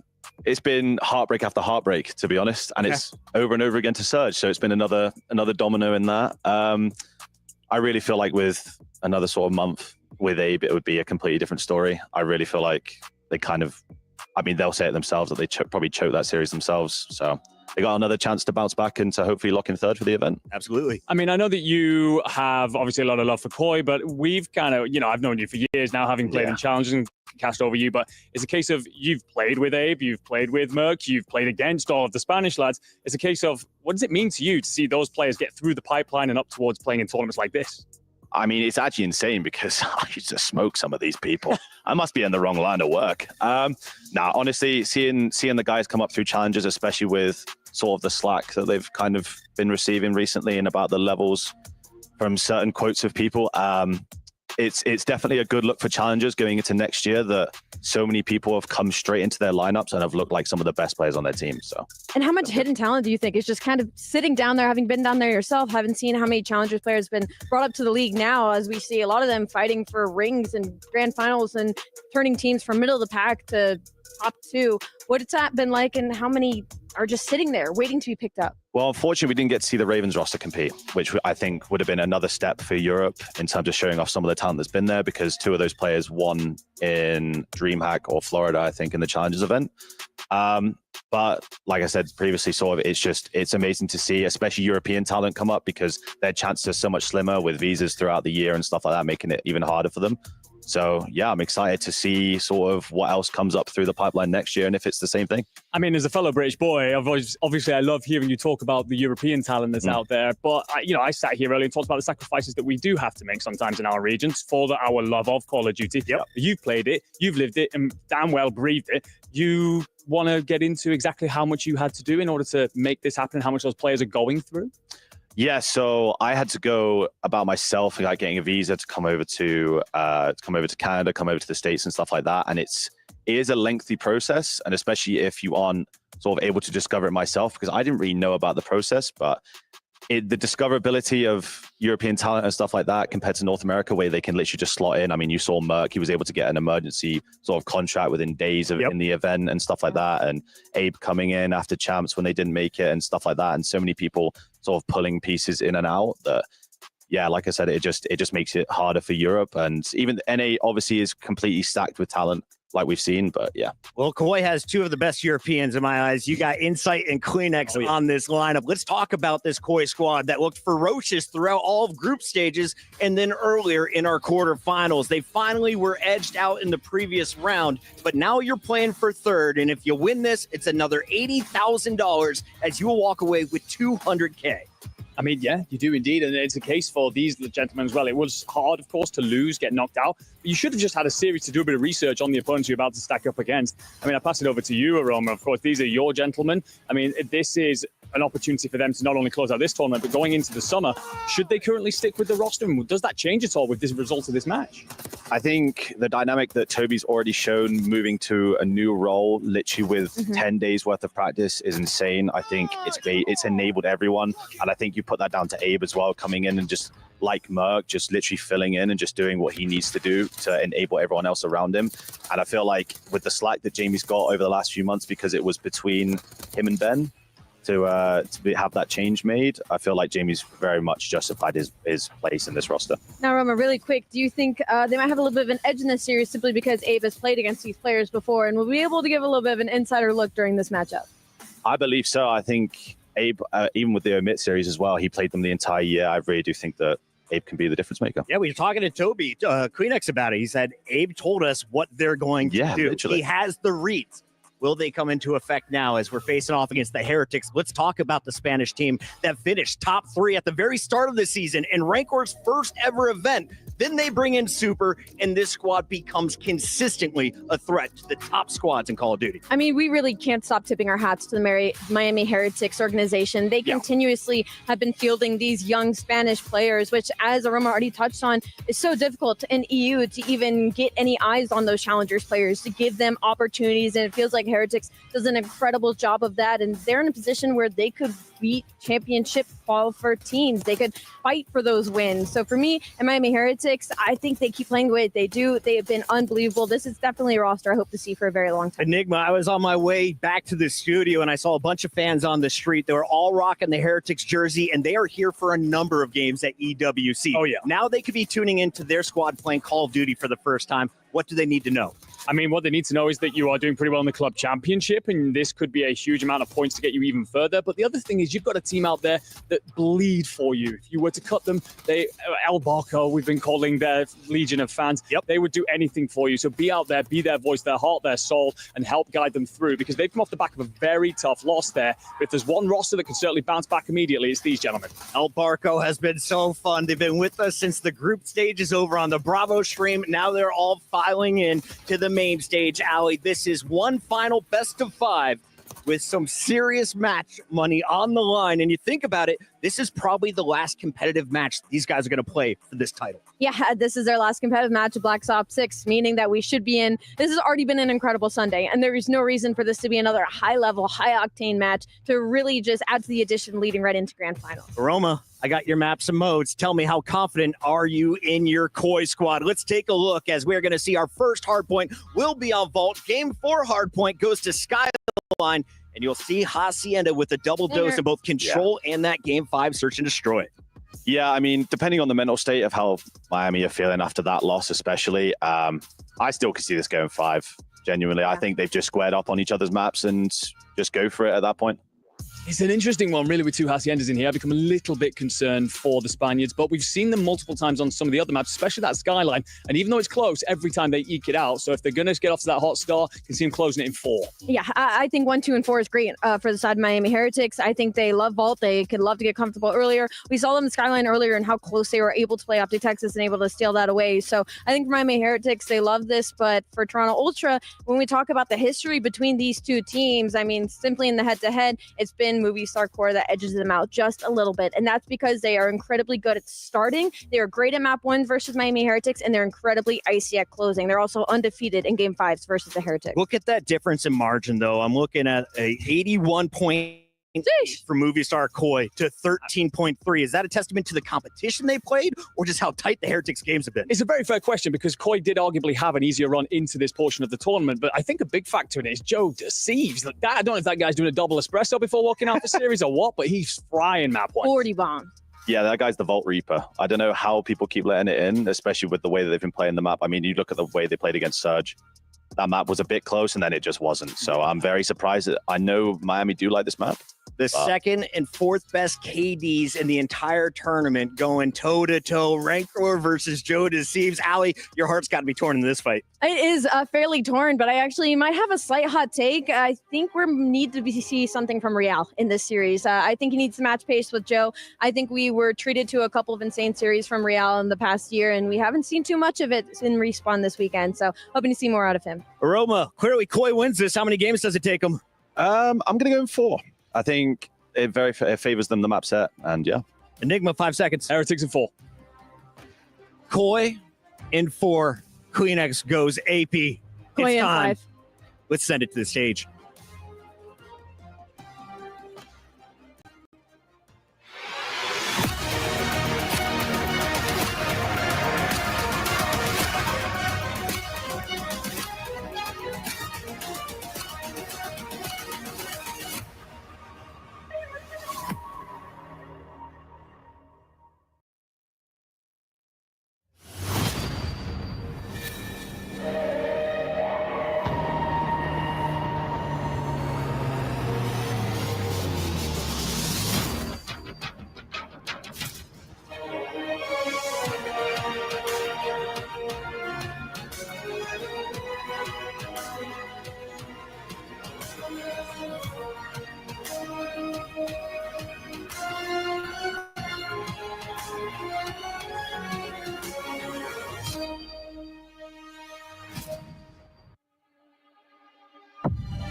They came this close. Just one win away from a grand final. But for these two teams, the story's not finished yet. Absolutely, because pride still matters. There's still money on the line, and these two squads refuse to leave Riyadh without something to show for it. Still money on the line. $200,000 if you finish in third place. They might not have succeeded in the semis, but they want to make sure that they leave Riyadh on a W. Absolutely. This is the battle for third at the Esport World Cup Call of Duty Black Ops 6. There's only one thing left to do, is to call them out. First, they have clawed their way through chaos. Please welcome Movistar Koi.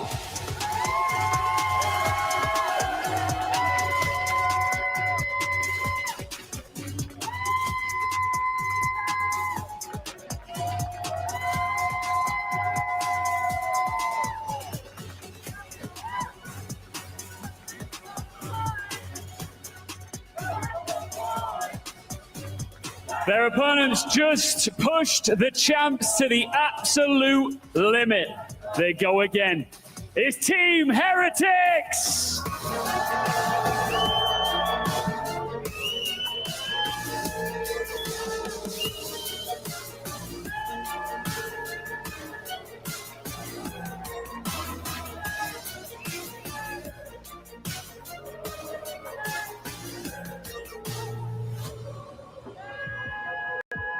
It's a fight for redemption and an absolutely monstrous payday.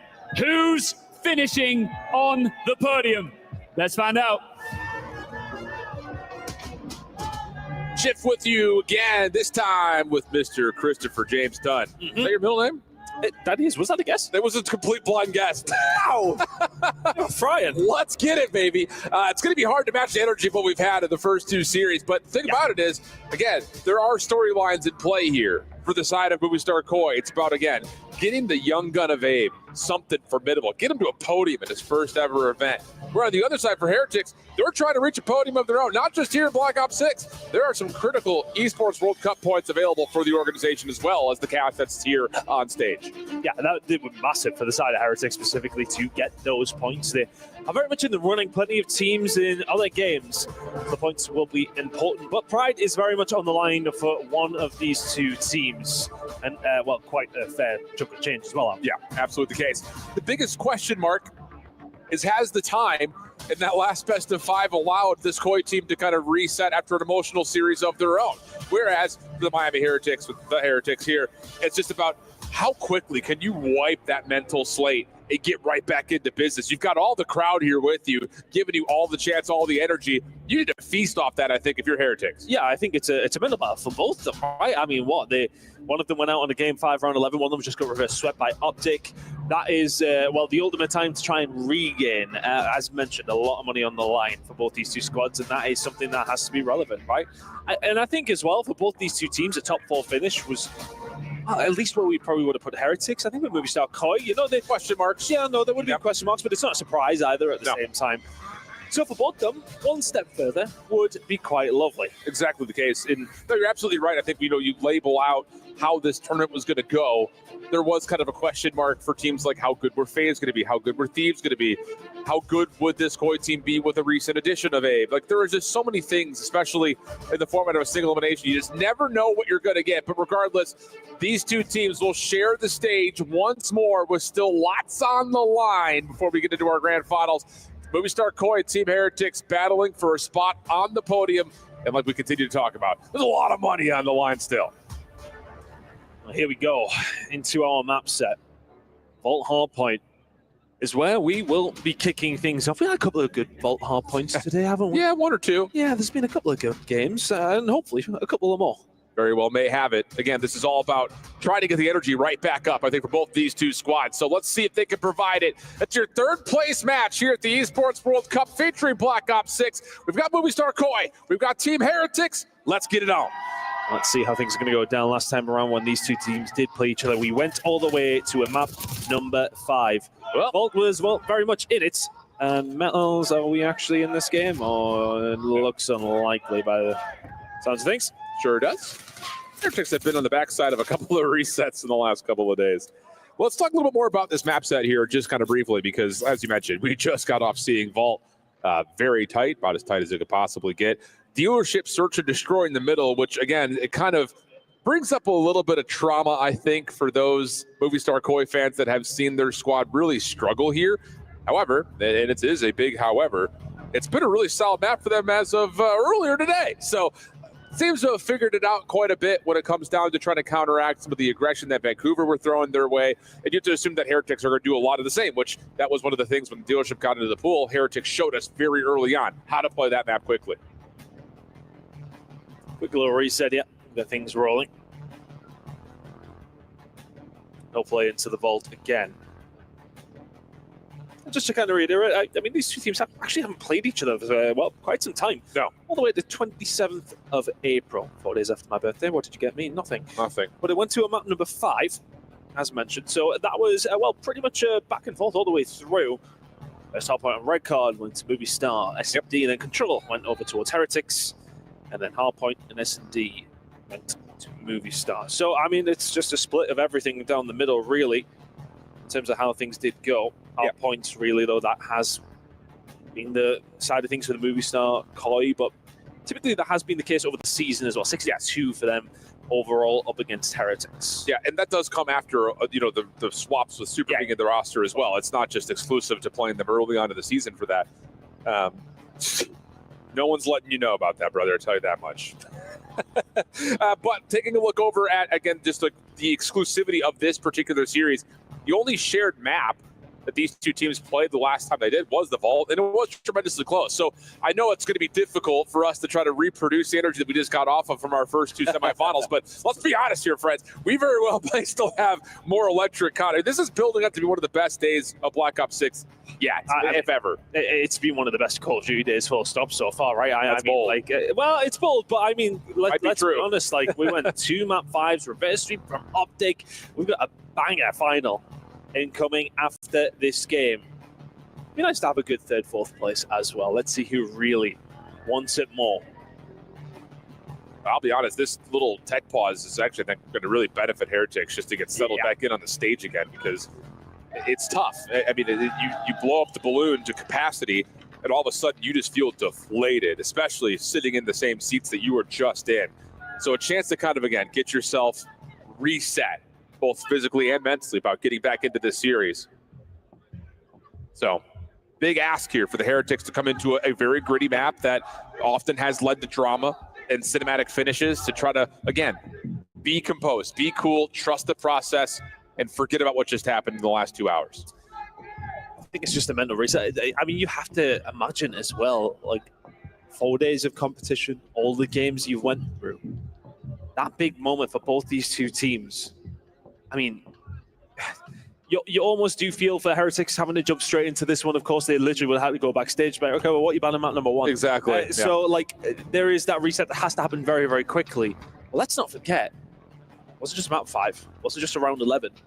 Literal 1 versus 1 that it came down to for Movistar when they did take on Surge. So, I mean, there's going to be a lot of things going through their mind. I know there was a lot of things going through Nasty's mind when he dived across Spiral. At the end of that map, that was an interesting move. I was told that he slipped his hand. He didn't realize. It's an accident. He didn't mean to do it. Just an incident. Just dripping passion. We saw a couple of fist bumps come through. It looks like we're getting pretty close to jumping back into the action. And yep, there's the bumper. There's the transition. And here we go. Once again, into our 3rd place matchup. Movistar Koi Team Heretics on the Vault. Let's see what we get. I'm curious to what kind of game we are going to get. I mean, it is hard for them to reset that energy. But I think once you get the first few kills out of the way, things start going in the right direction. I worry about momentum for one of these two teams. I think, you know, realistically, whoever comes out with the first map and starts playing well, will there be dejection? Will there be sadness for the opposition? That is something that could come into play. Yeah, I was going to say, it really just kind of starts with a bang, I think, if you're looking at this. And if you were to look at any particular player to provide that for Heretics, it would be this guy right here, Rancor, almost able to take over individually, but his teammates will still have a chance to fight over the top of P1. Brielle working on the rotation over towards 2. Just a touch, knows he's got a couple of battles in front of him. Decent finesse. Sees that Abe is backed up, but no, can't beat the Rook as Abe will find the double and lock down the rotation for Movie Star Koi. Yeah, and Abe's really impressed me over the entirety of this week. You know, I wasn't sure what to expect from him coming into this. It was a big step up. Look, I mean, Abe wasn't at the tippity top of challenges throughout the year. No, he wasn't. He was kind of in and amongst it, don't get me wrong, but he wasn't necessarily like winning event after event. It wasn't a case of like Mamba and Craze on Omit. He was very much just a very, very solid player who just seems to have fit the role perfectly for Movie Star Koi. Right now, though, Insight trying to do his role over towards the backside. Him and Kleenex been flipping around what they're trying to do. Especially when it comes down to vault, though, the pace is paramount. And right now, the pace is being set well by Movie Star. Yeah, I was about to say, this is Redcore with some serious individual effort early on into this hard point, whereas on the other side, it's been the Abe and Joe Deceive show time after time on this map, and you're getting that early. But Movie Star Koi trying to fight around the back still as Heretics very comfortable inside the hard point. And how about Riel popping out, finding a double, leaving Abe essentially to fight for maybe a little bit of scrap, but no. Going to decide to play for the rotation instead, and Heretics will hold about a 20-point edge. Take those from Heretics. Got their second best. This is a nice setup here from Movie Star. Insight couldn't quite get a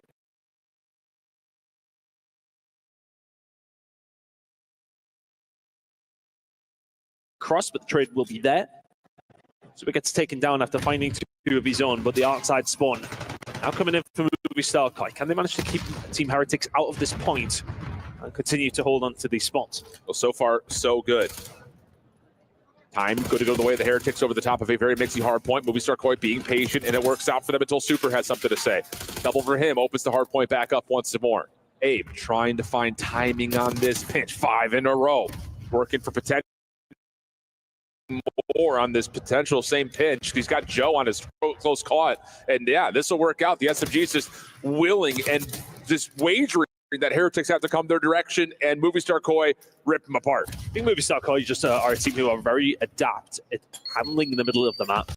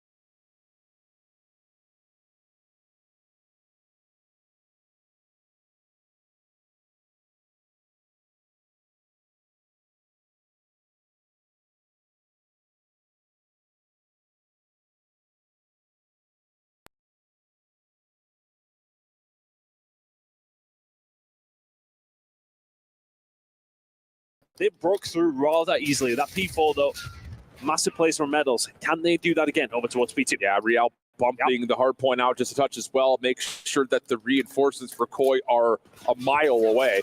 JoeDeceived able to find the quick trade, and now it's just down to throwing nades right on top of Medals' forehead. And that'll work. JoeDeceived just walks on in from the front. How many times have we seen that kind of a break from Movie Star Koi? Just hit it and hit it hard from the front. Works out nicely, and Movie Star Koi able to get back into the game if they can find this last 18. Clinics on the backside. Trying to stay alive, but a lot of pressure coming in from Movie Star Koi. JoeDeceived dead rights. That will be the final 10. Well, I suppose for Movie Star Koi in that scenario, that could have been significantly worse. Heretics could have been tickling up to 160 quite feasibly. The break comes through. Rotation has just not been the aim of the game. Here for Movie Star, they've been really struggling in that sense, but the breaks from Heretics being good as well. I mean, look, they've got an 8-point lead. Yeah, and I think the thing about it is they're not just putting pressure onto Koi's rotations. While they're playing for the rotation, they're also still soaking up hardpoint time. So once more, the lead continues to look pretty formidable for Team Heretics. We start Koi trying to work on that, though. Bit of a battle on the backside of the hardpoint as Abe is trying to take the long-range battle. But look at the play from Riel and the rest of the Heretics game just flooding their way through Connector. And another clean wipe for Heretics, resetting the map in their favor, and they could blow this game wide open early. I mean, the Spanish passion is very much here for Heretics. Medals starting to fry. Real just found 5 in a row before falling. We've seen Red Core popping off before as well. And I suppose there's the other flip side of the coin. How warmed up do they feel? They literally just came off having to try and deal with Shotzi. Yeah. So, I mean, I would probably feel correct, although I probably would have died about 43 million times. Irrelevant of the point.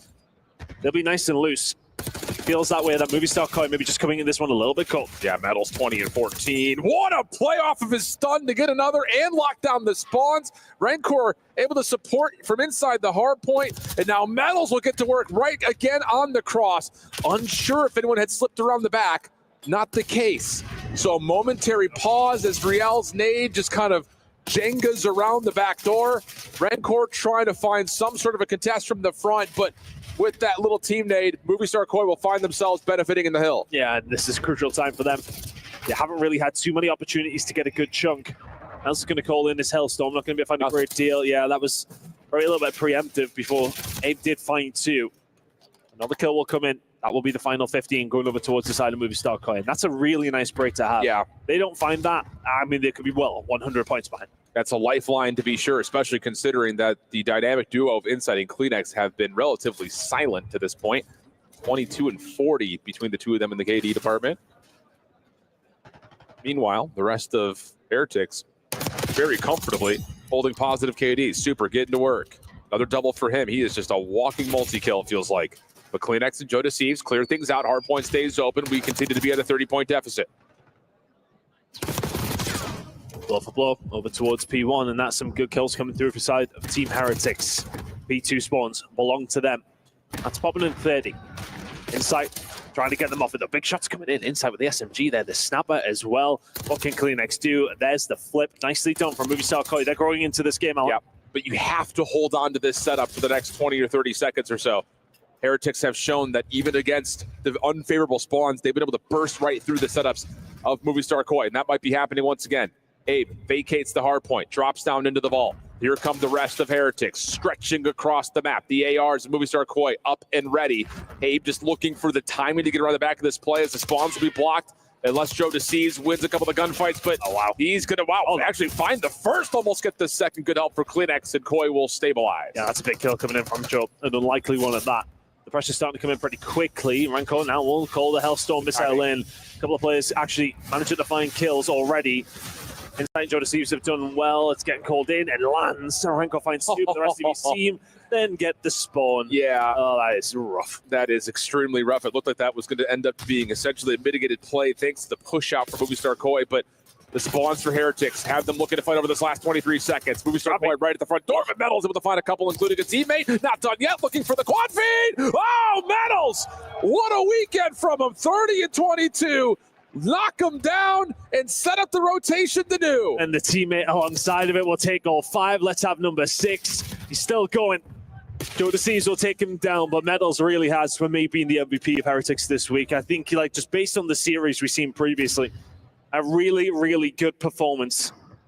31 and 23. That's some big time now for Heretics, heading over towards P3 now. Rotation for P4 is very much there. That's just the gunning from Kleenex. Going to try and find their way through over towards this art side, but it's a healthy lead for Heretics. Yeah, and again, it's another situation, though, as we start to look over towards the mini-map. Movie Star Koi in position of control of the map, but they have to have this.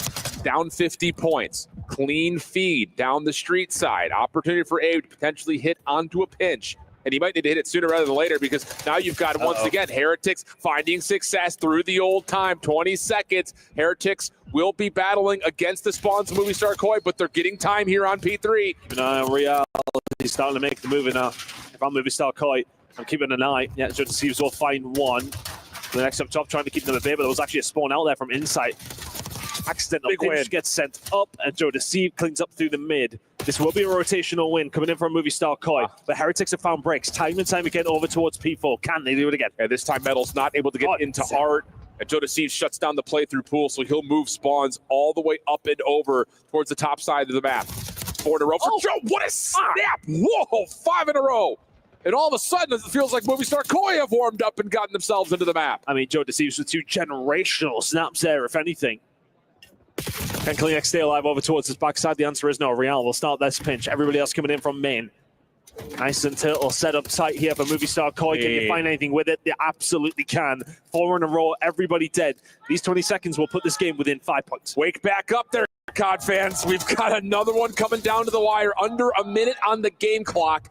And it's going to be about a 10-point game as we rotate back to our first hard point. Big 1v1 here between Rencor and Joe Deceives. Nade to follow, shut down by the trophy. Over the top of the hard point, though. Super, Real, try to lock things down over towards U-Haul, and it leaves Abe by himself. But can he get the double to try to keep this hard point open? And yeah, the clock is going to continue to tick in a 14-point game.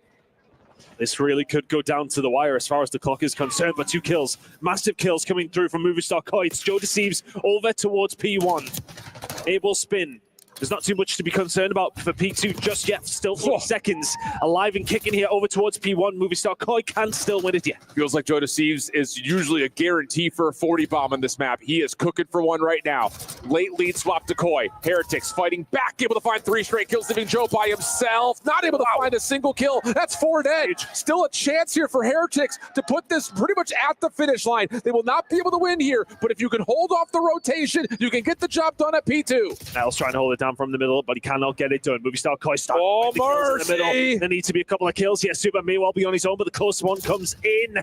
Abe challenging. 27 seconds on the game clock. We're moving over towards P2. Big win from Joe Deceives for that 40 bomb. That may well be the game. 2:30, 2:37, 22 seconds on the clock. In sight. Over the top of Joe Deceives, keeps him safe. Now turns his attention to the back door. Late lead swap for Koi. One chance. Heretics are stacked up, trying to find something from Super on the pitch. Good first blood there for Metals. Joe in some trouble. Here comes a dive into the hard point. 2:37, 2:45. Metals catches another double. Heretics are in the hill, and they wipe things from the front, leaving Abe by himself. One more chance here for the side of Movie Star Koi. Can you find a way in? Heretics have to hold. It's open for now. Heretics still spawning relatively closely. You got to find a way to get in, though, and Rencor will not be able to. Yeah, the vibe's still high here for Movie Star Koi. Maybe late to the party, but they showed up with the goods when it mattered most. What an ending. Call of Duty fans, we are getting a hell of a treat for a Sunday. My goodness me. What a map number 1. Heretics will be kicking themselves. I felt like they were in control of that game. I heard the majority of the time. And it just comes down to that one decent P4 hold towards the back end. And then Joe Deceives can get over towards P1 where he has been thriving. The P2 rotation is 50-50. It comes down to the gunfights. When the first blood drops from Movie Star Koi, it is all she wrote. But how... especially with the plays that Heretics were making, yes, I'm trying to compute in my mind how they did not win that game. No, it really comes down to me, for Koi, they missed out on the first P2. Yeah. They don't get rotations over to 4. So many times. You reset once again. They split the difference on 2 when they rotated early, which is like, that's not good. But it's that last play we just saw a moment ago through P4 where Heretics are in and looking good. It's a quick break from Koi. They get a lot of time. They lock things down in that final P4, and they bring the game back to within 20 points. And then, of course, you see the action. It just comes down to a level of who's got the hotter sticks.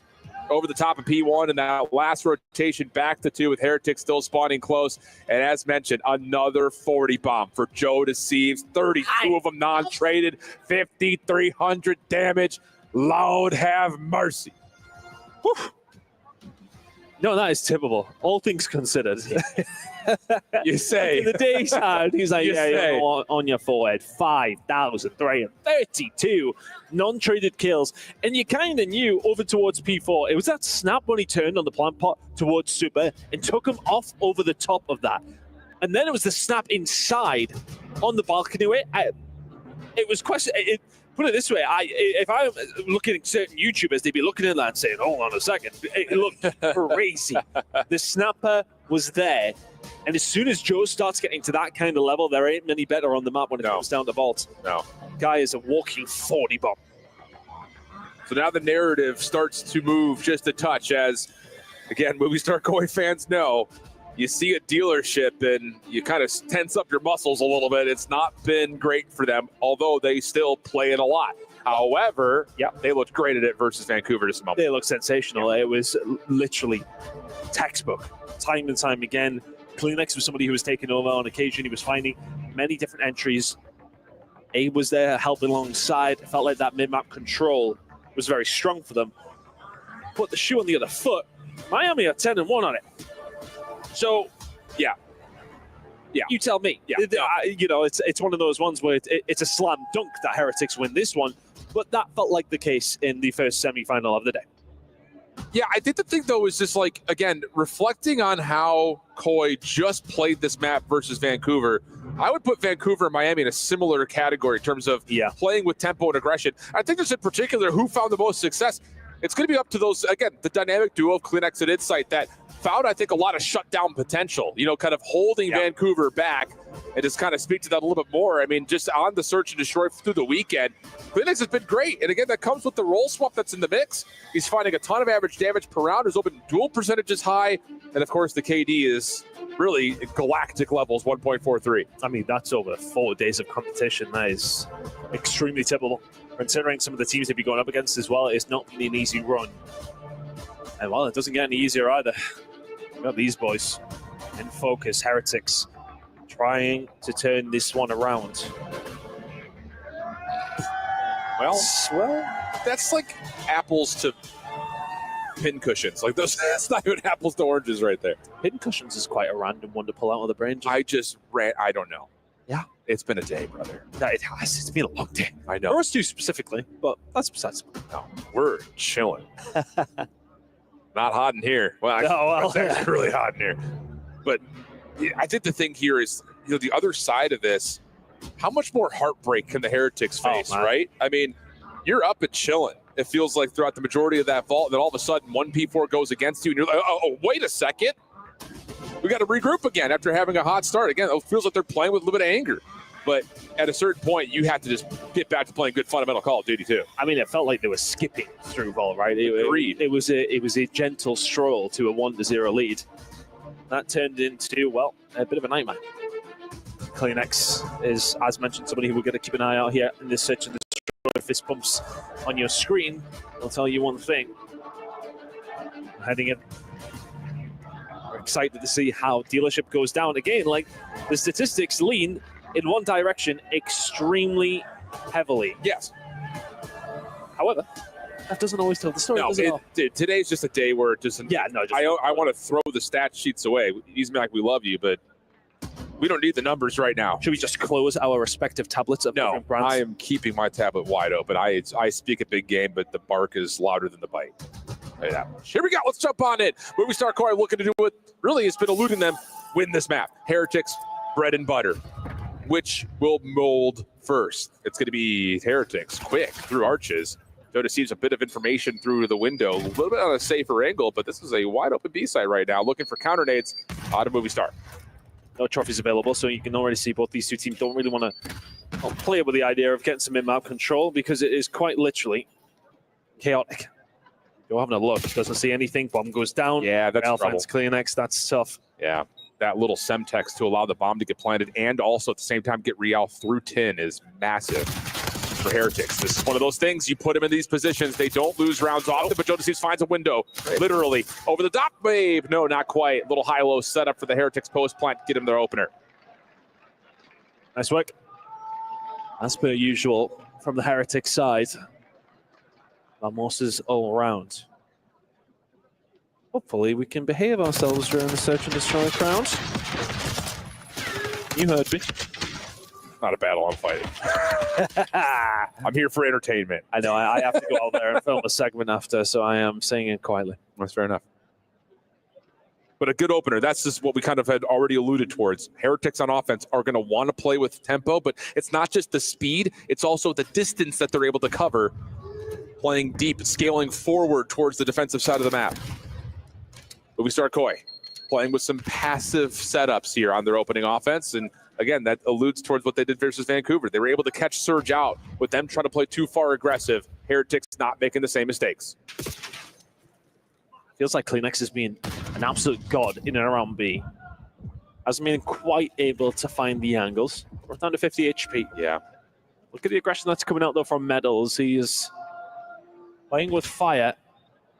He doesn't go much further. Oh, not a favorable gunfight. Steps away. Semtex give him the distance and then hits the deck behind the table. Looks like Movistar Koi are going to let him live here. That calls Rencor to have eyes up over to the top of A. Metal's going to rotate over towards vent side. Car bomb pushes Rencor off for a moment. Semtex to counter. This has been a really good battle. Now you've got Metals, but no. Jodecives slides, finds the kill. Kleenex follows, and Movistar Koi have the numbers, just looking for the plant. Can't get it, not yet. Big pick. Inside does so well to get rid of Rencor, steps forward and finds another. Rencor is an iota away from getting around the corner. Oh, poor Tom. He's getting it all. He's getting both barrels this week, isn't he? He loves it, though. No, here's the thing. And again, like, as much as you have to give some respect to Movistar Koi for what they did versus Vancouver, the Miami Heretics, the Heretics, pardon me, they're not going to do the same things. Especially on the defensive side, as much as they're prone to taking space away, they're not going to do it in the first 45 seconds. They're going to wait to get a feel for where you are or where you aren't, and then take that space away for you late into the round. So if you're Movistar Koi, you got to be really careful, I think, in those opening 45 seconds or so of how passive you're trying to play. Big point of action for side of Movistar when they were playing up against Surge was keeping an eye on inside. A lot of attacks were heading down towards that A side. They felt like they had a number on him. This is a freebie. Another one. B side. And I think they've just been out-rotated, out-positioned. Feels like Movistar Koi are happy to go for a retake, albeit not an easy one. No, Semtex over the top. Metals able to find some information. You still have Real playing forward to stop the connection over through 10. On the flank, watches Super. Here comes the retake attempt from Movistar Koi. And Real, kind of gets a little bit baited right there. Has to be cautious of how he wants to play. Values his life, ducks into 10. Meanwhile, the playthrough window starts to develop, and Real gets isolated. Back and forth we go, 2v2. 15 seconds of the clock. Time is running out for any potential defuse. Jodecives has to run at this. Metal's going to back away and then check it once it's at 7.5. No chance for a defuse to come through, and that's just another round where Heretics take away too much space for Koi to retract from. And I want to say incredible discipline from Real as well. Not to go chasing that one. He was in good position where he initially got those bullets through. Just dipped back. Do not need to sacrifice your life. A trade there doesn't necessarily help anybody. You staying alive helps your team a bunch. You can't let that keep happening if you're Movistar Koi. As much as Real, again, does drop, he just kills so much time off the clock.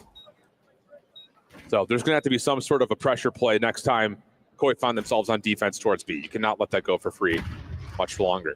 Trophy system down. Joe, Abe, getting to work with subs over through the front side at Kitchen. And it's a nade on the backside that just connects Semtex into the window, finds Jodecives for first blood, and Heretics could just kind of stack the box, play off each other, and Rencor shuts down Abe to make it a 4v2. Incredible work. There's a stun that went through for the check for Movistar. Didn't land on anything, but Heretics are the ones who benefit from it. No, it's a four-man stack over towards the backside. You're just not reading this. Got to get a lineup of some sort. Not going to happen. Inside, no. Tried for the knife. Not going to work out. And a flawless round for Team Heretics. And again, just the patterns, the trends, all of it favoring Heretics right now.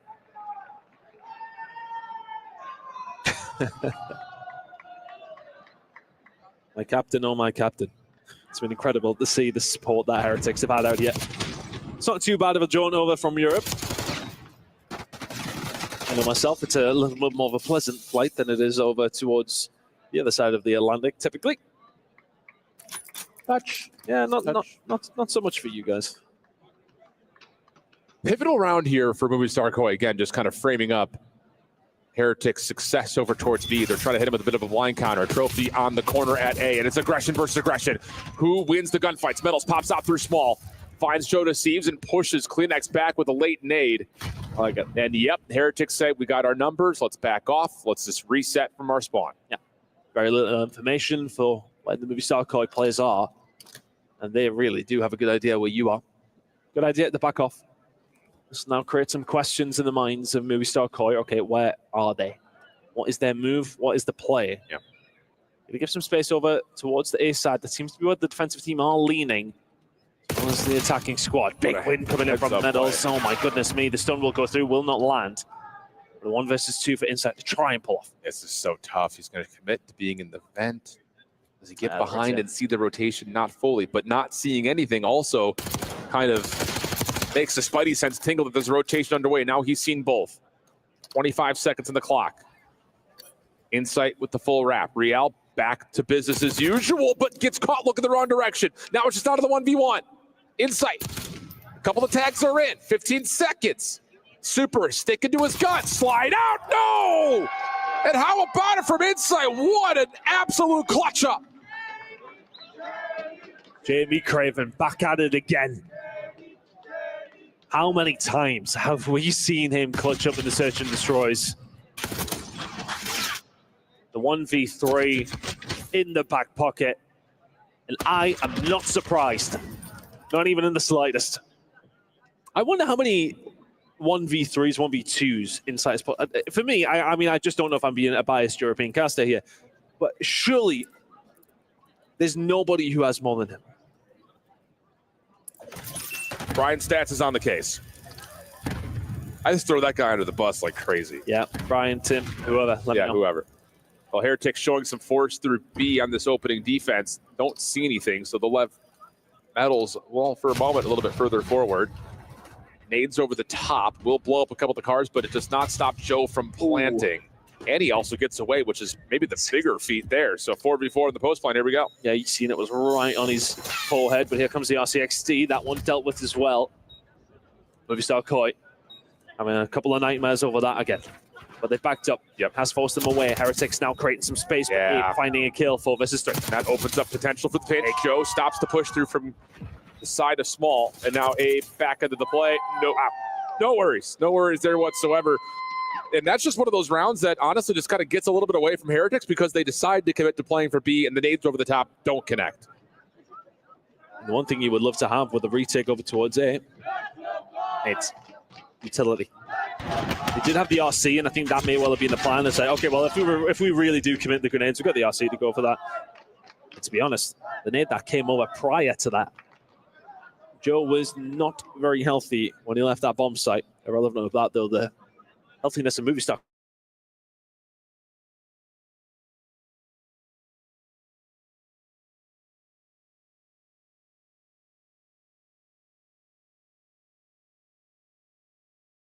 You get a little bit of a triple setup to just clear the angles at arches, and Abe is now forward.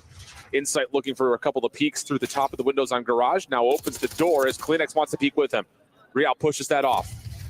Stuns do not land as Real continues to, again, give the Heretics a scale deep that you would like to see if you're Koi's defense. You cannot allow Real just to stay here. Change up in position for Insight there. I went off the 3 spree there. Sets him, okay, well, let's get you involved. Let's keep you alive. Right now, he's going to have to work. Oh, is this for Real? What was that? And now Metals catches the shoulder. He's got AR support behind him. But Joe through the vent. Okay, nice opportunity for Rencor to save the day. Insight down to 1 bullet worth of health. And Abe gets predicted through vent. And it's just another one of those offensive rounds you categorize by Heretics don't just take the site. They get past it. And there's no way that Koi can retake into that. A little bit too far past it, to be honest with you. It was a case of not really dotting your I's and crossing your T's. When Joe Deceives comes out of vent, he nearly finds 2. That's different. From nothing, but that was absolutely upset. But look at this. The fact that he was able to even get bullets down, I think he finds 1. Yeah, then Renko spins and gets rid of him. That could have been a lot worse, though. Didn't quite have every single angle covered. The aggression was the priority. Right now, they're the ones a priority here. 4-3 up in the Search and Destroy. A bit of a mid-fight going on. Real with the first blood. Metal's looking to pick up the pieces here as well. Joe Deceives has found 1. Extra subs, extra pressure for Team Heretics. CleanX in trouble, but somehow finds 1. Tries to stun for an opportunity in a second, but Insight will get up into office, find both weapons to play with as he's got another clutch situation, this time 1v2 in front of him. He is really just that guy. And he can hear them. Yeah, he knows something's up. His problem, though, is that he is the one that has to move. Got plenty of time. Who does have time?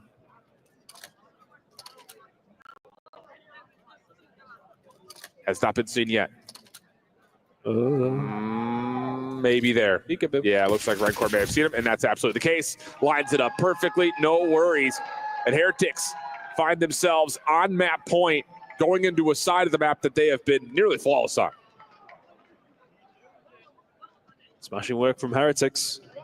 Be thinking to themselves, how are we not 1 round away from being 2-0 up here?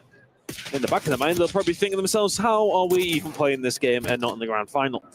But I suppose for them, it's been a very nice regain, especially at the start of map number 1 was so solid. They didn't get it over the line, but for them to have the capacity to be able to bring this level of a game to this Search and Destroy in the situation that they're in is typical, to say the least. Yeah, this is a big hit. Yeah, here we go. It's the same offensive look for Heretics. This time they will have to match up against the double SMGs of Koi, and Riel finds both. CleanX can't finish his food. Super with the end up to Insight once again.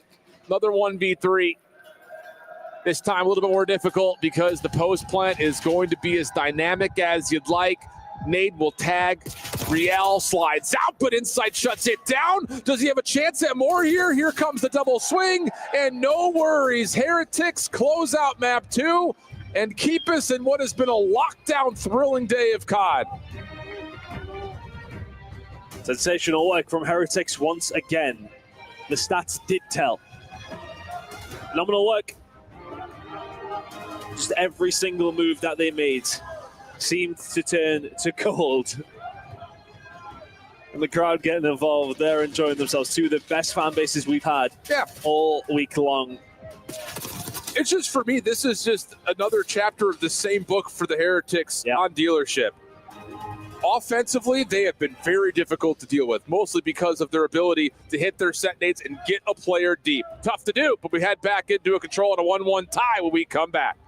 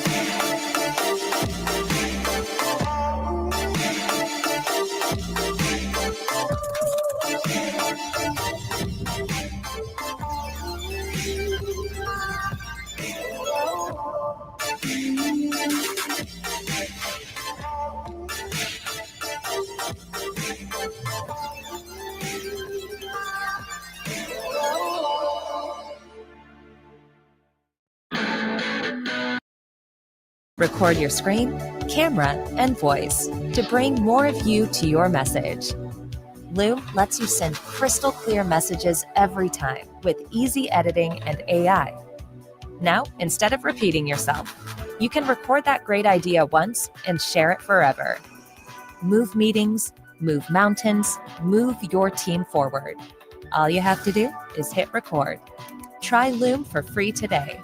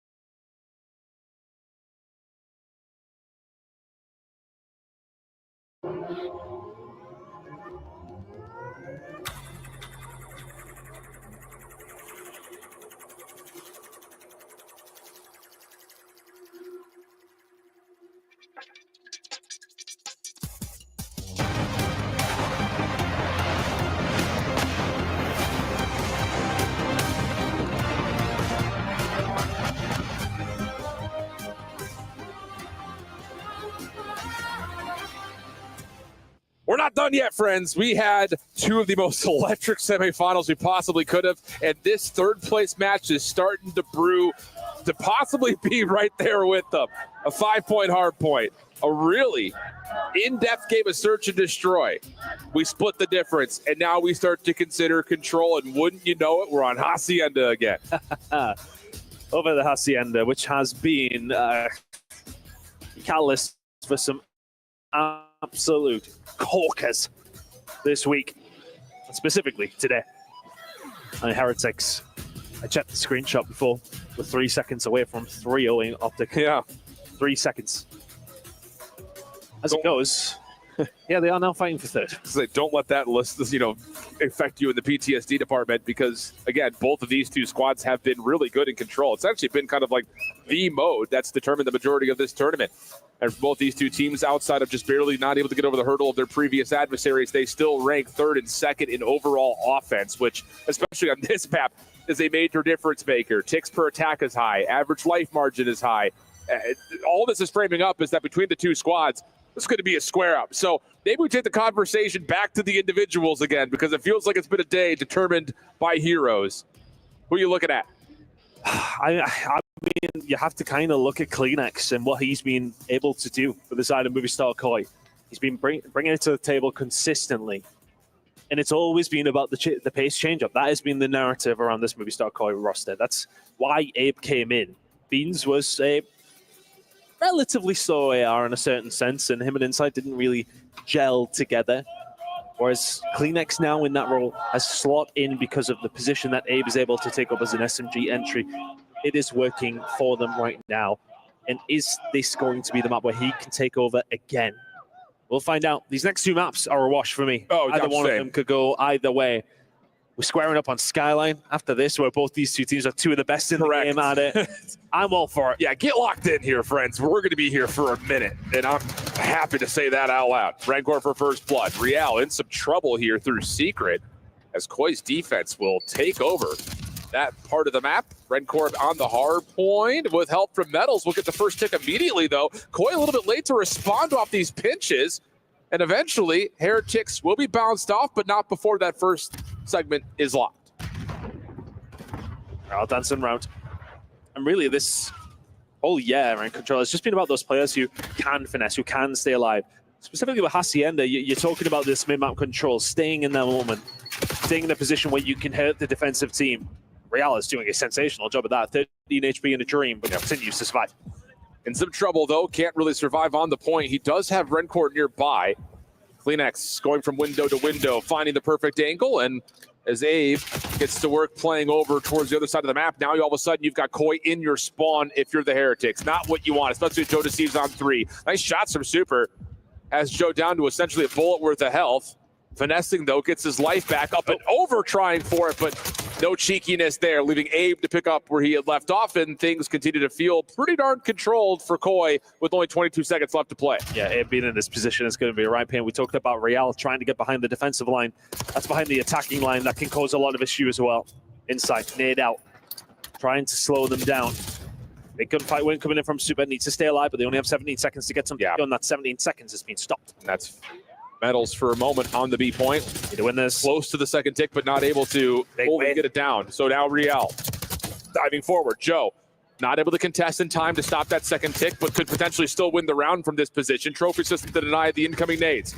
Joe only gets one. The double slide comes through. Abe trying to double down, but no. Metals has the last word. Stack up is here. Kleenex trying to challenge, but no. Extra 60 on the clock. One life difference, and all of a sudden, Heretics are already on edge. Very seamless transition as well. If you're Heretics, you've got a really big chance. Movistar Koi, you need to find a gunfight. Rancor in some trouble. Can't quite slip out the windows. Metals still on the zone. Second tick locked in. One life edge for Heretics. Kleenex able to take one out of the point, but not everybody. You got to find these kills all of a sudden. If you're Koi and Abe in sight, they will just narrowly save the zone and get just a touch of depletion on that third tick. 9 versus 9 here in round number 1. Could it come down to the wire again? Joe Deceives trying to slow things down. Rancor's found 1, gets caught in no man's land. That's 2, nearly 3, 4 kills coming through for Heretics now. Metals left on his own. Has to be insight, though. He's got 2 players looking right at him, and that's going to be the wash. Heretics down to 15 seconds, and Koi in their spawn, able to break through it, get the extra 60, and then the biggest part, the quick transition to immediately throw force onto A. It's just a big moment. I think it was Real who found 2 over towards the B side, solidified it, and it was just so well worked because Movistar Koi kind of do a bit of Hail Mary just to try and get them off, and they really did force. And then, as you can see, it's the transition to A, and it's that relentless pressure that they keep on. There's always somebody left alive. There's always somebody pushing you back. And when those 4 players can jump on A so quickly, 2 ticks are gone in the blink of an eye. Absolutely. Okay. Heck of a first round. Opportunity to respond if you're Movistar Koi. Again, the stat line before this map started. Both teams exquisite on the offense and control. Kleenex looking for Rancor. Not quite able to find him, and actually Abe tries to commit forward, but Rancor still somehow takes down 2. Joe Deceives. All clean shots to Super. Not able to finish off 1, but then turns to find Real instead. And the finesse for JD now starts to come through as Rancor finally gets the trade. And meanwhile, the rest of the Heretics are putting pressure on Koi spawn. The more I watch some of these young kids, I just realized that Call of Duty is leveling up every single year. You watch Joe Deceives now. Incredible player. Then you just watch another gunfight on the other side of things, and it's Heretics doing the same back and forth. We go through this mid-map control. Rancor with a nice kill. Can he find a second? They're going to wrap back around to try and get rid of him. But staying alive. Yep. Staying composed. A life lead for Heretics up to 4. 33 seconds on the clock. Koi have not really seen a zone in the last minute. Able to get out of the spawn for now, but what are the designs in terms of trying to get onto a point? Insight provides you 2, but this is still less than comfortable to stay on to A. 22 seconds where the clock stops. Gotta make their move. Real chipping away. Abe will find Metals, and they will be able to stop that time with a push over towards A. Super is there to pick up the pieces. If he can continue to survive, yeah, we'll keep them at bay. 17 seconds. This will take a big roll of the dice from Movie Star Koi. Yeah, Super just in and out of the windows. Abe rotating over to B. Seen by Super, but Kleenex saves the day for maybe a moment. Double for Kleenex. Opportunity to stay on towards the safe zone, and Kleenex is not done. He's going to find himself 3. Rancor in a spot of trouble. Who is it? It's Kleenex, but Abe steals the kill away. Second tick of progress. Looking good for Joe and the rest of Koi as they try to join him for the extra 60 seconds, and Kleenex is on a killing spree. He stepped it up just in some kind of way. And there's it gone. Oh, nightmare fuel for Team Heretics. Unreal. 6 in a row from Kleenex. I'm telling you right now, it's about to be 7. There it is. Oh, little heat check. Running out of ammunition. Has to reset the weapon. Meanwhile, the rest of his team behind him on the B point. Keeps the clock paused at 106. And what a turnaround this has been for Koi out of the blink of nowhere. 8 in a row. Could he get up to double digits? A little turnover to Rancor. Oh, my goodness. What a set of shots from Kleenex. And Koi respond with an offense of their own. I mean, he's just ran the lobby. 9 in a row to find the break over towards top side, clears out window, and all of a sudden A is wide open. And they transition through office up to top plat, controls their spawn. Heretics never clear him out. And he wreaks absolute havoc. It is just the way that he not just manipulates the map on his own, but he's playing off of his teammates to 5 HP. Allow them to make a play forward, and you're not kidding. Unreal scenes. And so we go into round 3 with back-to-back offenses and a hellstorm to boot now for Kleenex. 9 in a row. Well done, Team Heretics, though. There's been so many of these defenses where they've done everything right for 90% of it. That final 10%, that's why control can be so frustrating. You can do right for the majority of the round. It may well not matter. And that's just Hacienda in particular. Yeah. Quick play over towards B for the Heretics as Kleenex gets the double-digit streaks. Looking for the record. Almost able to find one more, but there was support there for Rancor. Insight trying to challenge, taking away some of the angles. Riel up to office. Looking good here for Heretics to get the extra 60. And yeah, Joe just kind of runs forward like a lemming. Not much he could do from that position. And it's a lot of time on the clock here as Heretics have only dropped 2 lives. And once again, quickly transition back to A. These attacks flowing like water between these two squads. You mentioned it. 2 of the best attacking teams, if not the 2 best attacking teams in the game. When it comes down to Hacienda, A may well be gone. Maybe one more stab here for the side of Movie Star. We're talking about 3 kills up until that wipe right there for Koi. Just we're not able to find gunfights, but as they do, look how quickly the map starts to change. All of a sudden, some spiral control develops for Movie Star. Abe on 3 in a row. It's been a little bit quiet, but that's one way to turn up the volume. 15 and 15, gets over towards P2, manipulates the spawns to Kleenex direction, and you know how hot of a hand he has. Back to a 4-life gap, but there's still tons of time on the clock. And Renko has managed to find a way through. Oh, Abe, a little bit of bad timing. 4 kills in a row from him did slow them down, but now all of a sudden, Movie Star starting to give lives away one by one by one. And Heretics in a good spot to maybe get something done. Abe nearly gets spun on. Nettles will be there to pick up the pieces. Insight from Double Doors is trying to slow things down. Half a tick away over towards A for another attacking round. And I love this discipline from Heretics. You need maybe 2 more kills, and then you can just jump it, stack it, win the round. But don't get too greedy. Don't let Koi wipe you off the floor and get back into a spawn trap position. What is this? Maybe a little bit too much caution. Wow. As Super's going to be found, tries for the turn, and whoa, mercy. Nearly pulls it off. Elongated engagement between Metals and Joe on the other side, finished by Insight, and this is what you're scared of now. If you're Heretics, a little bit stuck outside, and all of a sudden Koi start to make their defensive line set forward. Good positions here from Koi. Haven't got anybody pushed forward, though. 12 versus 7.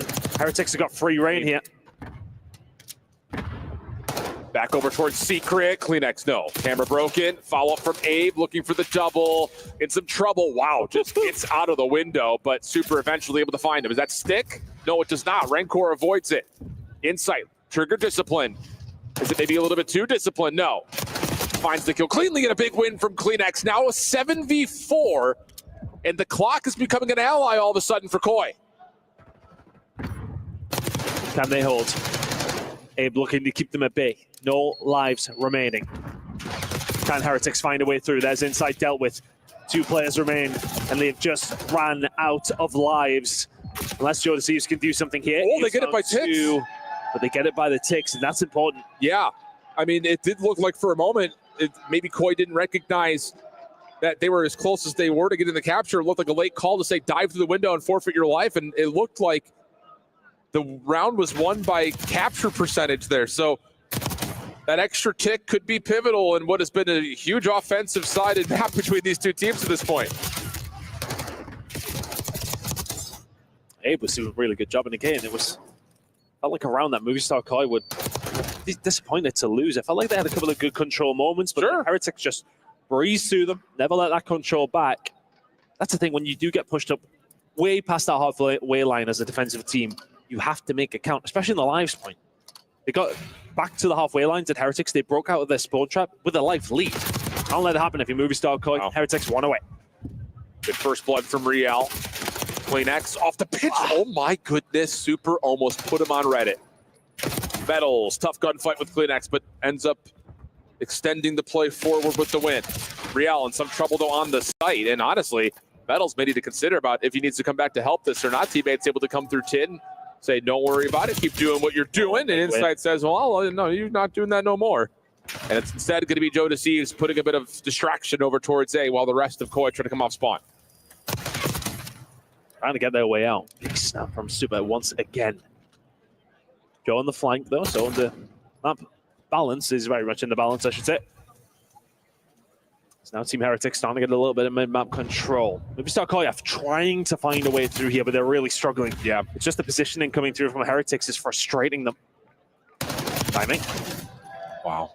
Big win from Super once again. Keeps the defense very safe through the middle of the map and keeps more guns up over here at B.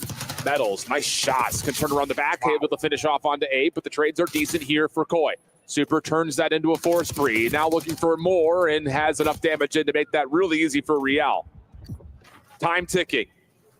Can Heretics find the swing map right here, right now? But coming through secret, here come Koi once again. Rancor shuts down the play before it can really develop as he finds himself a second. Now you look to Joe Deceives. He's got to find a kill or put himself in position to stop this clock.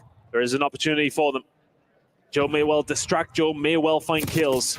It could be the point here if they can get rid of the play in the middle of the map, and that might be a stack coming in. They need to do something at 7.2 seconds. They cannot make a mistake. Abe gets 2 more. That's 3 dead. First tick in, second on the way. Metals, what does your timing look like on this pinch? Everything is being watched with this triple stack. Here comes the 3rd tick. Metals able to find one. Real following up, but Clean X, 1v1, no! But it doesn't make a difference. The extra 60 seconds have already been tallied. But what have they sacrificed for that? The spawn trap potentially there, but they will deal with Metals. Super away with his tail between his legs. Again, for Heretics, it's those all moments. Hellstorm coming in. What can he do with it? Has to find some clearance and more than that. Surprise, surprise, a double gets connected. And with 39 on the clock, Joe's able to stop it by jumping onto B with help. Rencor is the only defender on the backside of this play, and Rencor will drop. You can stack this. You can send this to a 5th round. Trophy systems in play. One more chance here for Heretics to try to put the map away. Nades now landing, but no one able to touch in time. We're going 5. We truly are in Riyadh because Heretics have 0 ice on this map. My goodness me, how many times is there going to be that moment you've got 5 or 6 seconds left to defend, you do everything well, can't get it over the line. Their attacks have been more convincing, don't get me wrong. They definitely feel as if they've been the better team in the map number 1 and the map number 3. It's those final small moments where they just crumble a little bit. Ghost of Christmas Past kind of rings through here from the previous game. It's been the same scenario in both of the rounds they've lost. Yeah, but I will say that was a perfect call with the Hellstorm. I mean, it's just incredible gameplay coming out for Koi as they find themselves on the defense. Don't even know if you want to be on that side of the map between these two squads. Real immediately on towards A. Long wrap through Fireplace. Metals in some trouble. Backed up. Wallbangs trying to come through, and Insight will make it 4 down, only dropping 1 of the process. Stay alive here. Joe up close and personal. A force spree. Every bit of utility slung towards him. Stunned, wasn't it? Oh my God. Some of the gunfights I've seen today are out of this world. Renko finding that as well on the outside. They can push through water straight onto A. Heretics trying to get something done early. And a big 1v1 there off screen for Super. Real following up. Abe trying to do what he can to stop the respawns, but he needs some help. Kleenex re-clears the office. First tick done on the A zone. And honestly, for Heretics, they're just going to take their time out of spawn and see if they can put a little bit of pressure on Decoy at the same time on the other side. Wow, look. Kleenex finding the second after the long-range jackal kill comes through on Super. And Abe is still very much here. Renko, it's about, well, do I turn around, do I help my team out? And that's exactly what he's going to do. Comes back round, there's the flank. Kleenex can find one before he does manage to eventually fall. Wow, good first and then an exit from Joe. Insight stops Raincore up top, 22 seconds to the clock. Last ditch effort here for Heretics. Super able to take down one. Kleenex, though, controls the archway. This is not where you want to be right now if you're Heretics. You got to try to flood through all of these waiting, ironed up ARs. Joe, both weapons to play with. Clock comes to a pause at 10.5. Joe clears out the one contestant. That's 3 down. Last one left is Rencore. He may split the difference here, but he's going to have to go godlike. And even if he gets the extra 60, you're still looking at a significant life advantage. And finally, we have a defense. Movistar Koi come through big and take the edge of the series. Incredible work from Movistar to get that one over the line. But a couple of different rounds from the Heretics boys that you're questioning, how did they not get over the line? I mean, look, yeah, the Hellstorm, 1,000,000% was perfection from Kleenex. And that's the reward you get from going, what was just like 3 and 15 to 15 and 15. Correct. Went crazy. And all of a sudden, Heretics think they've got it in the bag. But I want to say that is like 4 or 5 rounds of Nancy under control within the last 2 hours. They think they probably could have won. No, absolutely. I mean, again, it's just, as said before, how much more heartbreak can Heretics take? And you know what? I know as a commentator, we're not really supposed to have any sort of feeling towards it. You know, but there's no rules. There's no rules about that. No, of course not. But I really do feel sorry for them because they've been such a good team all year. Correct. And it's been incredible to see, especially for me as a European, to see a full Spanish lineup go on and do so well. But they have, I think the annoyance is that they have the potential. We see the brickwork, we see the foundation, and then every now and then there's just a crack, and that crack leaks big time. We're at the culmination of the Black Ops 6 title. Yeah. Mistakes are going to get punished, and our best teams are doing that. And not that we can just sit there and harp on that, because let's be honest, Heretics have been punishing other teams for their mistakes as well. This has been some of the greatest Call of Duty we've seen in a long time. I know a lot of us have been sitting there like we felt a little bit maybe cheated by champs because like we didn't really get the full form of FaZe. We didn't get the full form of Thieves. Other new stars rose very quickly. And wouldn't you know it, those storylines were the ones that we're going to remember for the rest of this, really this rest of this year. Because now we've got our final 4, and it could not be tighter, obviously, between them. This has been unbelievable. So let's take our conversation into what will surely be, I imagine, another electric hardpoint. Skyline coming up next. We know Heretics. They play this map, and it's usually a 10-point game at best by the end of it. And yeah, and if you look at the other side as well, Movistar Koi with a 14-5 record matching up to the 16-4 from Heretics. I mean, look, it's a wash in terms of what we expect to come from this. But thinking about the series overall and who really has taken over for both these two teams, Kleenex had himself a little bit of a spree there, which was the combination of what got them through that round number 4. Then you think about what's been happening on the other side of things. Renko's been bringing it to the table. So yeah, everybody has been performing on occasion. Who's it going to be in map number 4? Who's going to get it over the line potentially for Movistar Koi? Oh, do we see the map number 5? What do you think, map number 5? I think we have to have map number 5. I'm here for the longest day of COD ever. If it continues to provide matches like this, absolutely. You here on Thursday? I'm in for it, brother. That was for a different reason. This is what we came for. And I think the thing about this, and just to kind of give a spark notes on the year for this Heretic squad, this map, I think they're going to look back on and say, wow, we're really happy to have this in the map pool, because it's one that allows them to play with the flexibility that the roster has, especially since the swap upset happened. Super gets in the mix, one of the most flexible players to come out of Spain in some time. Rancor is no stranger to picking up a sub on the ground and making good use of it. So it's just like the heroic moments that we continue to see from Heretics largely comes by way of their flexibility. And I think that's another kind of, notch on the belt, talking about how good this team has been and why they continue to find themselves in situations like this. But on the other side, the addition of Abe for Movistar Koi has allowed Toronto to play with another level of tempo and pace that they were going to need if they want to close out this series here in 4. Do they do it in 4? As we head over to Skyline once again. And this place, frankly, has been cinema today. Give me another one. I'm locked in. 9.9 on IMDb for today. Yeah, full scores on Rotten Tomatoes. Let's get this thing going. Here we are. It's going to be Movistar Koi on the left-hand side of the map in the orange. Heretics in the blue, trying to cut across the map and will automatically be into P1. I'll tell you, this Heretics team, one of the best P1 squads on Skyline this year, and you're seeing exactly why. First blood and a lot of opening time. Just so annoying. Just dip and dive away. Hide on the point. Wait until you make a move, and then they know exactly where you are. They played so cleanly.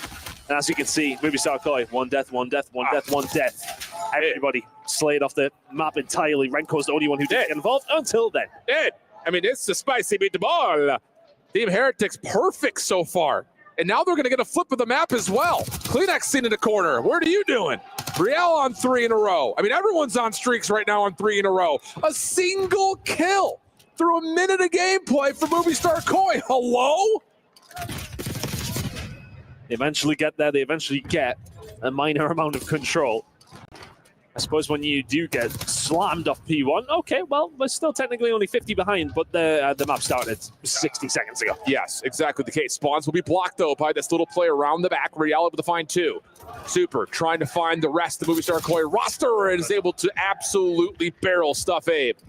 Now it's just down to finding the players up and around the hard point. No problems there. Riel's on 5-0. We're only got 4 total kills for Movistar Koi. Someone check their PCs if they're on. Insight dead. Riel eventually does fall. Abe, the one trying to get something going. I mean, what is combined 6 kills between Movistar Koi right now. Metals has that on his own. What are we talking about? It's 70-3. Rotate. I guess. Oh my goodness. Heretics in firm control. Super shut down from taking an extended route. Metal's able to find one. If he gets a second, stop it. Just don't. No. Almost. Insight shuts it down. Riel following up also gets out traded, leaving Super by himself. And okay, finally a moment that Koi fans can breathe. Now, we've been here before with Heretics, though, in this series. It's felt like one they've controlled, and yet finding themselves needing to do this to Movistar Koi. Brother. From Metals. I think you're right. We are at the very, very tail end of the game. This is the last time we'll see it on a very competitive level. Here in the franchise side of things, from the challenger side of things, and it is showing. Everyone bringing their A game today. Movistar Koi eventually getting themselves some decent enough control. For somebody who you would think would be popping off on this map, 3 and 10 Joe Deceives. Is that a yellow card? No, this is just different. A little 2v3 moment for Heretics. Backside patio of P4. Now we're playing in through the middle of the map, and we're finding wins there. Wow, 90-40. Decent P3 for Movistar Koi, but they're back onto the break attempt again. Can they find a way through? Movistar Koi need themselves a decent hold somewhere along the line, and Butler, they take the lead. No way. It's not going to happen. Not with Super over towards the backside. Insight. Big gunfight through the middle of the map. Just to keep a little bit of pressure, just to not be forced away. His teammates are here now. Here comes the push. Yeah, but you have to hit this from the front now. And Rancor has just taken his usual spot, bathing behind the backside of the hard point. And they just can't get him out. The ARs on the backside of the hard point are just hanging. Rancor eventually pops his head up. Insight finds the punish, but the spawns are still in. So, again, the delay for Heretics to keep the spawns, get the reinforcements, clean up the scrap time. It is chef's kiss perfection. They're running away with map number 4. And the 3rd map number 5 of the day. I can quite literally smell it. Metals 14 and 8 now is able to find 2 through the middle of the map. They need a regain right now to Movistar Koi. Big time. Just to hold over towards P1, keep them off it. decent hold over towards P2. You're back into the game, but that sounds like it's easier said than done. Yeah, shades of Vault, kind of. You have to win this next P2 if you're Movie Star Koi, though. Otherwise, the game is just too far gone. Good bounce back here. 3 for 1 the exchange. Metals up top, just hanging on to his life. Where has this Metals been? He has been dominant all weekend long. Movie Star Koi in some trouble, but they're doing well here on P1, reducing the gap. We step away for Bravi elicited with Movie Star Koi. Oh, no worries, no worries. 1 P2 by the way. Actually, time our side, Jimmy. Nice. 1 P2, last guy. Heard you. Top T, top T. Top T on us now. They're gonna be about. What's up T as well, maybe? One shot. I'm on the cross. Piano weak. Top T again, so. On the same, Joe. On the same. What's up? Let's see top T. It's top down. Catch. Wait a sec, Joe. I'm starting time, okay? I'm starting time. He's got me low catches. Can't see. I'll see back step. Hey, fucking hard bridge, our bridge. Back tiles. Surely Falk behind you. I'm still top high. Alright, top out as well. He's absolute. P1. What? Okay, P1, yep. P1's he's on twice, he's one shot. He's on twice. Shit, I'm weak. Give me a second. Could be laid up. Come on up, too. Come on. Nice, 2. One more top up. Make him tip down. Stop out. Back tiles. Tree the couches. Nice, 2. I spawned in. Nice. I agree. Someone get kitch. Come on, boys. Come the fuck on. I'm one shot. Yeah, could be hitting me front, guys. I need help. Piano me as well. Yeah, good kitchen. Top. Piano. One's kitchen, Joe. I'm looking deep kitchen. We can smoke low out. Low, you're good. Low back, Freddy. Top. I have like kitchen. I have it. Yeah, he's kitchen me. Top. Nice shit. Piano, low chip. I heard you. I'll say the bottom. There's 2. We are weak. He's taking the company. Absolutely. Two more here. Covers off. Let's I don't know. They're trying to get up mid. They're going to take routes. Yeah, deep hatch. Two working up hatch. I'll go. I'm on top. Finding outer. It's a slow burn, but a burn nonetheless. Movie Star Koi back to within 40. Pivotal break here for Heretics, but map control as Kleenex is on 5 in a row. No, shut down by Rencor. And what a lifeline Rencor has been continually across the top of this map. Yeah, he's been incredible, but Kleenex and Co have started to step things up. Joe Deceive sitting at 10 and 22, but it's a 60-point game. We need to see a little bit more out of him if they really do want a chance in this one. The kill's starting to fly through in the middle of the map. Rencor, can he hold it down? Trying his best, but with the AR out, can only deal a little bit of chip damage. This hold for Heretics. Last time we were here was immaculate.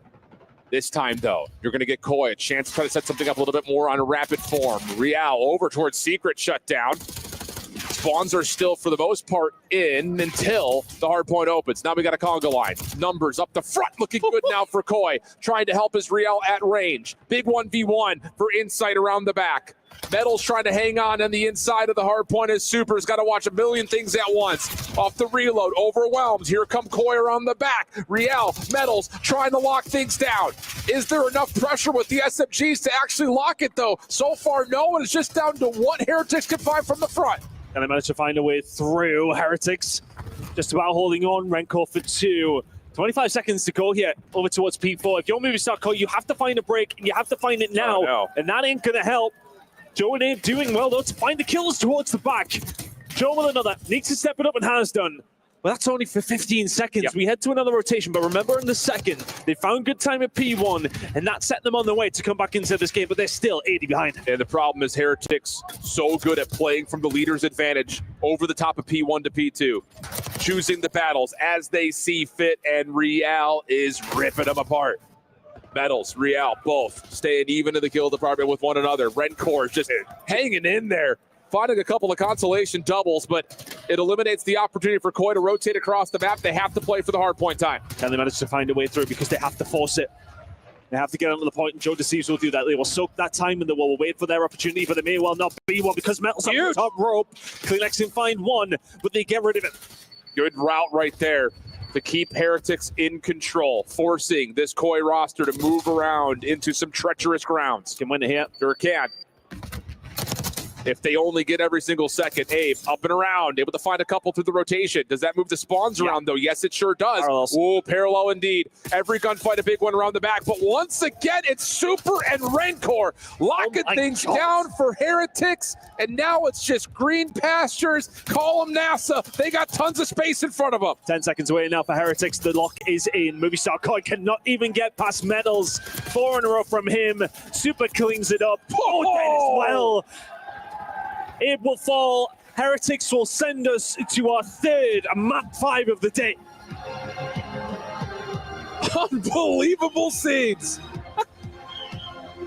You can't write a better story than this. And let's be candid, we came into this best of 5 series questioning if the energy was going to be there for both of these two teams, in particular the Heretics. And they said, shut your damn mouth. Of course we do. Cállate. Let's get this thing on the road. And wow, what a start onto this skyline. Never giving Koi a chance to even shoot back. And that gap, too much to overcome. Oh, I mean, absolutely slammed across the board. Sensational work from Heretics. Sent us to that map number 5. All right, down to the studio to give us their thoughts and breakdown for our 15th map of the day. Don't go far. The studio's got us covered.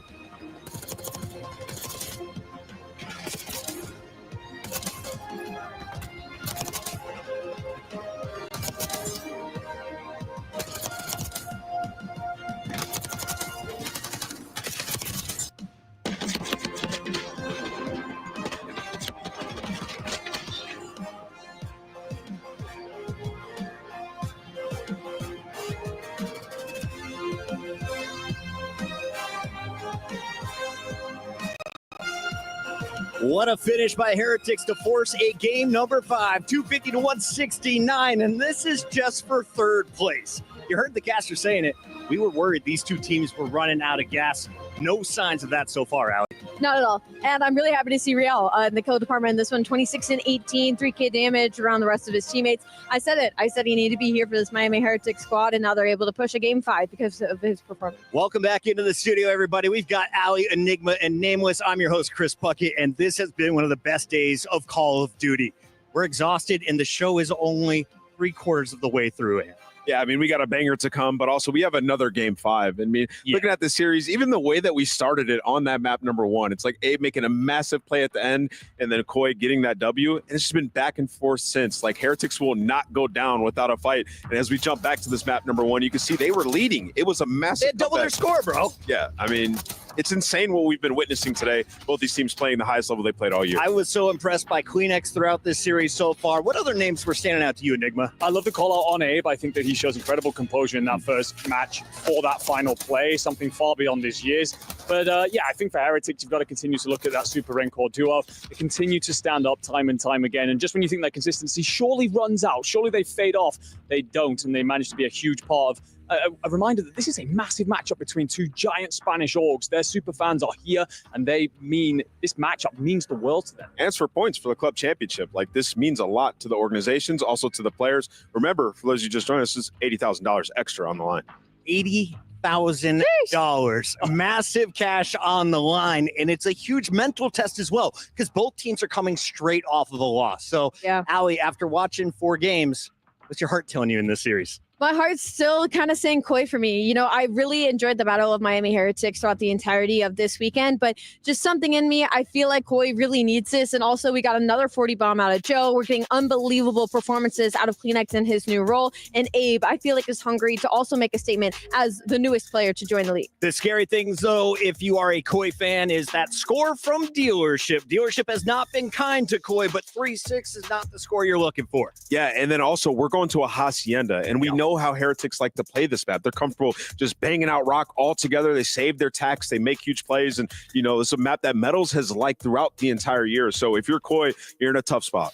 We're going into Search and Destroy Enigma as we take a look back at Dealership. Who are some of the S&D superstars for those just waking up on the West Coast? I mean, I absolutely love that call out on Metals. I think that he's had a fantastic tournament. He's always been a good player, but we talk about his 3 teammates, superstars of the team. He does a lot of the dirty work, the hard stuff. You end up with the situation where Real often plays out for those first bloods, so he gets highlighted sometimes. But Metals really does do a lot of the intangible stuff. But even then, this tournament, he has stepped up his lane. Well, remember when this map was first added, they were one of the first teams teams that were just like, we're comfortable playing it. They went on that crazy streak. It was like 5 in a row, and largely in part due to what you said about Real. He got 4 first bloods, kind of reminiscent of early stages of dealership, and then Meadows playing off of that. So yeah, this team has been sensational in search and destroy, and we're seeing it here once again. Al, you and I are known for our AR play. So are these two. Let's take a look at Kleenex and Rancor. Kleenex, he's been on this role for 10 days. How is he hanging with the Rookie of the Year? He's been doing so incredibly well. I still go back to that map 3 and think how he was just dominant on that control. But you can't count out Rancor. Again, this is our rookie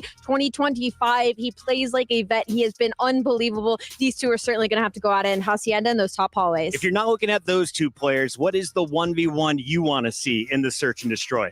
Yeah, I think Abe and Meadows. I think that's the one I want to see, because you remember when we were watching them earlier and Abe was just playing so aggressive on the defensive side. Like, I want to see them clash. Abe has been awesome. And, something we've been seeing in the reactions every single time is the dynamic between him and Joe Deceives, like feeding off of each other's energy. Like, that is your sub duo. And we talk about Kleenex, can be a little bit more reserved at times. Yeah. Well, he can vibe with insight. Joe Deceives got a new duo. I just saw the question in the chat. Is this the grand finals? No. Welcome. You are joining us for the 3rd place matchup, and you're doing it at the perfect time, because one game will decide who is finishing on this podium and who is left in 4th place.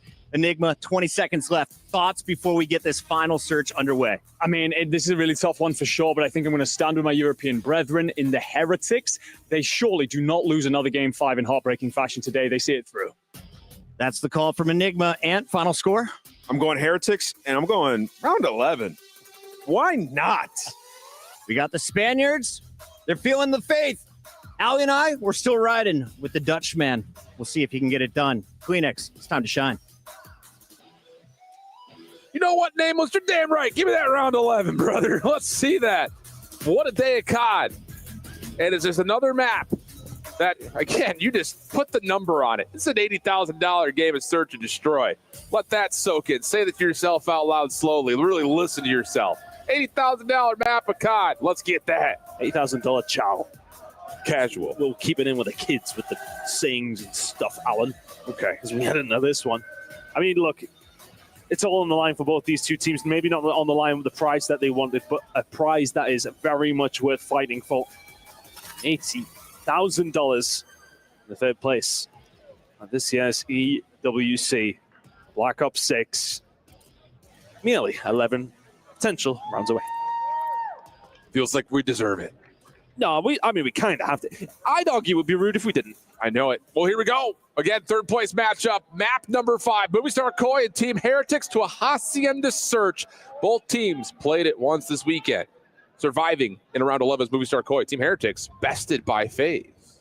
See how things go this time around. And Movie Star Koi taking a page of the Heretics book, just right through Rock. Thank you for the freebie plan. So we'll go down. 3v4 scenario. Joe can get a bit further forward. Just play the credit corner. I like it. You can pop up and try to play a bit of a flank here. Just comes down to this gunfight that's happening over the middle of the map potentially. We've got Real looking to play off the pinch. Joe, is he counting toes? No, he can't even see it from his position. Just waiting to know when he needs to pop up. Here comes the play. Has both players in front. Can't finish the first cleanly though. Follow-up good for Abe. Looking for the double down. Not going to happen. A 1v1. In the first round of map 5, Insight versus Real, an absolute laser beam, and Heretics get the opener. As an AR player, we are living in an SMG world. That is incredible.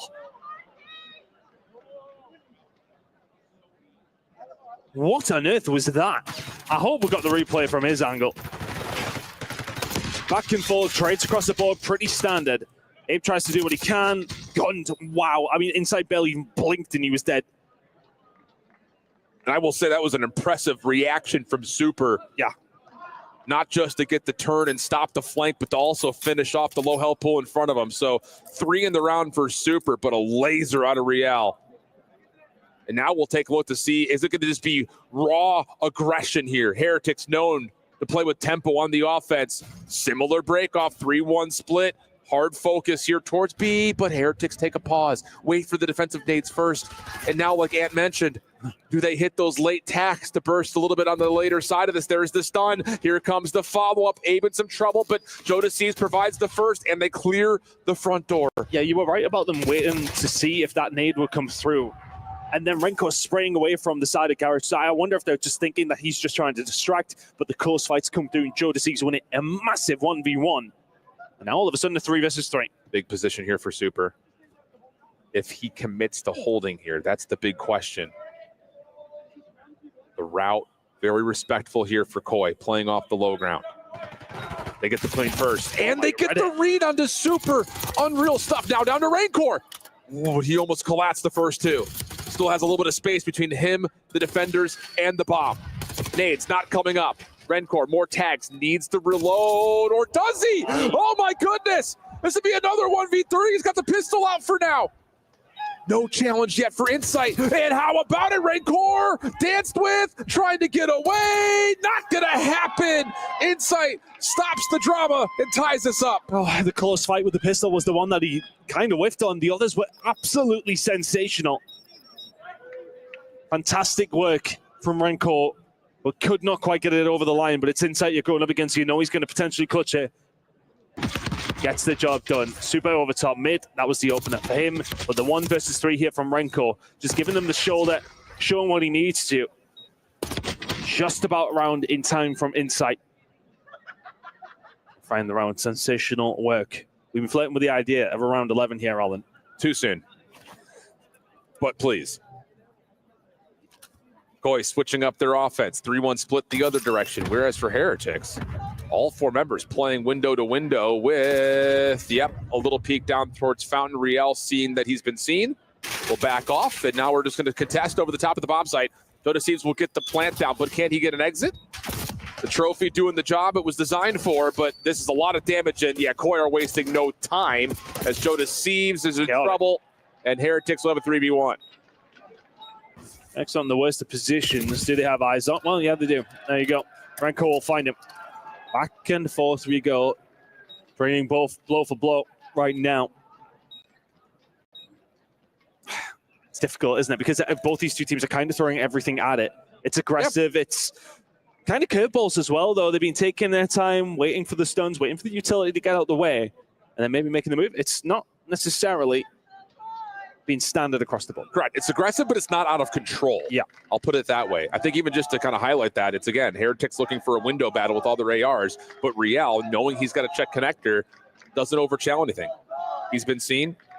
Don't bother with the push through. Just reset with your squad. Give yourself the numbers. So good stuff there. Similar idea. Window to window. This time, Joe's down low today. Expected to be a second player. May not make a difference. Redcore and Nettles clean things up in the low ground. Now just looking at the window. Fights and Kleenex connects through the wall. So all of a sudden, in the first 20 seconds, we've got a 2v2 bomb down. Just connected from inside of the wall over towards the top left-hand side. And it's already down low near Archers. I'll have 0 read on this. They'll think it probably up high. Insight. I'm not quite sure where Insight is going here, but irrelevant to that, he's positioned himself way out in the water. Can help over towards B. Just resetting to catch a long angle in case there is some sort of a wrap back. Bomb collected. Corner of connector being held by Kleenex. Insight still lurking with his toes in the water. Super Metals making their play over towards A. And they're going to have to commit to this with the clock ticking away. Next is going to be here. Sees the activity. What gets timing. The timing. Gets out as well. The chase is in. And if you're Metals, you kind of knew you had to go for that. You'll have no line on Insight. Oh my God. Never mind. Deleted. 1v1. 10 seconds of the clock. He's able to find him. Oh, one more bullet. Unbelievable. A last second 1v2. And it's just clutch after clutch here in map 5. I mean, the snap onto Insight is absolutely absurd. How on earth does he manage that one? And then the second, he's just caught him napping. I mean, I don't think there's a world where Kleenex thinks he's flying out of top mid against me here. And then he gets the cover. Kleenex in no man's land. Heretics up. What more could you ask for? 1v3s, 1v2s. Heretics clutch up with Metals and now up 3-1. Metals, ooh, the reticle may have actually blocked the cross. He sees Insight, but I don't know if he knows how many players that already moved past that window. It may not make much of a difference as Koi have reset this play and are just going to get Kleenex deep and allow him to stay there. Bit of posturing from both these two squads. Neither want to make a slip up here. When we start thinking about a plan over towards this A side, by the looks of things, they're heavily stacked. A line of Team Heretics players across the map. Yeah, they're just here though. They're trying to show force, so Kleenex can maybe get a route underway. He's going to back off and try to watch the flank. 1v1 with Redcore, trying to slide through, and I don't know how he's still alive, but he's a cat with 9 lives. With 35 seconds, Koi are going to feel a little nervy about hitting this A point. Coming in from top window. Don't think anybody's there. Trophy out's going to confuse things for a second. The utility running out. Kleenex is just the most free. Yep. Not 2 that he's going to get, but 1. 3 versus 3. Still trouble, though, getting onto the site here. Yeah. Especially with that window control still going the way of Heretics. Someone's going to have to just absolutely gun one of the Heretics players, and there's just not a lot of ground to stand on. Rencore is going to find 2 over the top. He's been alive since the get-go, and he makes you pay for not finishing him off when you had the chance. Called it at the time. How was Rencore alive? And for him to come back and find 3, it's going to be painful. 4-1 to Heretics now. There's maybe a few people in the STC arena who don't want to see that round 11. I'm not one of those people, but all those Heretics fans will be amongst the many of them. Or do they want the drama? Do they want it as well? Yeah. But obviously with the win. I mean, the thing about this, and I think if you're looking at this from the mentality of Koi, is like, we just don't get clutched on 2 different times, and we're in the lead. But this is going to feel like a must-win round on the offense. Different look here for Koi. 1-2-1 split. Metals is trying to feel things out, and oh, it's dicey. Lots of shots come through. Everyone survives. Keep in mind, Metals does have an RC on the back pocket just in case they want to try something different there as well. Movie star with just raw nightmares of RCs after today's shenanigans. Maybe a little bit of a play in the water here for Real. Kleenex checking it. Real lingering just around the corner and makes his move.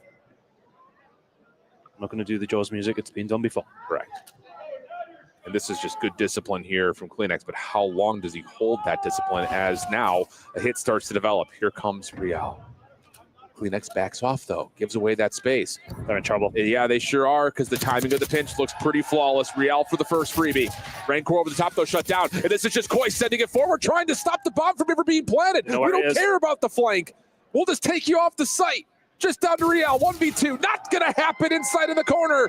What a call from Koi. You're being pinched from 2 different ways, just forced through 1. And it's sheer brute force that gets them through. They take rock control after what is a brilliant play from Real, to be honest with you. As you said, the perfection of this pinch could not be understated. But then Jonko, like, yeah, okay, well, there's somebody behind us. Yeah, let's just kill the rest of them. No problem. Insight finds the end of the round. And a lifeline for Koi. Unbelievable stuff. And you have to give credit to someone who barely even showed from the kill feed there. Abe putting the pressure in their open hall makes Heretics feel really nervy about backing all the way up past Rock because you just don't know where the challenge is going to come from. So mind games coming through nicely. And how about this? Speaking of mind games, Heretics, a 4-man push on the defense up and over towards A. They don't see what they like, so they back away, but they're going to be late to the party here at B. Yeah, Insight gets the information. They're becoming a lot of stuns, a lot of nades, a couple of bullets. Nobody at B. Bomb goes down. 4v4 retake. The only person who's not really in charge here is Insight. He needs to get over pretty quickly. Yeah, he's flank watch, though. And if there's any noise that gets created through mid, he can watch on the cross or take a late play over towards office. Here comes Heretics. 4-man flood from the front. Kleenex, Abe, getting affected by these stuns and nades. Real for the opener. Does he get a second? Yes, he does. But Insight, now on that pinch, has an angle over the top. It's a 1v2 for Insight. Can't fully see the bomb, though. Headshots lined up. Oh, my goodness. Metals. Insight. 1v1. Insight trying to get there. Oh! It gets diffused. Massive round as Insight tries to get the angle.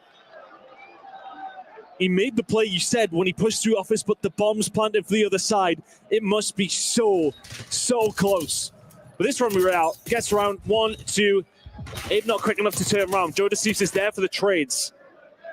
But that is so close. Insight on a 5 spree, and they lose the round. Do or die. Have to have 4 in a row. Patience for Heretics on this offense. Joe already getting an early look over towards topside spiral, sees nothing. And Movie Star Koi just kind of back up and say, have we missed something? No, they haven't. Heretics are just playing very patient. A nervy affair. To be expected.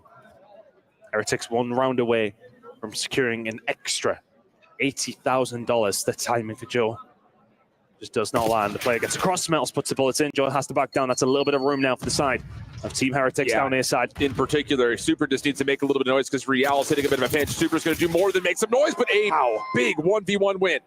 Now, I was going to say, look, your focus on Real, but he gets shut down on the flank, and somehow Movie Star Koi come away with a flawless round. He did really well considering the timing on fences that Joe did not get.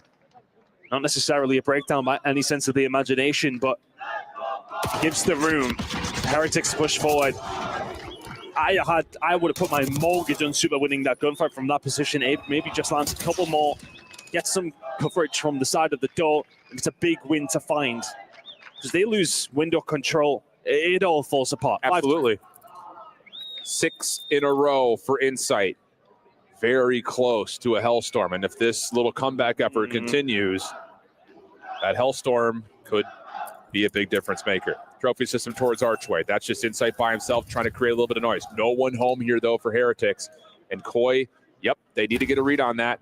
Late stun affects Insight. He backs up, needs to value his life. Tough battle with Metals. Both players survive, though. I felt like Insight sold the bait, and then the rotation came from Movie Star Koi back over towards A. And it's allowed a lot of room like this for Heretics to try and gain. But there's some information gained from Insight himself. Yeah. Does not necessarily have too much backup. And Heretics are pushed way up. Movie Star Koi, you've got a lot of map control they need to regain. You have to expect this, though, if you're Koi. Rancor will still hold very near to the A site. Super. He's got full reign at the top hallway. Here comes the ISO. Well done. Crossing T's, dotting I's. Rancor trying to rotate over, trying to catch timing of his own right. This is bold if he commits to playing on this flank. He may not have time, though. Real drops, and now the play starts to develop towards B. Rancor has to find something through P2, and Insight has that covered as well. Oh, my goodness. Back-to-back flawless rounds for Koi. Insight finding another is massive as well. Heretics fans starting to look a little nervier than they were 5 minutes ago. Guy players, you're supposed to be impartial.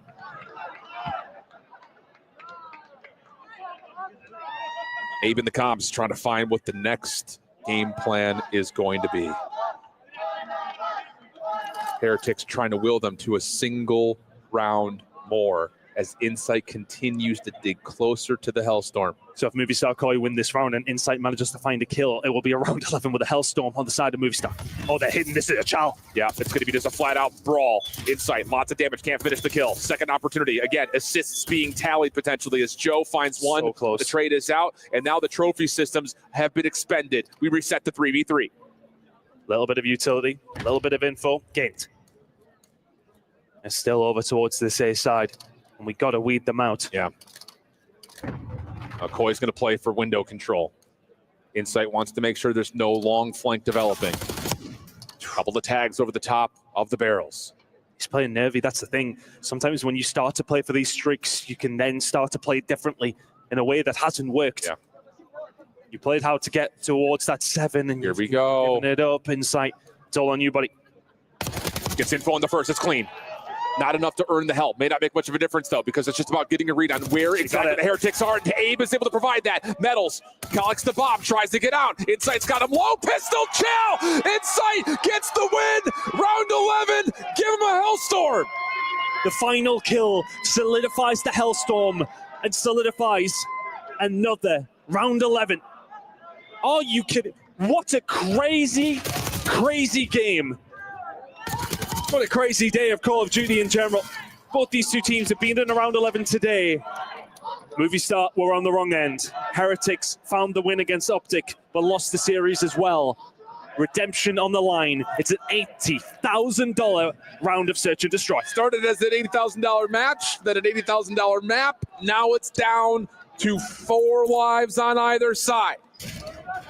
How do we play this out? Heretics on the offense, full flood day. You got to be Shots passive. coming through for Kleenex.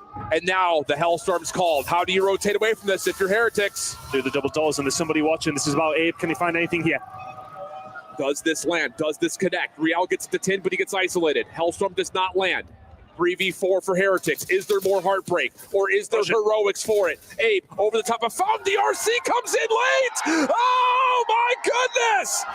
Another massive comeback, this time to the tune of a 5-2 deficit.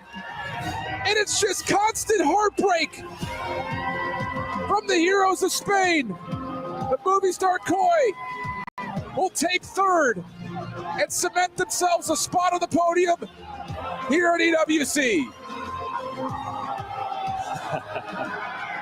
The villain and Joe Deceives. The humongous plays out of Jamie Craven in the Search and Destroy. Ranked 7 or 8 in a row to close out the year. And you'll say thank you very much for the check, and we'll see you boys later. What a year for both these two squads. You could go back and categorize it for the Toronto Ultra, now Movie Star Koi. Did they want to be the third best team in the league? It was hard to tell because it was a narrative that was dominated by two squads. Took them a while. But then they find another young gun in the form of Abe, and it gets them to be the third place spot here at the Esports World Cup, whereas for the Heretics, so close, so many championship Sundays, just not able to clutch up when it matters most. It's 5%. They're missing a tiny little 5%. They're a fantastic team, a phenomenal team, and it's been an absolute pleasure to see how they've done this, how they've developed as a team. They are so close. They are so close to being one of the best teams in Call of Duty. They are one of the best teams in Call of Duty, absolutely. That tiny little bit extra, they could really go on and do something special next year. Well, it's been rocking here in Riyadh, the greatest show on sand. And we've got one more match remaining. But before we get there, we've got the new gun of Abe with Fancy on the main stage for our final reactions. Thanks, guys. I have Abe with me on stage after a stellar performance. Movistar Koi lock in third place, podium finish at the Esports World Cup. First, Abe, I want to congratulate you on your first ever international event, and you still were able to get a third place finish. You walk away with pride. How do you feel? I mean, feeling's amazing. The stage is awesome. I mean, I couldn't ask to be on a better team. I mean, for my first major or tournament, so I'm happy. I'm excited. What do you take from this tournament after, it's your first major? There's a lot to learn here. I just feel like I have a lot more to prove and a lot more I could show, and I'm just excited for the future. Absolutely. Well, this marks the last tournament of the season, so you've got a long break before your next season in 2026. How do you plan to spend it? Family and friends. I feel like, it's been a long time. It's been like a month. This is the most time I've been away from family, so I want to spend it with them, and yeah.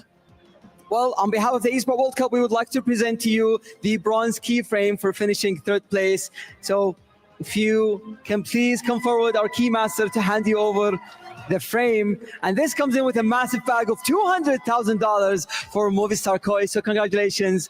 One more time, everyone in the audience, for Movistar Koi. Is there anything that you would like to say to the audience before we go to our studio? I appreciate all the support, and we'll be back. I'll be back. All right, they'll be back. All right, let's go to the studio. We'll be back, and I'll be back. From tears to elation as we take a look at the final plays. Kleenex with the RC car, Insight with the Hellstorm trapping them in, and it's Movistar Koi from 5-2 to 6-5, stealing a Game 5 and the $200,000 paycheck. It was the vets, man. They locked in. They said, we've got to do it for our young guns. Insight opening that up, 7 spree. He gets the Hellstorm. Kleenex with an RCXC. I don't think anybody even realized that. That was really the true closer for Team Heretics, because once they all forced in that bottom secret, there's just nothing you can do. I mean, I just feel heartbreak, really, for the Heretics. They're start thinking they should be in this grand final, right? It choked so hard in that series. And then you come into this, you've fought your way all the way to this point. You're one round away. And this story of them has been so much about brotherhood, about trusting in themselves and their system and their beliefs. And they've done a wonderful job, for sure, surprised so many of us. But just at that final hurdle, you can't get over it. And no doubt that will be sitting with them for the next. Just so close to second to last round. Like, they had it. They made the play and decide to go up and just feed Insight. But, with all the questions, that have been on Insight's game and how he's performed. A lot of people saying like maybe he shouldn't be on this team. Well, he shows you like why he's here, why he's on this team, and why they're able to pick up a player and just find success immediately because the system that they have in place is just so spectacular. Well, I love the system comment because I think there's a couple of things that build into that. First of all, the great recruitment of Abe, so understanding that it would release Insight and let him play in the way that he has.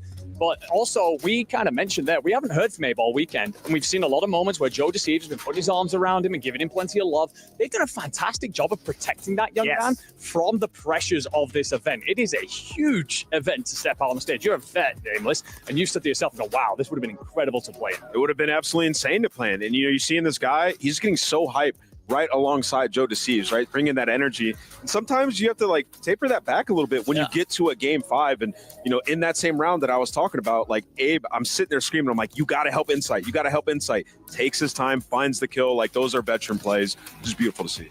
And I think I really love you guys touched on the system because I think both these teams very much echo that across each other. I think on Movistar Koi, it's the same thing. They have a very good system. They are very known for their comms. They're known for their fundamentals. And bringing in Abe, clearly it was already a very good system to be able to plug in that player and play. And for Movistar Koi, I feel like they kind of needed this, especially Insight as a player that has been such a strong AR over the past couple of years. His game skills are very transferable. He's a vet. He knows how to get things done when their backs are against the wall. I really am happy to see that in game 5, he was able to take over and do it for the younger guns and kind of make a statement for himself as a player as well. At the start of yesterday, I asked you who should break up, who should stay together after EWC. I think everyone on this studio desk is going to say both of these squads. Absolutely. We hope to see the full roster back in action. 100% run it back with these teams. Koi, you have found your fourth, and Heretics, I mean, they have had a sensational season. Like top 4 at basically every single tournament. Spain's on the map.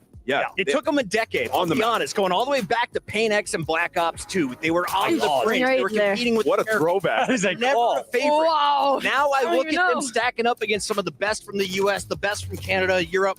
I say Spain has the edge. I mean, France has Hydra. Spain has the 4 of these guys. Yeah, these 4 guys are incredible, right? And you can see the way their brains are thinking, like the adjustments they're making. I love it. Even in the round 11, like they're like, we're just going to run at it, get bombed down. Like we believe in our strats. Like afterwards, we're going to try to get out. Unfortunately, Real ends up having to push into 10, gets caught. But, that's okay. These are moments you learn from, right? 100%. They've had so many tense games in close maps.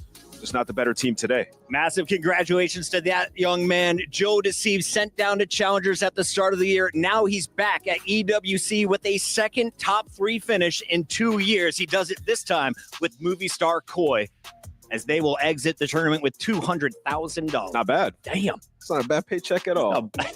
As we turn our attention to what is directly above it, though, that is what everyone in this venue is fired up to talk about. On the other side of the break, we have our grand finals Enigma. If they're just tuning into the show, why should they get excited right now? I mean, we've had arguably the best day of Call of Duty ever, ladies and gentlemen. And the last time these two teams played, it was a generational bang out. So we're expecting even bigger and better today, and we could well see that game 7. If you're just joining us, this is how it all broke down. Allie, we started with 16. Now we are down to the final 2. And I can't believe, the final 2 makes sense, but when you go back to the start of this weekend, it was nothing but absolute chaos. We lost FaZe Clan. We lost 100 Thieves. Team Omen knocking down our defending champions. It's been an insane weekend, and somehow Sunday has still been the best of them all. Are you all enjoying the show?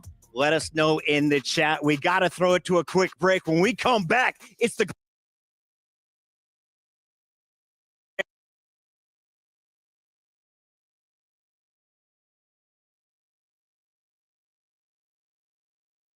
and finals of EWC 2025.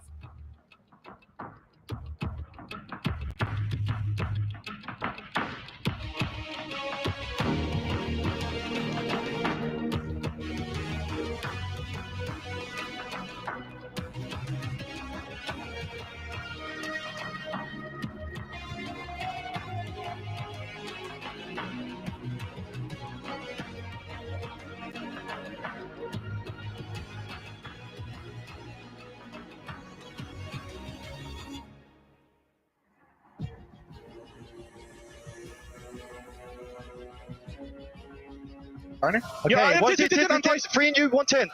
You're chunking. I need him. That's for you, okay? I'm RC and Joe. Mais push out. Don't die. To you. I'm watching. Everyone sit down. Lay down. Dead in you. Nice. Let's go.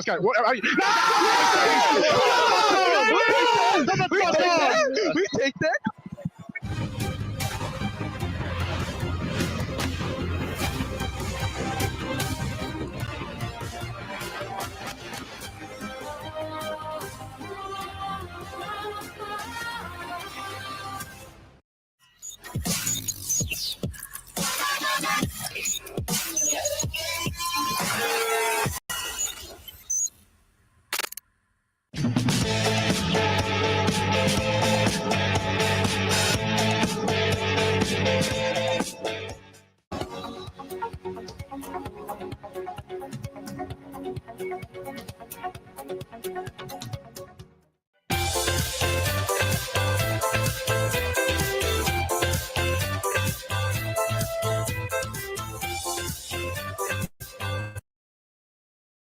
All right, team, we're transitioning to Flak, but tasks are still going to be on Bullfrog. Did nobody see my poppycock post?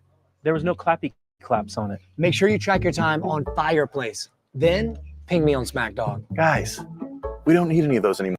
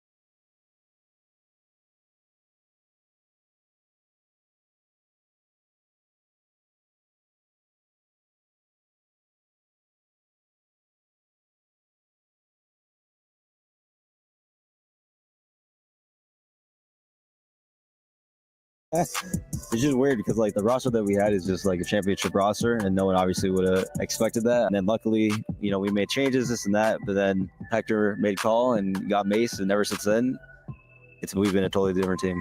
Yeah. What is it like playing with the guys? It's been an easy playing with them, bro. All four of us like have some of the best gun skill in the league. Yeah. Talent-wise, everything. So. Do you feel like you have a target on your back now coming into this event? Definitely. I feel like everyone is always going to want to beat the champs winners. This is probably like the same thing this tournament. Everyone just wants to win. And if they play us, they're going to be going 100%. So, last question, fellas. What would winning EWC mean to you?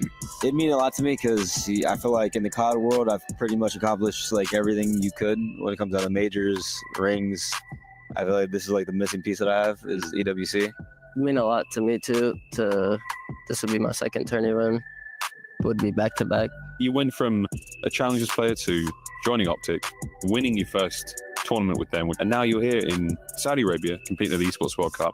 How the hell do you describe what your life has been like over the last few months? Yeah, no, it's changed a lot, but like at the end of the day, I'm still just playing COD. You're a pro now, truly a professional now. Life's changed a lot. You're working more, but at the end of the day, you're still playing COD and you're looking good. So having fun. Yeah. Right on, man. Boys, thank you very much for your time. I've been Mars Ross. This has been Shotsy and Mercules. See you in the next one.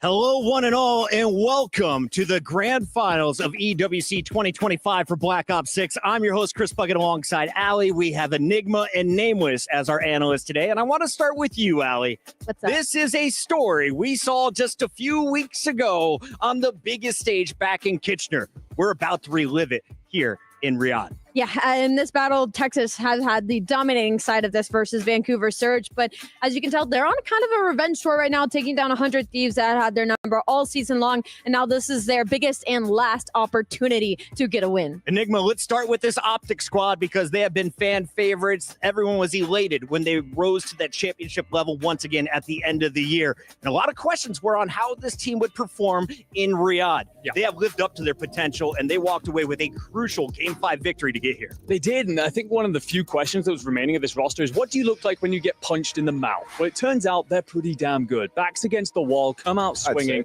and take over in a tournament as and when they need to. And it's their superstars that pop off in those as well, which I think is a huge thing to be able to do, especially bringing in Mercules. Yes, he is incredible, but also just being able to stand alongside someone like Shots and see the kind of things he's going to do out there. That's going to breathe so much confidence into this team for what's coming up next.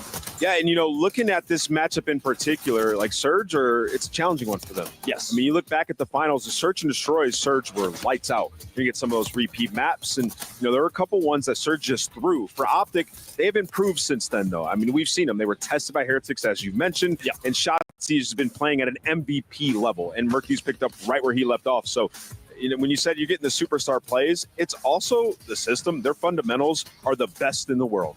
There's not a team close right now in terms of fundamentals and playing for the rotations. We have seen Shotsy make miracles happen by himself on Rewind, as you just saw. And at the end of these Search and Destroys, everything's just been perfect. Al, you don't agree with that. Who do you think stacks up? I'd say the team closest is the one they're about to go up against right now. I mean, you talk about fundamentals, Vancouver Surge, that is their middle, last, and first name, simply because of the system that they've built with Rainbow Ray in this squad. Even when we interviewed him and he talked about the fact that they don't do egos here, they don't do playing for kills, they're strictly fundamentals, and they're strictly about the objective. Now, I'm not saying Optic Texas isn't right up there in that conversation, but you have to include Surge in it as well. You're just tuning into EWC. One of the best parts here is that everyone gets a key. That is your symbol that you are alive in the tournament. Yes. Well, the Heretics key was crushed at the hands of Mercules, and a little smirk as he gets the final crushing of the night. One more key potentially in their future.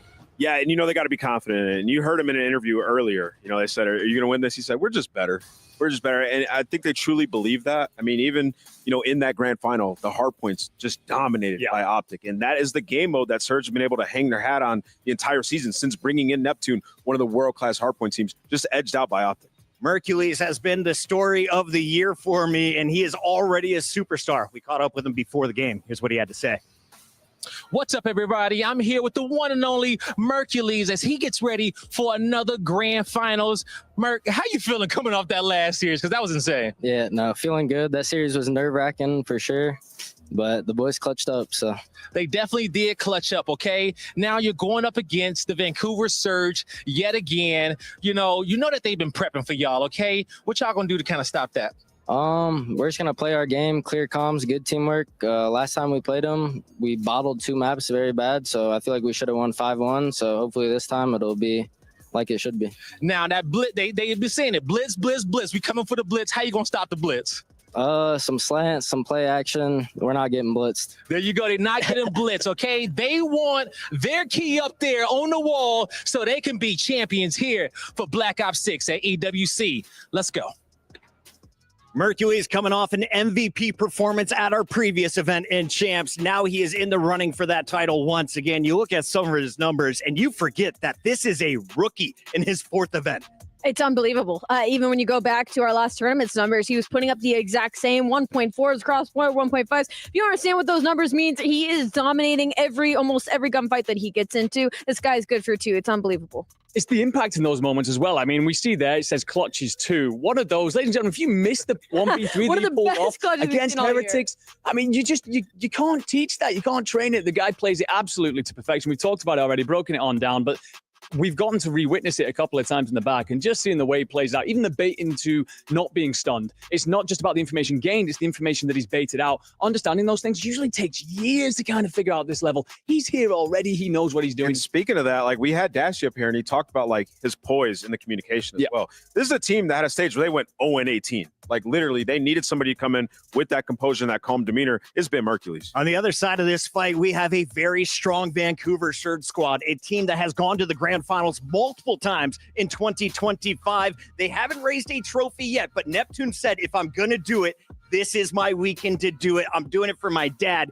Can he get it done in a best of 7 against the world's best team? Absolutely. I think if anybody has shown us consistency on this roster, it has been in Neptune. Obviously, he did have a lackluster series today, but they still were able to get it through the hoop. And we got to talk to him afterwards and be like, look, he knows that he didn't play well, and he's going to show up for this grand final. Honestly, for me, my eyes are more on 04. I feel like he is due for a takeover. He is due for a pop-off series, and he's got one more to go before BO6. It's the end of this season. I feel like there's some pressure there. I would have agreed with that, but he had some big moments in the last I'm not series. saying he didn't. I'm just saying he's going to be their X factor. Fair enough. I think it's Neptune though. Watching Neptune? He let me down in that series. Even afterwards, he said it was like his worst series that he's ever had.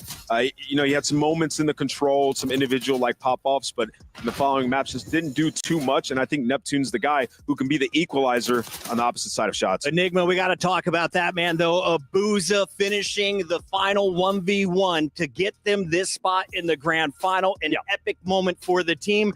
And Nasty, of course, making his way to the 2nd grand final at EWC in 2 years. Last year, he did it with LA Thieves. Now he's doing it for Vancouver. Yeah, and I mean, it's time we put some respect on this guy's name. Like, he has been delivering for a long time now and showing up consistently for his team in big moments where they needed him to. He's got this incredible communication system with Abuza, the leader. And you mentioned him there. He's going to have himself a huge series here, just as he did in Champs. He was their real standout performer. This best of 7 is going to be so good. We talked to 04 about it. Here's what he had to say.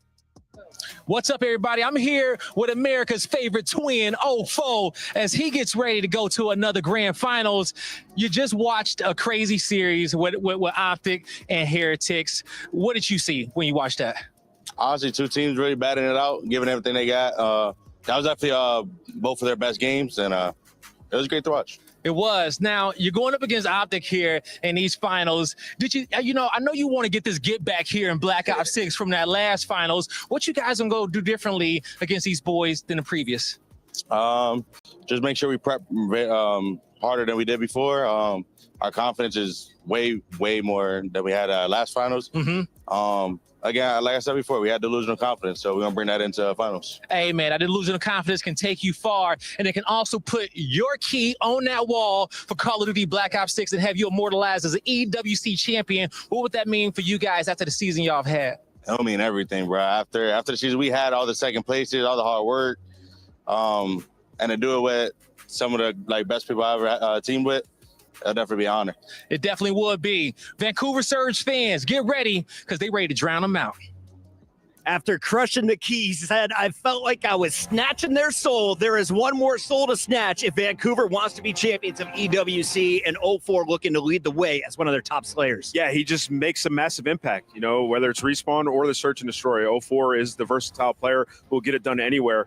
The series is going to be so good. You look across, you got Optic, who's trying to solidify themselves the best team on the year, and you got Surge trying to get that first championship. This is like their 4th stab at it, and they've gotten better every single time. That guy, tip of the spear. What's been so impressive to me throughout this week has just been the stamina displayed by both teams. They have been tested. They have gone the distance. Now they have to do it in their longest series of the week. It's a best of 7. first to 4 wins is going to raise this trophy. Let's take a look at our maps and modes. We're going to be starting things off with Rewind, Protocol, and Protocol for our first 3. Allie, what does this tell you? We're getting our guns warm early, boys. This is what it's telling me. Rewind, that's going to be a battle right out of the gates. And I'm happy to not see any Vault Bot or Hacienda doubles in this layout because we know how well that momentum can work in. Yeah, and Surge won the coin toss, so they got to pick to be Team A. Yep. You know, interesting factor here, and they get rid of Hasi control. You know, the advantage you get there, you get to pick the control, it gets removed from the series, and Optic have been sensational there, so that could be huge for them this year. Yeah, I mean, 4 returning maps here from that champ series. It was split to a piece, but Optic are going to feel like they choked heavy in that Protocol search and destroy. Yeah. So they may feel that that one edges it slightly in their favor.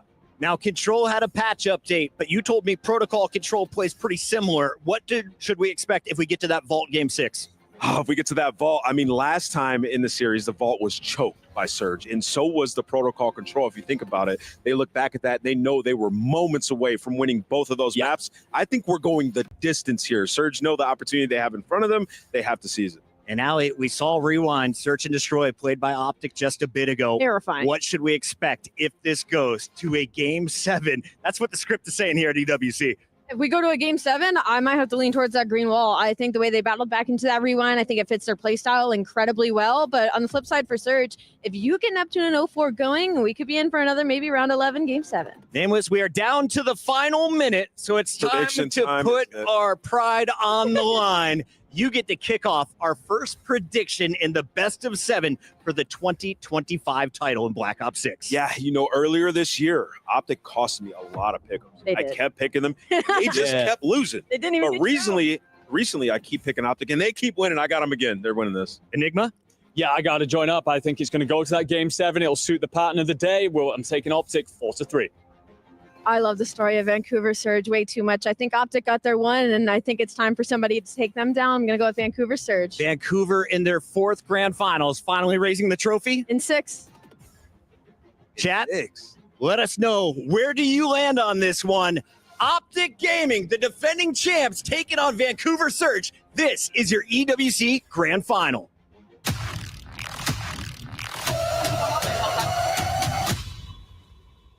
I feel like Optic, they're going to definitely have to worry about our playstyle. If they come out flat, we're going to win. Surge, they made what, about like 3 grand finals, 4 grand finals at this point, so they're a tough team, and we're not gonna, treat them like bad or anything. Safe in the spawn, and now get out of here. Come on, baby! Thanks for a nice shots in. I'm doing this for my dad, my girlfriend, my teammates. I really want to win just for them.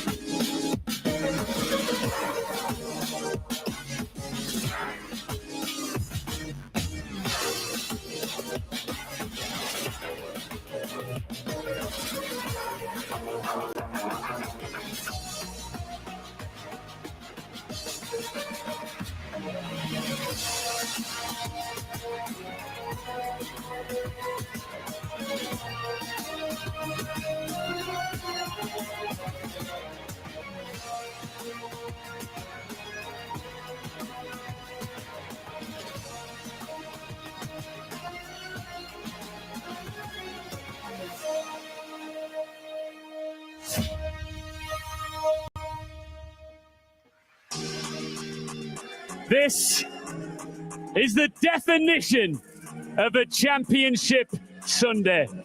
After 2 nail-biter semi-finals, we reach the conclusion of Black Ops 6 at the Esports World Cup. After all the gunfights, the wild strikes, the fearless battles, only 2 teams have risen through the rubble. The elite, they're here and they are ready to do what they do best. Right now, they are looking to deliver a champs rematch in Riyadh. And the stakes are clear. The huge prize money, this trophy, but the opportunity to etch your name in the EWC history books forever. All in, the crowd is about to go electric. The arena is about to erupt. Riyadh, are you ready for the grand final? The teams are waiting in the wings. We can do better than that. Riyadh, make some noise! There's only one thing left to do, Ian, is to call out the teams. First, they are here to smash the green wall, to claim what has always eluded them. Please welcome Vancouver Surge!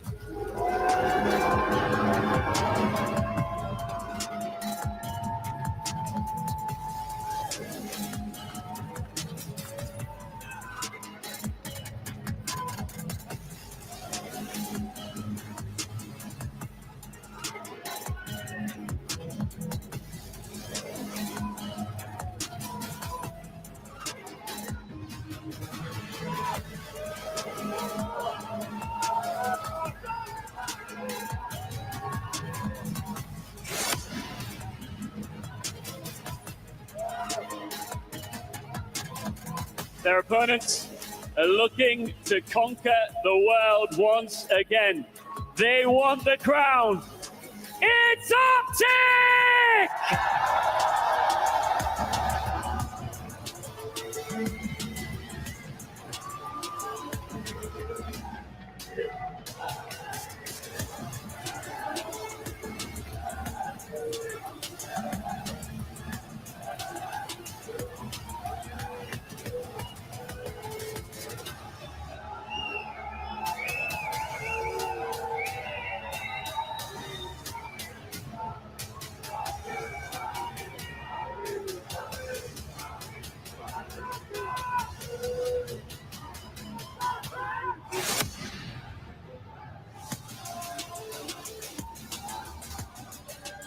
This is it! The final chapter of this unforgettable tournament is about to be written in Riyadh. The grand final of Call of Duty Black Ops 6 at the Esports World Cup starts now! The rumble in Riyadh. One of the greatest days we have seen in competitive COD history, and only fitting that we should run back the Champs Grand Finals here. My name is Miles Ross, and alongside me, Jeremy Stadiastasio. Brother, this is going to be one hell of a matchup. The last dance of Black Ops 6 between 2 familiar foes who just a couple weeks ago played each other for a ring. Now face each other again for another opportunity at glory. Both teams today have been battle tested, went all the way to the distance, and have been able to prevail and put themselves in a position to play on this main stage one more time. One more, a final chance, a final opportunity for Vancouver Surge to right the wrongs of so many second places. Our Silver Surfers will see if they can herald in a victory here against a galactic-sized foe in the form of Optic. What a year, what a tournament, what a day.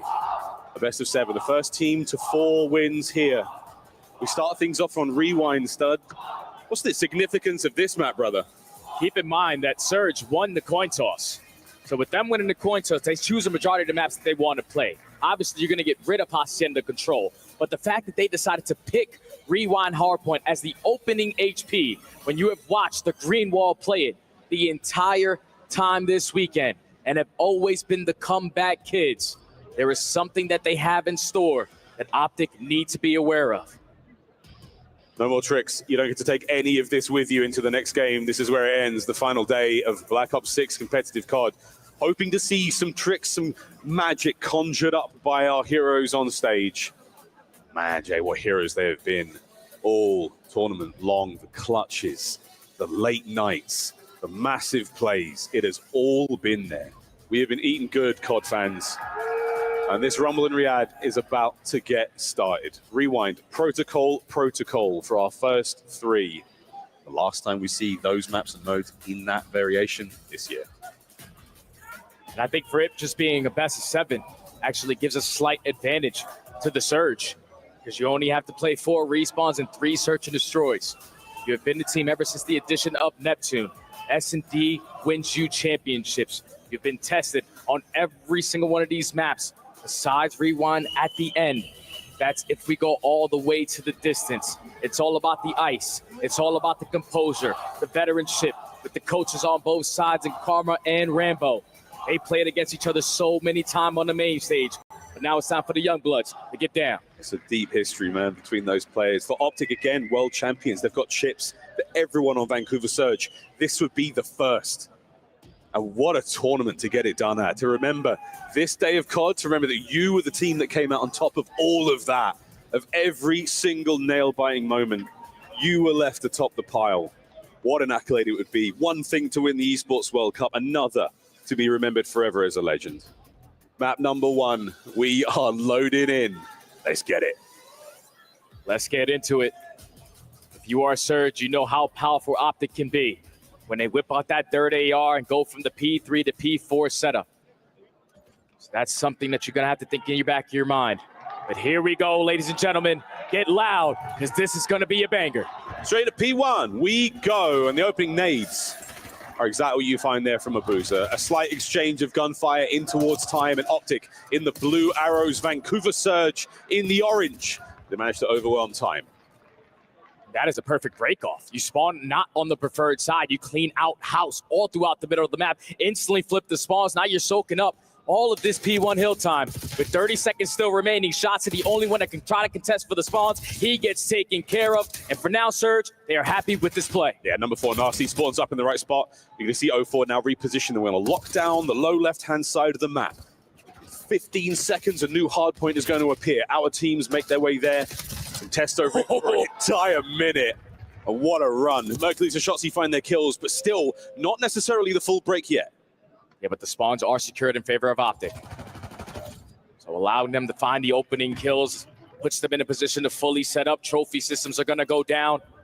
Vancouver now need to find a way to approach this. Everyone going to work their way around the back to isolate this 1-on-3. Stuns are out. Shotsy trying to push forward in the street level. Oh, that's a nice bit of damage from 04. The wonderful back and forth. Shows one shoulder on the double dip over to Hook.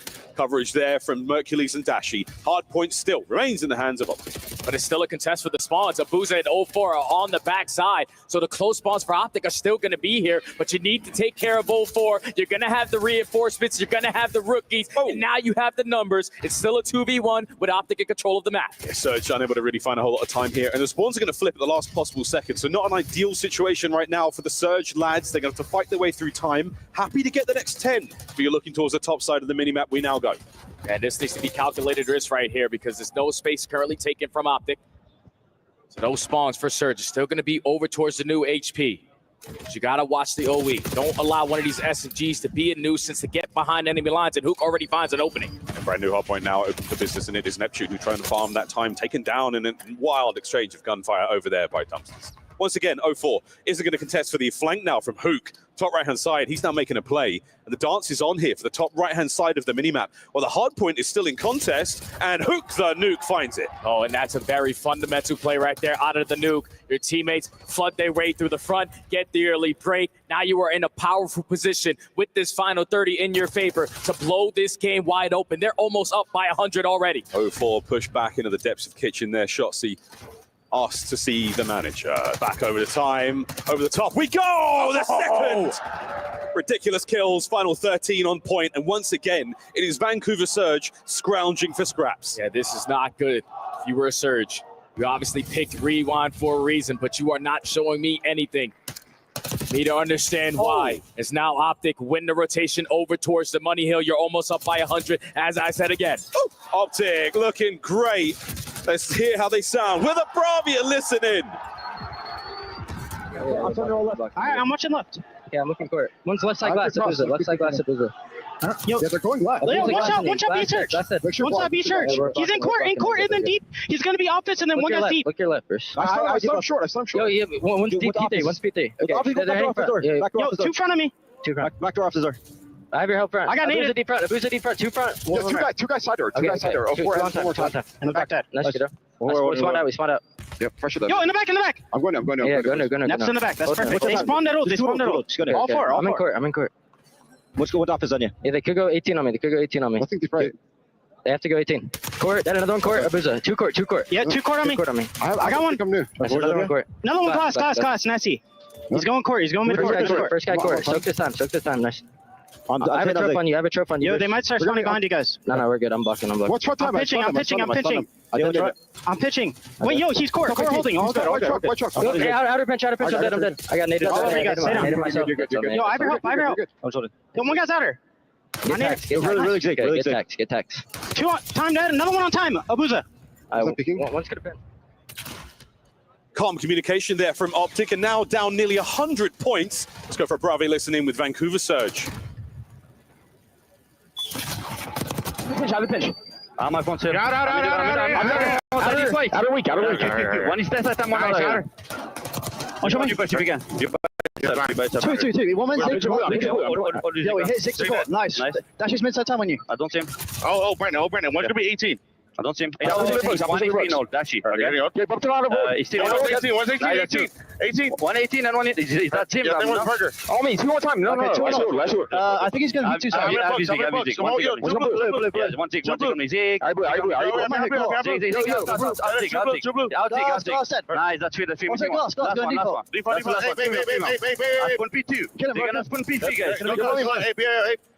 Yo, Court, watch out glass. He's already P3. He's already P3. I can't stop it. I'm loading low. I'm popping two. I'm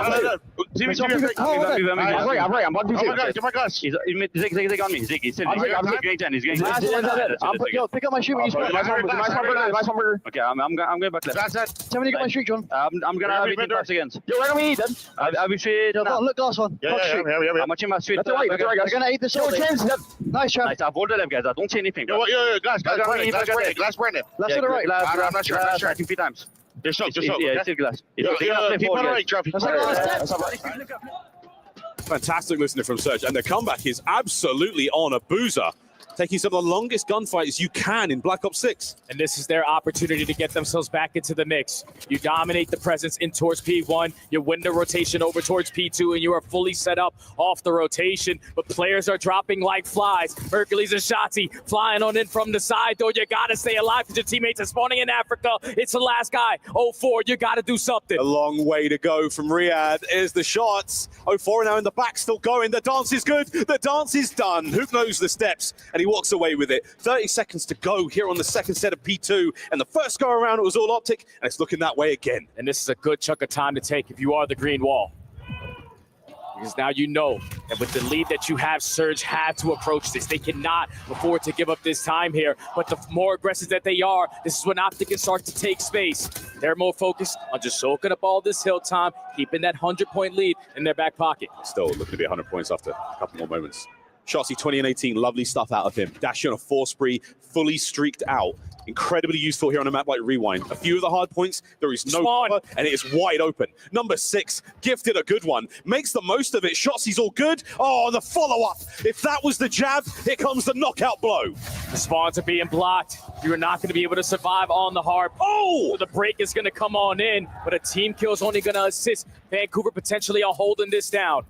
If you are Optic, 40 seconds still on P3. You're going to give this a couple more good pushes because you have the side of the map that you want. Okay, back we go.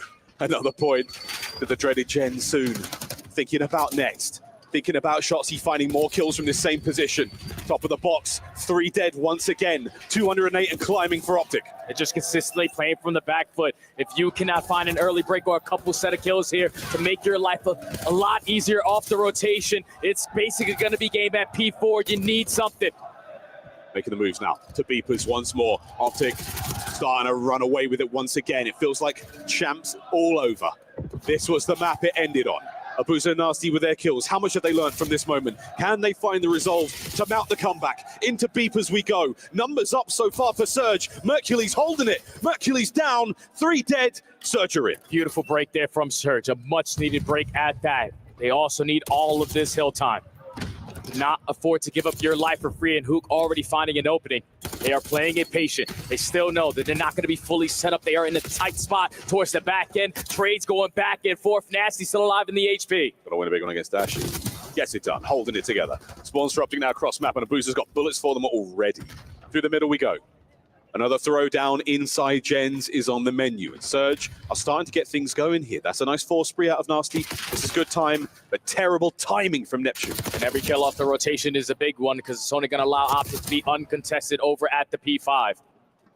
04 finds an opening through court. He's got to put himself in a position to potentially work this pinch. 175 to 224. It can still be closed out here. It's got to be one good break. Oh my word, out of Surge. Here we go. Entry kills are there. Dashi from prone finds it.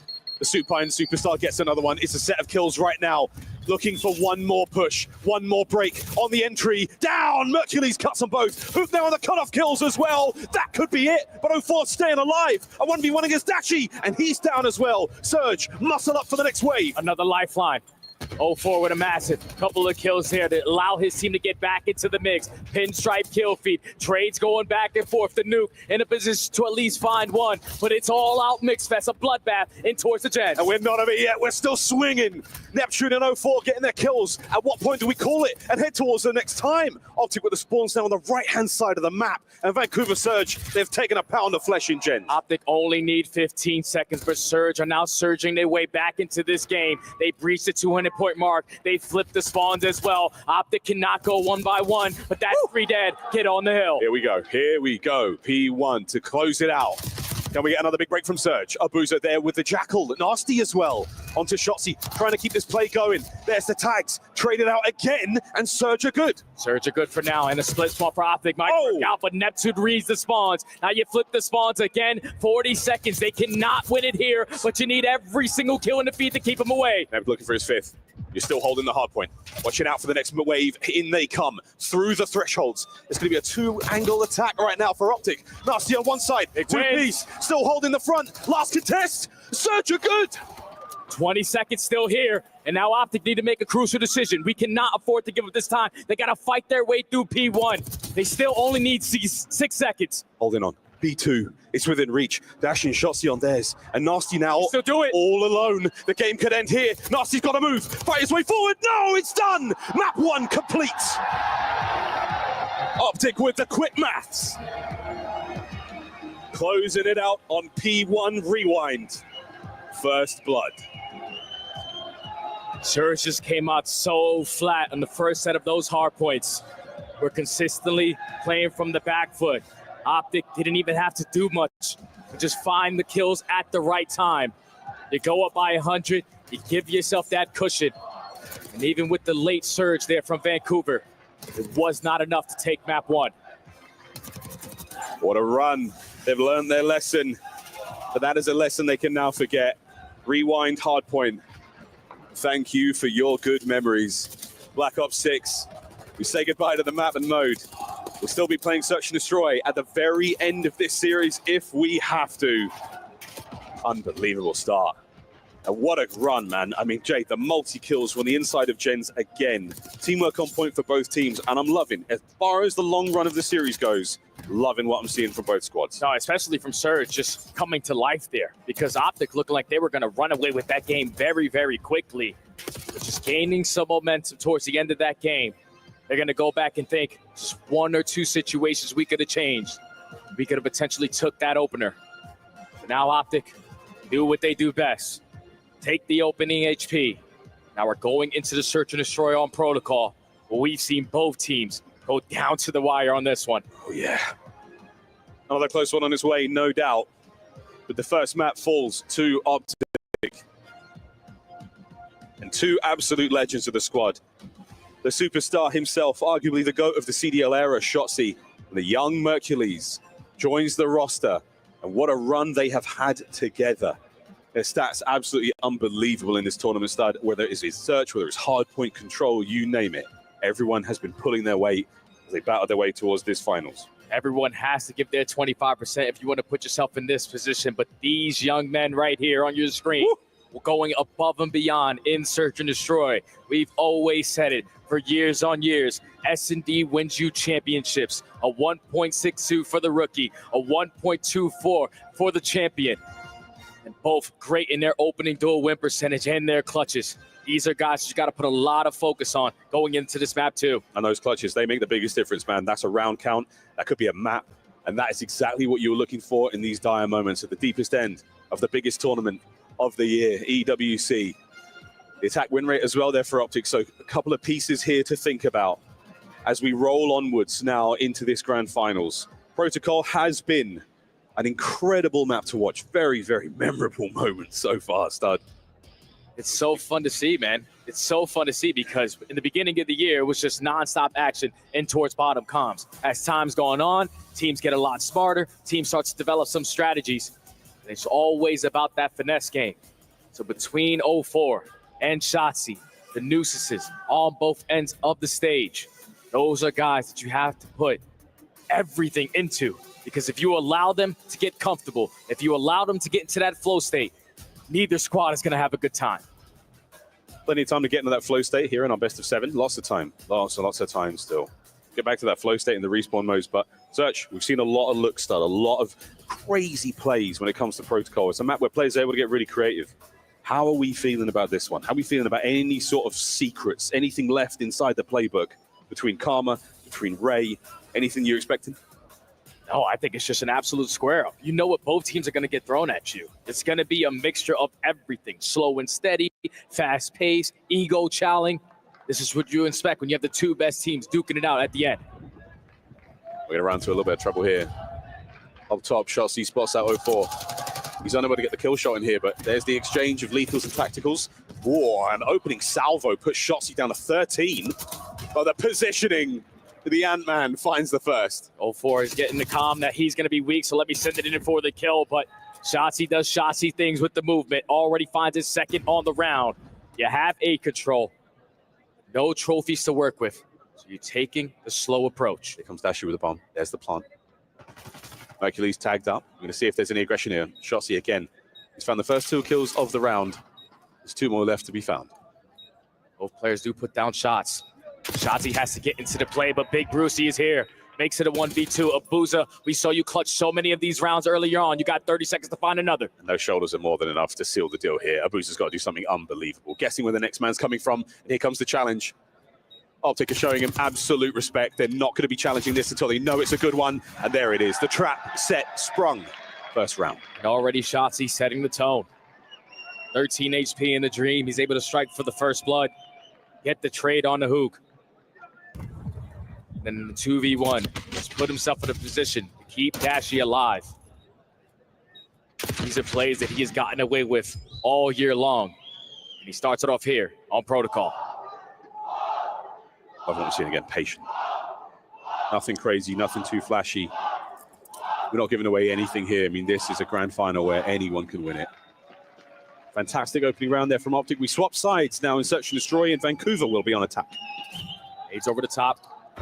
Prepare for an aggressive push through mid. Optic are deciding to work their way, shut down that A site. Luke already in the position, sitting at tower steps. Just waiting for his teammates to give him some ounce of information before he strikes. Basically a freebie from this point. There it is. Whether he was lying in wait, whether he plays for himself. Good stuff. Hook on the first. Immediate follow-up from Dashi there as Vancouver Surge just snapped in half. 2v4 now. Mr. McLeod, do you have a magical moment? No, you do not.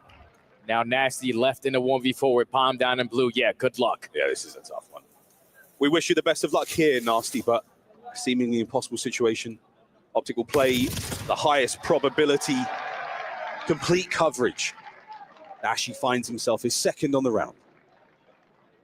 It's a beautiful defensive setup there from Optic.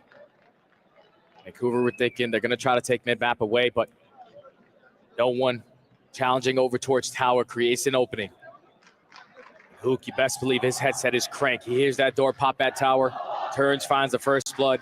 You try to get a trade, Dashy instantly finds a second. It's a 4 up, 4 down. Clean round there for Optic to go up 2-0. Here we go. Optic with a nice 2-0 lead. Let's go for a listen in with Optic. I didn't think he's power. No one at the door.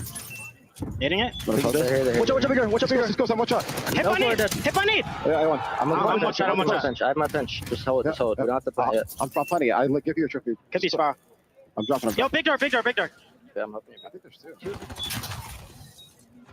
I'm pretty sure. Okay. I have Sparrow. You guys can hold that, right? Yeah. They still there? Let me know when you see them. You should activate now, Kelly. Wait, one guy's here. We're good. I have Sparrow. Don't worry. Okay. Yo, Sparrow. Sparrow on me. 1 HP, Sparrow. 1 HP. He has a Sparrow. He could pinch. He's watch out. I have Sparrow. Sparrow there. Nice. Play together. Let's get Victor, right? Yep, he's in. Let's go. Bruce, thank you. Perfectly executed round, stud. And beautiful communication right there out of the nuke. He understands, okay, we get our trophies down and towards A, we walk away with a majority of the trades. But in the numbers advantage, someone has to try to make a big-time play. So just gaining that information allows his team to know that at least the positioning of 1. Dashy throws a shoulder on the side of computers, and both players are accounted for. Crossfires being set up. Optic can currently do no wrong. 3-0, no deaths for Dashy. And that 4 kills feels a lot bigger than that with all the shoulders he's been throwing, setting up his teammates for success as well. Immaculate gameplay so far, and the RC to play for, and he's so close to the Hellstorm as well. Hook goes for it, and an explosive round. It's a 3v2. Dashy's just looking for 1 kill. Cruise missile could play a big part to their success here. Shotzi is going to get caught, so now Dashy in a 1v3. I'm not even playing to clutch this. I just want to guarantee 1 with the cruise missile going forward. And you're hoping for the assist or something there. I mean, if he has a concussion, he's going to get a few points from that. You're looking for anything here for Big Bruce.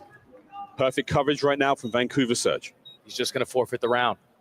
He knows how impactful that cruise missile can be, especially on a map like Protocol. So we're just going to sit here and watch him on top of the computers for the next 25. Yeah, 25 seconds. This is a high IQ moment. We're playing the long game here. Optic have rounds to burn. And if Dashy's face for a moment there, I mean, he's like, I'm chilling. There's no reason for me to go. That is going to be Vancouver, though, getting on the board. Just matching the aggression on the bottom side, walking away with a majority of the trades. Finally coming to life here in the S&D.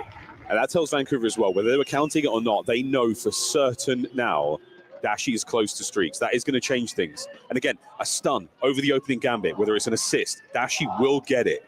And a cruise, or rather a Hellstorm, incredibly useful on this map. This was the explosive opener. Optic decimated in the opening hits. And a boost is positioning there to pinch Shotzi, fantastic as well. So now how can Surge start to chain a couple of these rounds together? It's been a different look every single time for Optic. Dashy spots out a Booza, puts down shots, cannot find that kill. Surge right now, just playing the shutdown A. Perfect stun connects to him, even at that side of the window. Fresh mag. Abuza on the dance still. No one in position for a first blood anywhere else, and Big Bruce is certainly asking for it. As Abuza, a couple of 5.56 rounds, whiz straight past him. Yeah, Dashy's just hoping that he overpeaks a little bit. We can find an opening. Time is starting to tick. 0-4 in a position with the RC card. 20 HP, he's got to go. They're going to follow up. Here we go. Shotzi finds it. That's going to be the trades complete. Here comes Hook up next. The nade, nearly perfect. Whizzes past 0-4 again. And he's infiltrated the bomb site. And he's gone from infiltrator to assassin. Hook, the nuke, again. 1v3 now for Nasty. Hook is going to plant that bomb. Want to set up Dashy for this final kill. So that nade, Hook's on it, but no kill yet. Nasty there. Can he wait for the regen? He's got it, but it should have been Dashy on the final kill as well. That might be a major moment. And now it's only one strategy you can do if you're Surge. Either camp your spawn or aggressively push in towards A. So Dashy picking up that final one. Cruise missile now earned in the back pocket.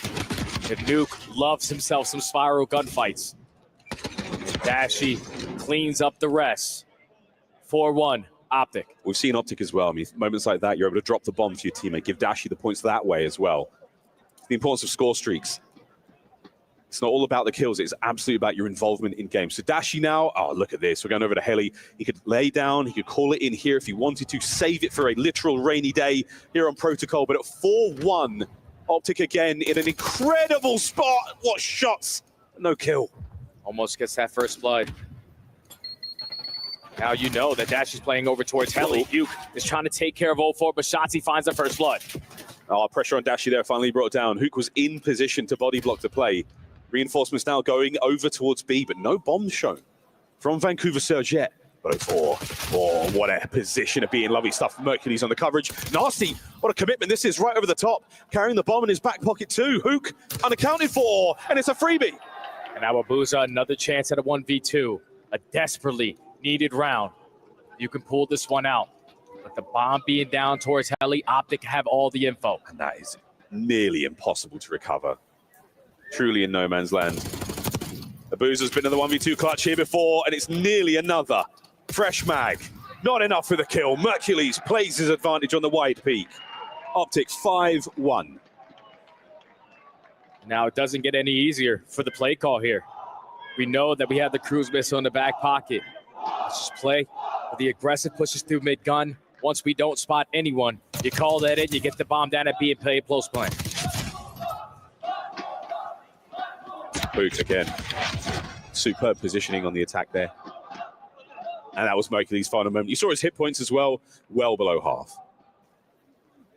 Now, Vancouver Surge on defense. Let's go for a Bravi listen in, Vancouver Surge. Yeah, one plus grenades. One top grenades.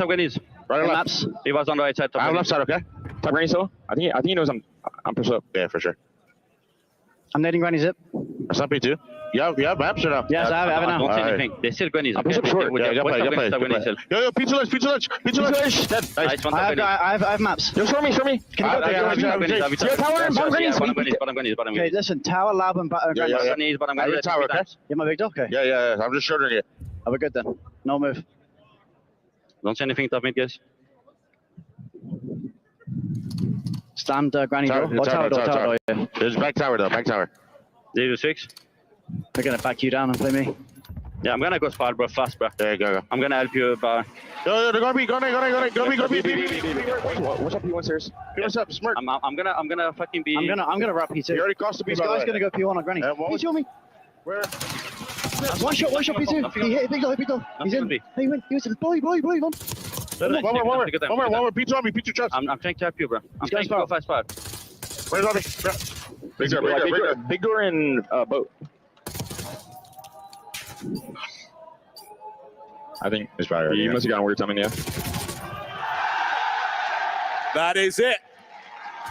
Optic close out the search and destroy. We're as mind blown as you are, brother. And the listening couldn't have come in at the perfect time.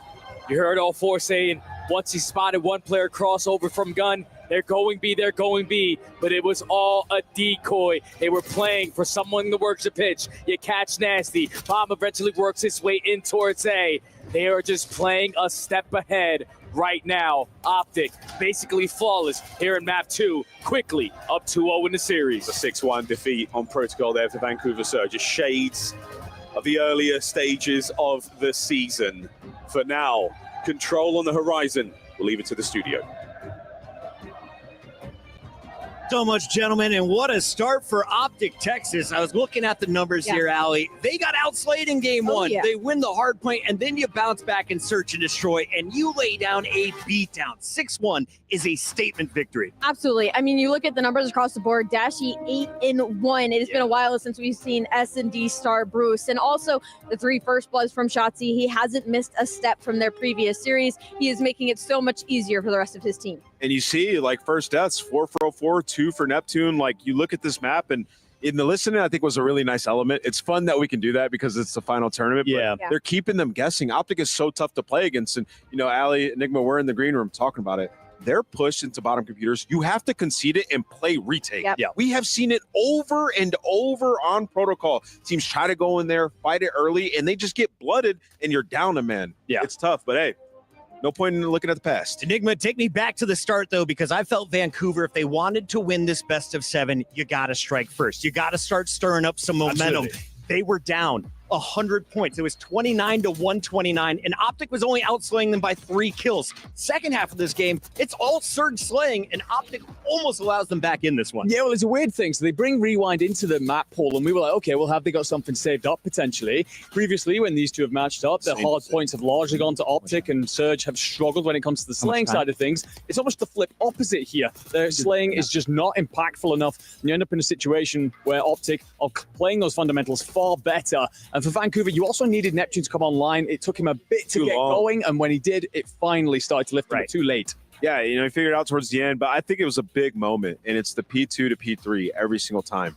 You saw Shotzi do it once again, flip the spawns, and they're able to just find so much time. There's a massive opportunity, and you know, you go down 100. Yeah, it's hard to claw back in and win there. And they made all the right plays. They were set up to close it out, but that final 6 seconds, man, just goes side Optic. Ali, let's take a look back at the search and destroy because it was only a 7-round fight. It went pretty quickly as Optic was able to take advantage. What was going on with these first bloods, though? Name was pointed out 4 for 04, 2 for his teammate. They were getting picked early. They were getting picked early. I mean, it's not only them just losing the gunfight, it was just nobody there to trade them out. I feel like for Vancouver Surge, they weren't putting enough bodies together. They weren't playing as a unit, which isn't something that we see often. So these bloods were happening for free, putting them in a man-down situation. And even then, they were solo challing. Like in this situation, 04 is all caught up by himself over by a helicopter, and he has no help. Nobody is watching. Nobody's there for the trade, and that is very uncharacteristic. It just reminds me of the Surge team we saw earlier in the year that made to finals, alley, and just got swept. Yeah.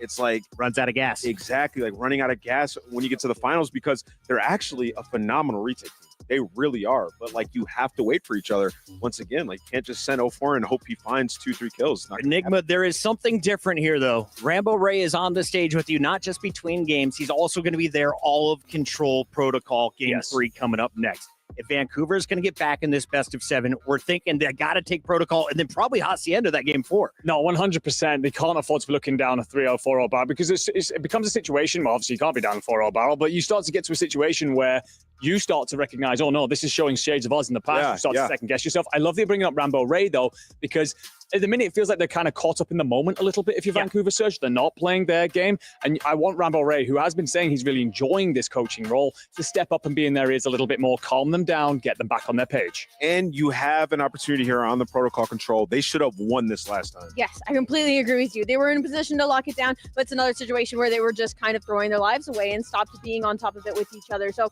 Vancouver Surge, hopefully this break and Rambo Ray are able to put them back in it.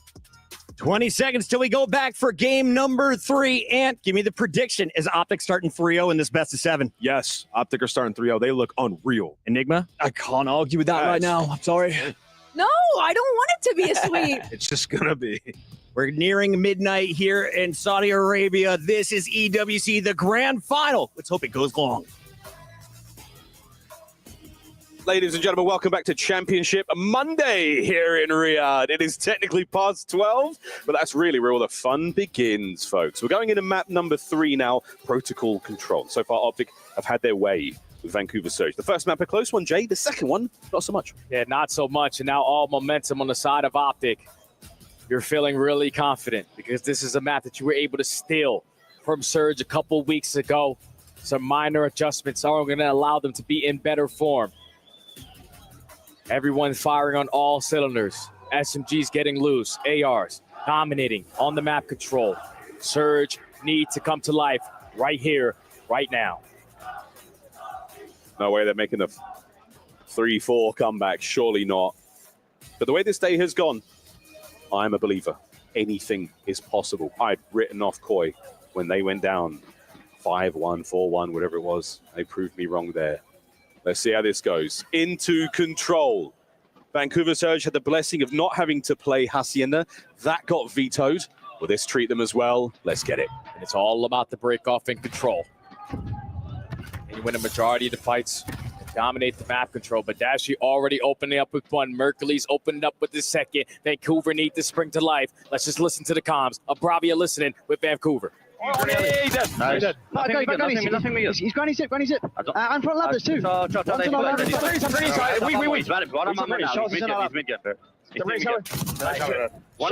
lab. Yeah, one's on B. He's on B. Yo, so I'm in V12. I'm here. Sabemos dónde estás, guys. Short and on B, okay? Hey, one way Granny Alley. I'm gonna go big gates. Yeah. He's not holding it. Alright. I need that one big gates. Yeah, I'm here. Alright. I said it left.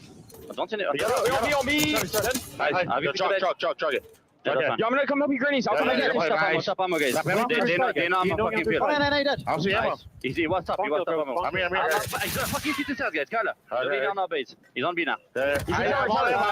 He's on A. He's going middle to front, Grannies. We go. On one side of the fair so far here in the opening round, Optic are running the show, Stud.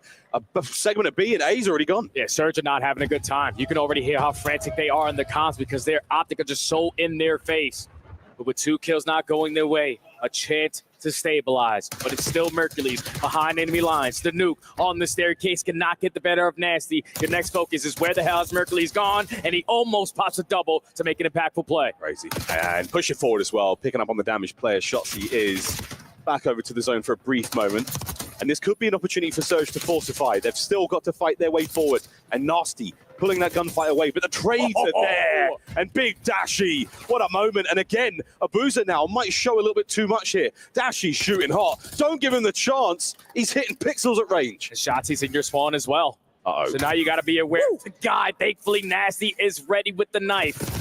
Top 3 presence in favor of Dashy. 9v13, a minute left to go. All you have to do is just slow them down, shut down 2 good pushes, and you stand a chance here. You continue to bloodlet Surge, just draw it out of them. Only 9 lives.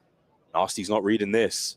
Mercules, this is his haunted house, and he's the scariest thing in here. Top mid, all clear, mate. Time to move to the zone. Oh, and Abuza's going to fall as well. So 0-4, your positioning is already known. The repinch from Mercules could be able to locate this player on bottom comms. That's 3 dead. Everybody coming off the respawn besides 0-4, and he's able to pop a double. Another lifeline for Surge. Well, I saw a lifeline you needed. 25 seconds to go. We've got a man on the zone. Dashy waiting for the regen. The health all slowed at 90. He's still weak, but he's still alive. Trying to make something happen here on the ladder. The timing to the Strider, to the pistol, nearly onto Neptune as well. 5v5. 10 seconds. Optic are going to waste at least 5 to get out of the spawn. You have to touch the objective. So close.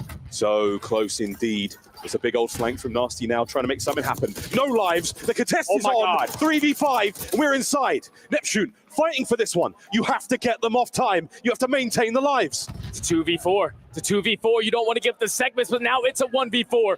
Still holding his own. Shotzi on the hops. Here they come. This should be the round. But no. Optic. Pull it out. It does not matter how much time is left on the game clock. Optic always rally together for one final team push. You start off with dominance in the slaying. You extend time early on. And even with all the heroic plays out of 0-4 to give his team a chance, Optic still take it away. 1-0. Oh, man. We're going to swap sides now. Vancouver Surge will be our attacking team. But as far as the highlights go, man, so many big kills.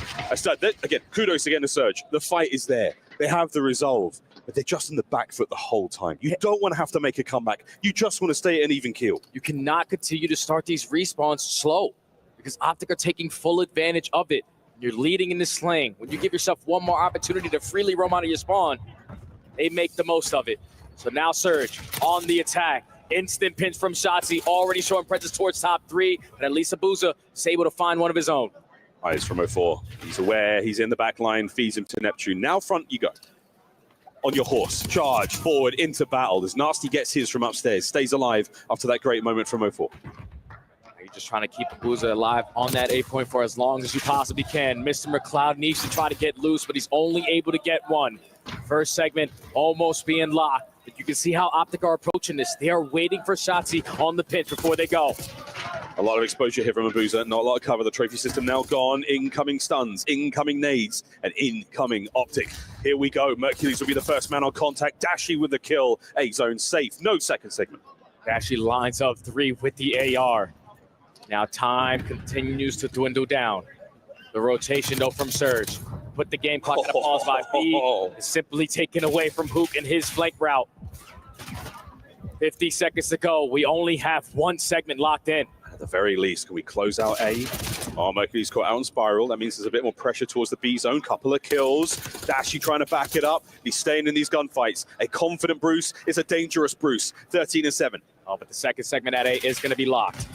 Shotzi was already sniffed out over towards Heli. Abuza on the pitch with the SMG is able to find 2. So now that's off the respawn, but the Mercules, Mr. Hercules, lines up a double-double, and he's not willing to give up A for free. A sweet nade in his 04 throws that peach.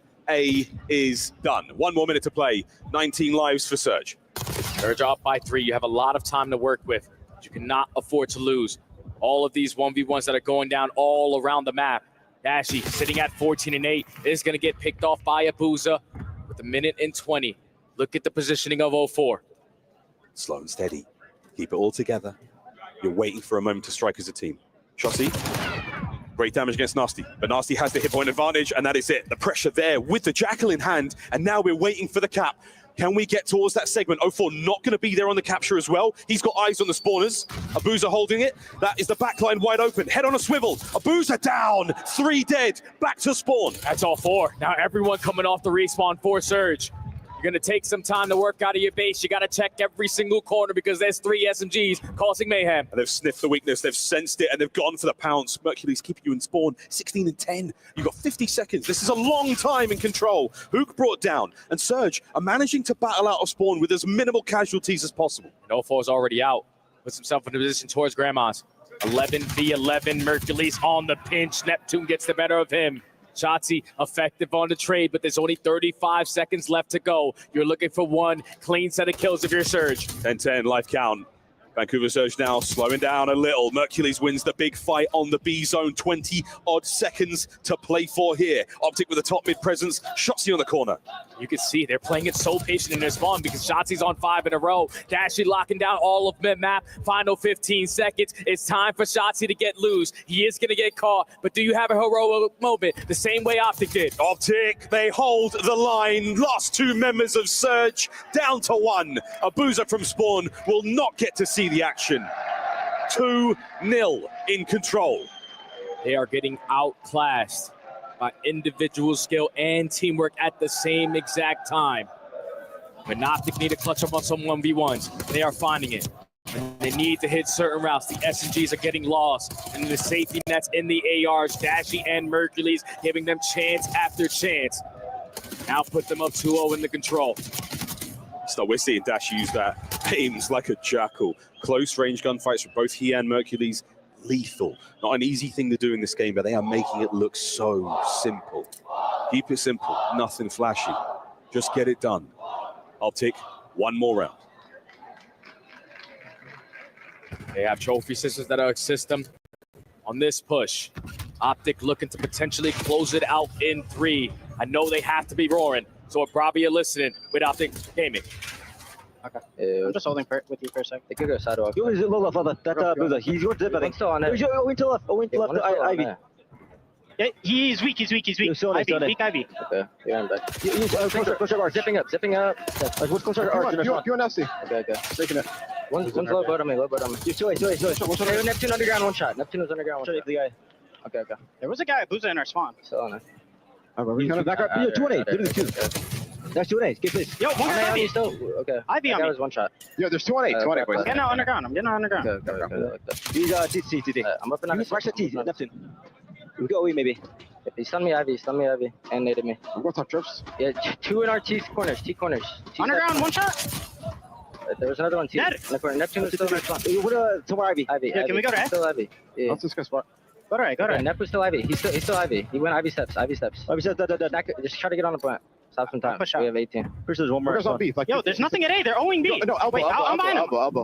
Another one top. Wait, oh, yo, fucking Heli. 2 on B. Heli, 1 shot. Heli. Heli, absolute. Play first guy, Heli. I'm on B. Heli was one shot. Still back Heli. Where's our chirps? And our chirps want killing. Oh, four. And our Still Heli, and our chirps and Heli. Still Heli, still Heli. Damn, one guy's elbow. I'm pitching dubs and I'm gonna touch it. And Vancouver Surge, welcome back to Control. What a round this has been. Technically not over yet. Mercules, 2.1 on the clock. We're alive. Not again. Not give them another slight chance at hope here. 0-4 already finding a double. Dashy able to clear out Heli. No one in a position to get Mercules off the point currently. That takes so long to do this alone. Here comes the counterattack. And it might be 0-4 at the top. That's the cleanup in the final seconds. No one near B, no one near A. Vancouver Surge live to fight another day. And it all comes back to the break-off. Getting at least 3 for 1 in the trade fights, taking the map control away. Nasty valuing his life over towards Heli. Forces Optic consistently spawn over towards B Street. He was setting them up. Walk right into the preams of his SMG players. For Vancouver, spring to life here. Still down by a couple of segments. But now you have some momentum on your end. Momentum goes a long way, man. In Call of Duty, it's one of the most valuable resources our players have. It's chakra. It's key. Can you muster it? Can you harness it? Vancouver Surge looking to drop a spirit bomb. Optic, they seem to be the ones receiving all that energy. Back to the defensive side for Optic. Surge need another great break off on the attack. But it's a double stack on the bottom side of comms. You're not going to be able to read that if you're Neptune. 0-4, at least for now. Knows that there's a second player in sight. The stun good enough. He's on 6 in a row. Time to get on B. Yeah, Twin gets himself on a B with a big play like that, and he's looking to get himself streaks as well. To catch another, but big workout. Mercury's there. Oh! Merc with a big 2, and that is unbelievable. Shotzi does not get away with his life after this shenanigans, and back to square one we go. That's already 30 seconds wiped off the game clock. Not a single ounce of progression on either one of these points. You're going to waste time clearing out of your spawn because you know Optic are already here. It's still a hefty presence. Neptune looking for an opening on the attack, and he's sniffing out Dashy. He's gone the long way round, does not dip a toe into the zone, and now he's loose. We have to eventually get on the zone because time is still ticking on down. 34 seconds in a dream. Abuza and 0-4 at least combined for the team shots to take down Mercules. But when you give Optic a little bit of time off the respawn, the nades over the top are very impactful. Final 25. Yeah, they're everywhere, man. They're absolutely everywhere right now. Where you stop the clock for a moment. A zone attack. Mercules picks them wide open. Get onto the zone ASAP. The last thing you want to do is scramble at a time like this. And Shotzi finding another hook on the flank. Red and dealt with. Over to A. Shotzi, if he wins this, the clock runs. It will not indeed. Dead stopped. The segment secured. First segment locked. And a double stack, making a triple stack is only going to allow it to go up faster. Neptune starting to get loose on 4 in a row, just roaming behind enemy lines. Optic are going to decide to forfeit this. You're down by 4 lives, but Shotzi in a very good position, top grips. Whoa, and you just second guess yourself for a moment there, Neptune. Cost you your life. Slow things down as much as you can. Great work out of Shotzi from spawn. Surge desperately trying to muster some strength to get forward, and a big win from Net. Stays alive, but can he play his life? Still up by 2 lives. Still have spaces in your spawn that you have yet to clear on out. 2 players from Optic sitting on bottom blue, just trying to time their pinch to perfection. Here comes Mercules with the SMG, puts down shots onto Neptune, but his teammates are starting to fall, so he has to value his life. He doesn't get the trade, so you've still got numbers over here right now for Surge. Dashy, this little 3 spree might become a 4. He can get the guys on zone. No one's looking top. No one's got eyes on top mid just yet. It's free pickings. Fish in a barrel right now. As Surge, the zone is stopped. And a life lead still, but what a dire position to be in. Now you're hitting the reset button again, but this time Hook is already here to ruin the party. Final 30 seconds. You got to get past the nuke. Lines up a double. That's good enough to at least put your teammates in the right positions. To be hit the last charge of Surge here on Protocol. 20 seconds to move. Anyone in the back line here, Mercules has been identified. The 380 and 366 not going to happen, and he's got to make his way towards zone. That is going to be Abuza. Onto the time, and once again, Dashy, a 6 spree. Nasty's down as well. Abuza has to make something happen alone. 0-4 from upstairs now. 10 seconds here on the map. 0-4's got to be another hero. He already finds 2, make it 3 in the feed, but this is the final 4 seconds. Run, Nasty, run! Get in there for the contest. He's got it. Is he alive for now? The nades over the top, and no one close.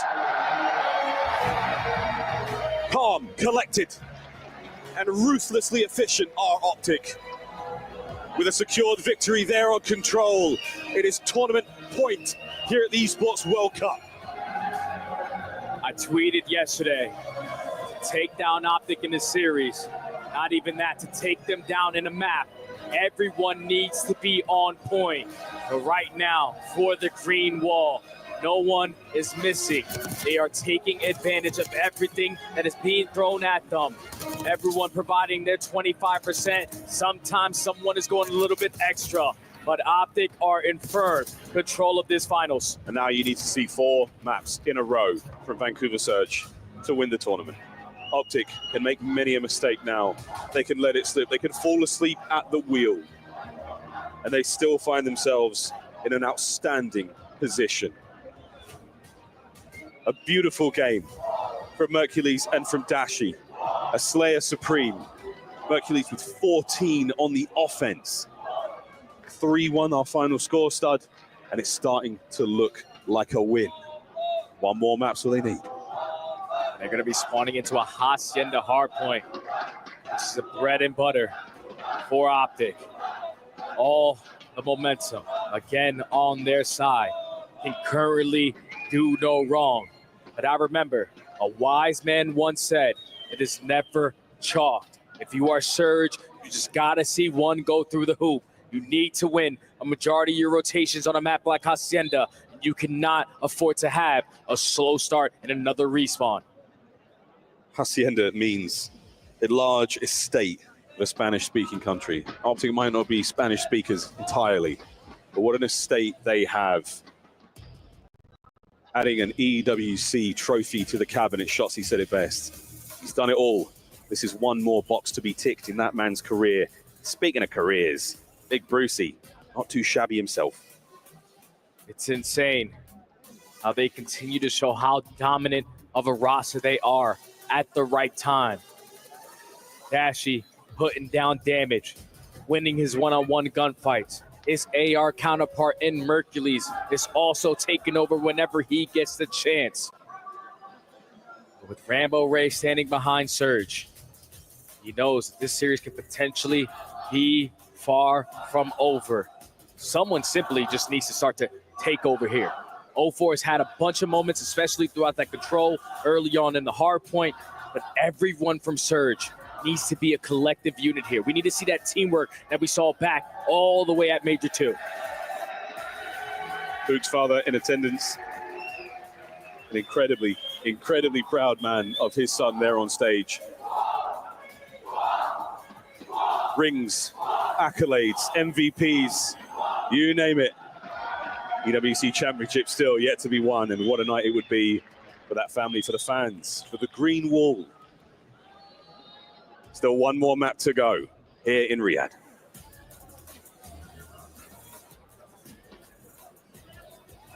You are Rambo Ray. What do you think that he is saying to his players? They're all experienced. They've all been on this stage, not once, not twice, but 3 times.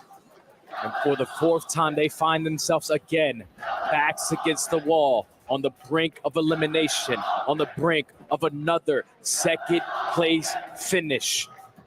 It has to be everyone firing on all cylinders, teamwork out of this world, and energy at a level that they have yet to reach this weekend. Is this it for Vancouver, or is this the beginning of their comeback? Optic tournament point in the blue, Vancouver Surge in the orange, and to P1 we go. Battle for the mid-map control. AR's holding down the top lanes, but Mercules and Dashi already combined for 2 kills. That's a clean 4 dead. Optic in control of the time, but the spawns are split. So does Dashi get a read on this? These spawns be funky.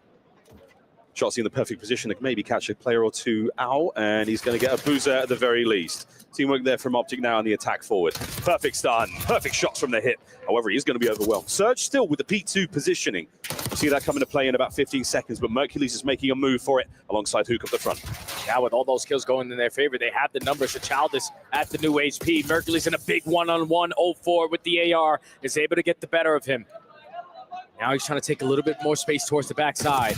Dashi with the beams takes care of that. Now Vancouver have to hold from the front. That's what he does. Vancouver from the front.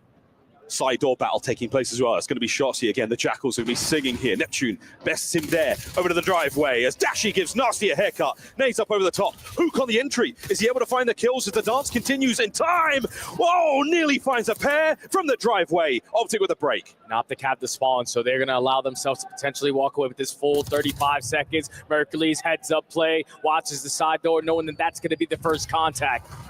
Now Surge got to take their time on this approach. Pressure from the front. AR's trying to line them up. Hercules is going to get gunned off the heady, but with the spawns, you're instantly able to fill that gap.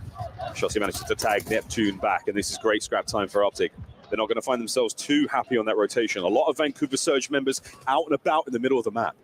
04's got himself a spot to work with now, but Optic now on the move to New and with a huge lead. That's a big double kill after 04 falls, because he spawns all the way at O, but as soon as that new hill pops and Mercules is in a position to contest it, lines up 3 with the wall bang and the pistol. So Optic technically win the rotation. Half control of top pad. Vancouver letting this game get out of hand. It's starting to get real bad. It's getting a bit squirrely. Force spree for Mercules halfway towards that Hellstorm. Over the top. No one's getting close to time. Mercules still alive. 2 in the feed. 3 in the feed. Last man down. 4 dead. Another clean 4 dead, and Shotzi's already reading the spawns. They are feeling themselves. We gotta listen to them. Bravia listening with Optic. Go new. He's still flat. One shot flat. One shot flat. 2v1. I'm looking. 2v1? They saw me. I beat the middle. Get the middle. I jump up. I can't. Dirty new. Where?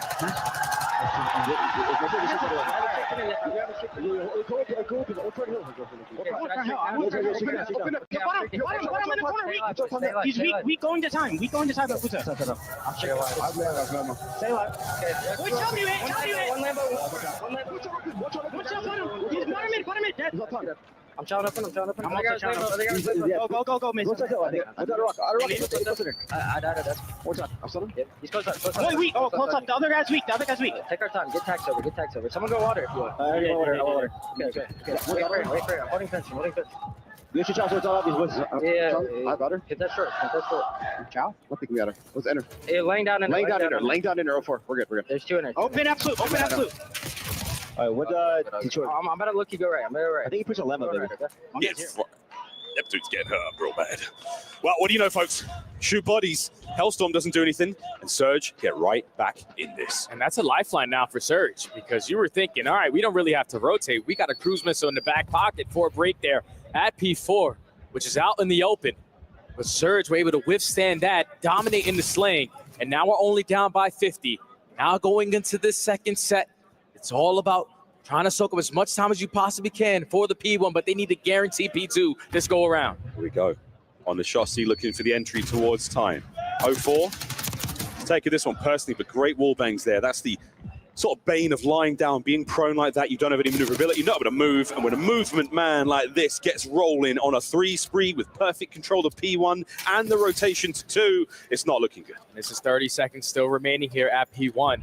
Not afford to give up this time if you are Surge, but you got to do things at the same exact time, and I'm not talking about a team kill. That's already 2 dead in the feed. Hook is able to line up another double. 15 seconds, everyone coming off the respawn on the side of Surge, and Optic are in firm control of all of the map. Hookers are going to cut out all the reinforcements. No one is getting into this one without trouble. 2-2 split for Surge here on the attack.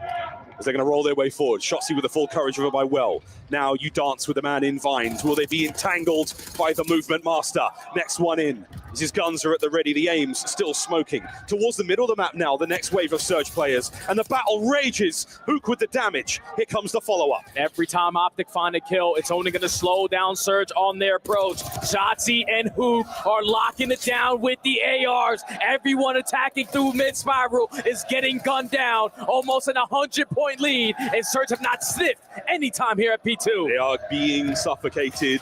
Not an ounce of air. Surge drowning in their own time.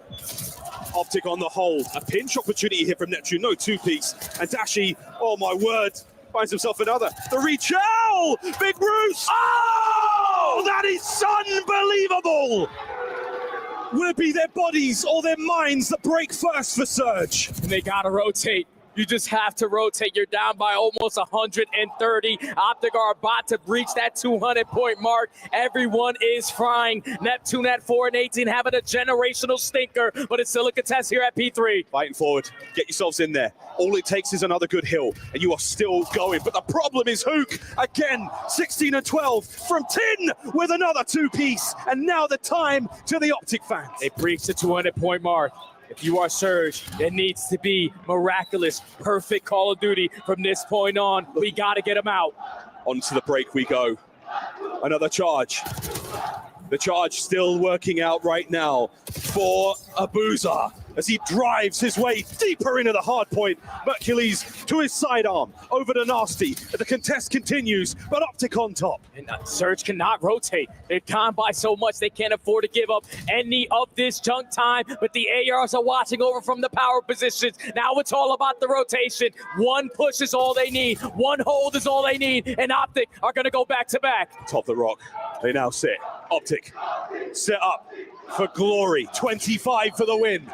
Vancouver Surge, this is it. Dashi watching the OE. Shotzi already in a position to get the trade. It's 3 for 1. Abuza last man standing. He's going to get traded out. One more push for Surge. Here we go. Big Bruce at 20 and 9. A legacy map from Dashi. The contest, Hook on the flank, has been read. The battle towards time, and Surge have broken. Optic only need 11 seconds. Surge have to play perfect. Everything has to go right. Your timings, your gunfights, not ego challenge from Hill. You need every single second. 0-4 starting to come to life, but he gets taken down. What a legendary comeback it would be. Think of what the papers will say. They will not think of the stat lines. They will think of the moment. Fighting forward. P1 in 3 seconds. It'll become open for business. Who will find the first sweet taste of it? Will it be Optic? It will, as Hook is there. Now the dance around the top side of the map. Keep it safe.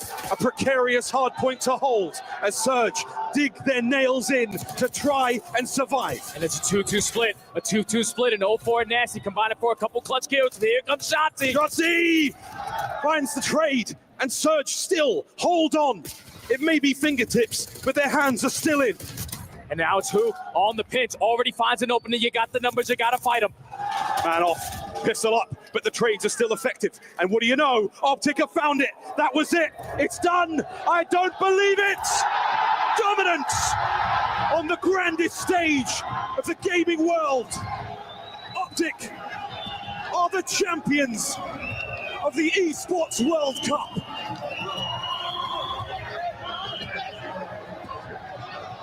From champs to the sons of Riyadh, brotherhood prevails. At this new era of Optic players, what an indelible mark they have left on the Call of Duty world in such a short time. To think about the season that they had. 3 straight tournaments of getting knocked out top 8. One stage where they go 0-18 in map count. But then they find the guy, Mr. Mercules, the rookie, walks into the building, gets them a top 4. They go to the next tournament, get themselves a ring. And now you are back to back with EWC underneath your belt. Oh, that man there, he's done it all. Champs MVP, multiple rings, and now an esports world champion. We may look back one day and see Shotzi and think maybe the greatest of all time. All the accolades a man could ask for. What a career, what a tournament, and what a team. From absolute rags to riches here in Riyadh. Optic have somehow, some way, gone from champs to here. And you can't argue with winning. Their key, the final piece of their puzzle to be entered into that Esports World Cup trophy. It is complete. Optic are your Esports World Cup 2025 champions.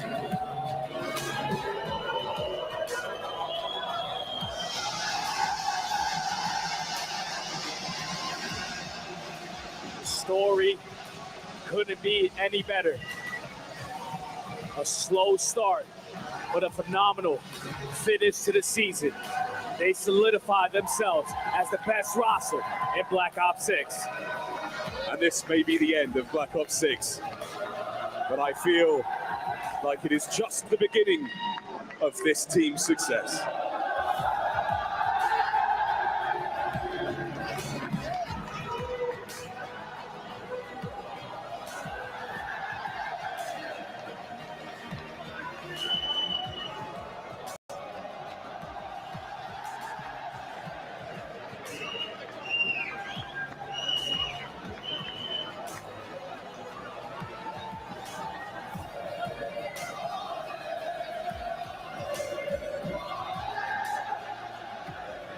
Heroes are remembered, but legends never die.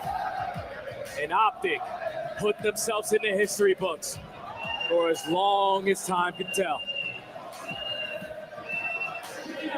And utter dominance. Blink and you miss it kind of grand final. Optic get the job done. Mech, you must be absolutely loving this because you walked it. How did you guys make that look so easy? Well, last time we played them, we knew we should have probably won like 5-1. So we just honed in on our mistakes and made that shit look easy. You did make it look easy. You never let them in. How did you maintain that momentum coming from what was a much more difficult semi-final into this? How did you carry that power forward? Honestly, once we won versus Heretics, we knew we were winning it as long as we just played our game. So that's what we did.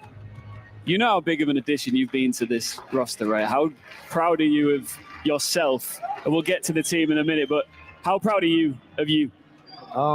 Definitely proud of myself. My first full year playing Respawn.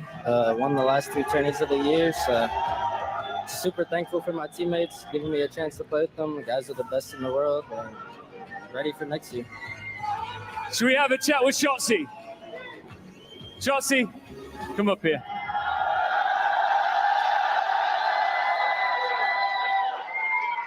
I want to talk about you personally in a minute, but first, what does this win say about Optic? This win means everything, man. The season that we had in the beginning of the year was so dark, and the fact that we were able to turn around. Shout out Mace and shout out that border agent, seriously, because if it wasn't for him, the 9 beans, then I don't think we'd be in this position. So shout out everyone and obviously the Optic Green Wall. You were chanting something a second ago. There was 3 letters you kept saying. What were you saying?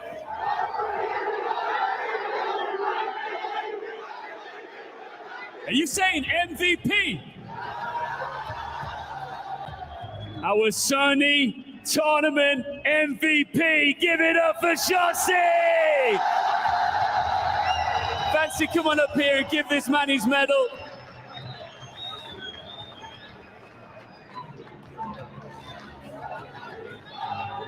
I've got to ask.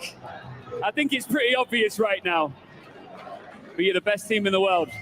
Undeniably. I think this has started something crazy. The players that are on my team are unbelievably talented. It feels like we're cheating at times. Are you in contention for the greatest of all time that Call of Duty has ever seen? Hey, I don't tell what people I am. They tell me. Everyone's saying it. I'm putting it out there. Guys, just come round for 1 second. I want you to gather around for this moment in front of your fans, because one more time, I want them all to give it up for the Call of Duty Black Ops 6 at the Esports World Cup winners. It's Optic! Guys, you've been incredible here. There's only one last thing to do. Should we go and loot some keys? Hell yeah. Hell yeah, let's go.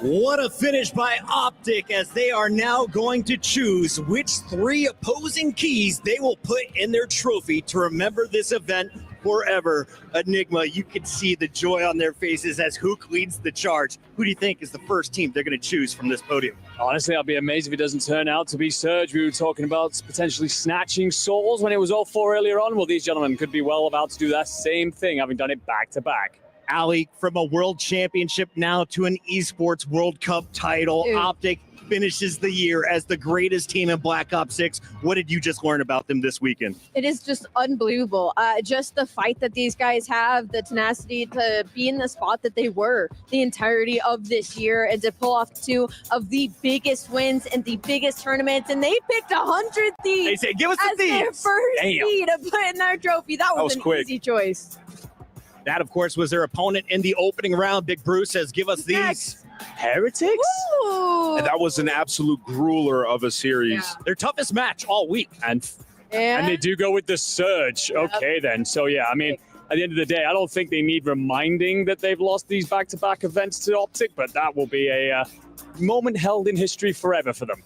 Yeah, I mean, you look at Optic season, it's really like, it's like a movie. Yeah. I mean, think about it. From 0-18 map count to winning champs to winning EWC on that stage and bringing in Mercules. He's been sensational. As we jump into the highlights, watching a little bit His of him. first year of Respawn, he says. First year of Respawn. Never playing hardpoint or control before this year. This good? He is so inspiring for all of you at home trying to become a pro player. This is the ultimate story. I mean, the kid comes out of nowhere. He's so good at search and destroy, figures out Respawn, and he's just the key. Joins Optic, completely turns their season around. It's unreal. And I look at him and I listen to his comms. He's so young, but he is so mature. He knows this game so well. He is at the start of his career, Allie. So poised. I mean, in case you guys don't really understand the scale of this is only this guy's like 4th or 5th event, and he has won 2 of the biggest tournaments as a rookie. Should he had started way earlier in the year, he probably would have taken the crown of rookie of the season.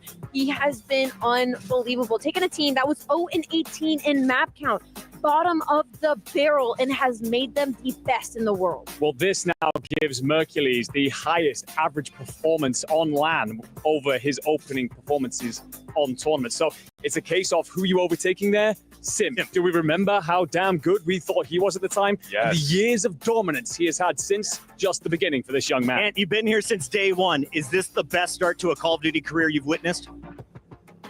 Yes. I had to really think about that. Yes. I mean, he's unbelievable. And the way he turned this team around, they were unsavable. Yeah. They had so many different It's iterations depressing. of this roster. It was depressing. They thought their season was over with. Not only that, when he came in, got top 4 with a different team, immediately switched.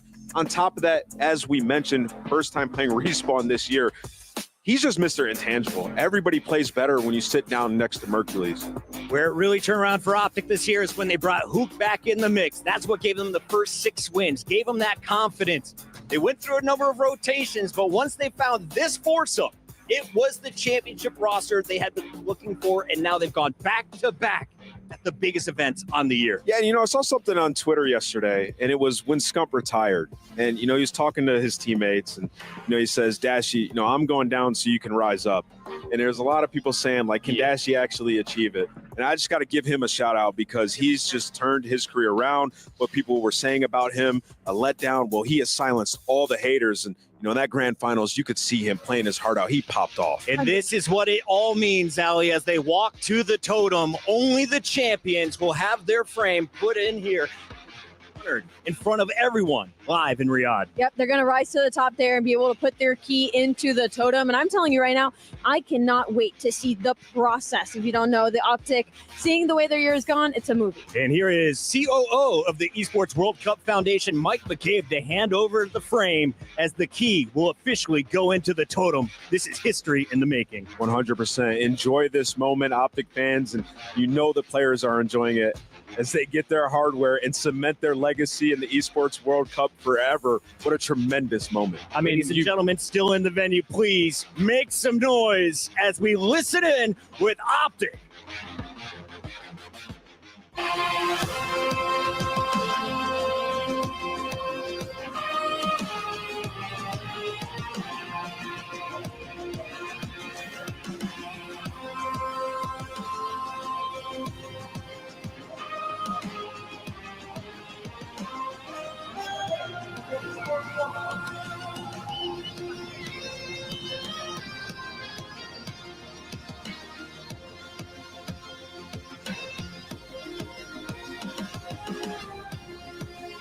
Man, this is so awesome to see.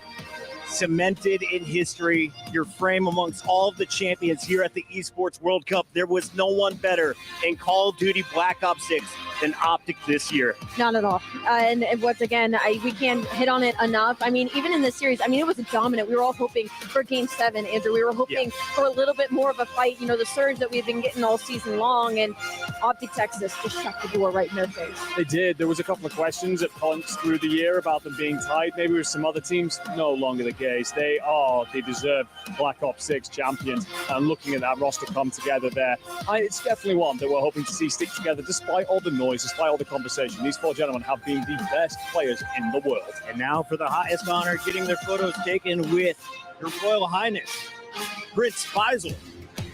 Optic, your official champions of the Esports World Cup 2025.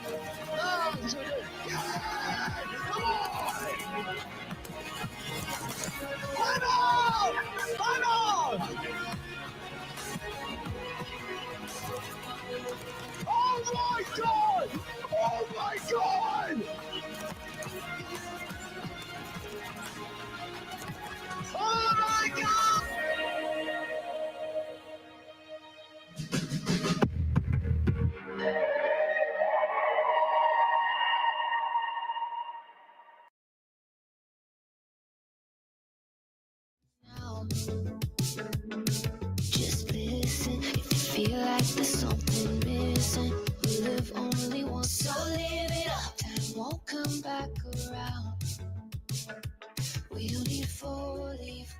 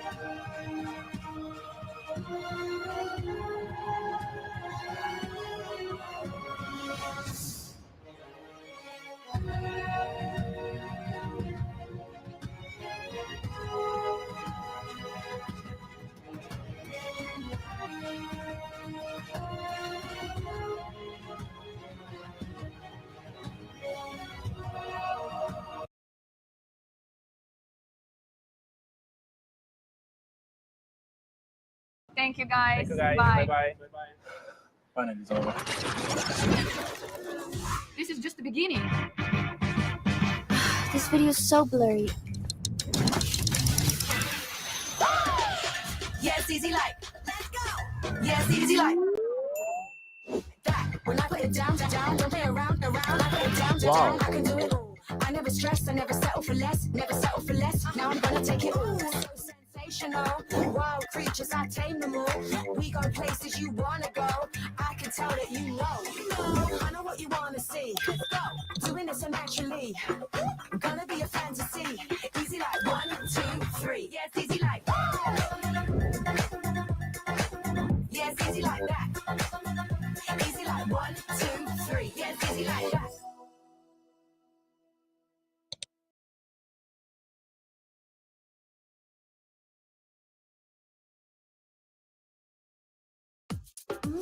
Sarap. Have you tasted the Angus beef difference? Try Highlands Gold today. Yes, hello everyone. Welcome back to my YouTube channel, Batas with Atty. Claire Castro. Okay, tomorrow, nako, sona na, no? Pero syempre, ito muna ang ating ibalita. Okay, katulad na sinabi natin kagabi, hindi talaga sisipot si acting mayor Baste Duterte. Katulad na sa ating binanggit kahapon, no? Pero di bale, sabi na pa rin natin na baka, hindi natin masabi, pero yun nga, hindi nga talaga sumipot. Oo. Diba? Kahit hindi siya nabugbog, physically, literally, bugbog sarado si acting mayor Baste sa Kantsaw, mga ka-clear. Hindi ko alam kung ibang mga DDS okay sa nangyaring ito, mga ka-clear. Pero pakinggan natin to, ha? Okay bang ating hindi pa ako nakabate. Okay bang ating audio, mga ka-clear? Wait, saan may akin? Wait. Okay ba? Dito pala yung aking mic. Wait lang. Ba't pala to? Wait. Yun. Sorry. Ay. Yun. Ayan. Okay ba ang ating audio, mga ka-clear? Okay. Si Georgia Internet Cafe, Proud Ilocana, Jigs Castillo, from Montreal, si RM. Kasi ginawa ni Baste ito ang umpisa ng pagbagsak ng pamilya Duterte sa politika dahil hindi kayo magandang halimbawa sa politika. Well, Cheska Macorol, hello, Samuel Abad, Ancelis, Edgar Dungo ng Oxnard, Elisa C., Rochelle Erpelo, Mark Escano, Tati Teves, Ann Malyari, okay, si Lemon nandito, si Shirkansaki of course, si Cheska, si Jigs Castillo, okay, si Ronnie Okendo, Delphine Jr., ha? Ayun, ito. Dito pa lang kay Shirkansaki, wala na, bugbog sarado na sa Kantsaw. Bugbog sarado na sa Kantsaw si acting mayor, ha? Baste. Si Boss Roger Beyond 70 from Batak. Ayan, City of Batak. Yan yun. Don Berdan, Ann Malyari. Kahit saan tignan, panalo si General Torre, nakalikom ng malaki ang PNP na pera sa legal na pamamaraan. Oo. Diba? Kumbaga, dahil sa iyong paghamon at pagmamaliit kay General Torre na kaya mong suntukin, ano sabi niya, diba? Ang tagal ko nang gusto makasuntok ng unggoy. Diba? Makabugbog ng unggoy. Diba? Sabi niya, yung ba ang pinaka-ultimate goal niya, makabugbog ng unggoy? My gosh. Diba? Wala silang magawa minsan kundi ad hominem lang. Yan, di ba? Ann Malyari. Okay? So, pakinggan natin, mga ka-clear, ha? Siguro naman, kung mapapansin nyo sa social media, medyo bugbog talaga sa Kantsaw itong si acting mayor Baste Duterte. Pakinggan natin to. Winner by default si PNP Chief General Nicolas Torre III nang di sumipot si acting Davao City Mayor Baste Duterte sa kanilang boxing match for a cause sa Rizal Memorial Coliseum kanina.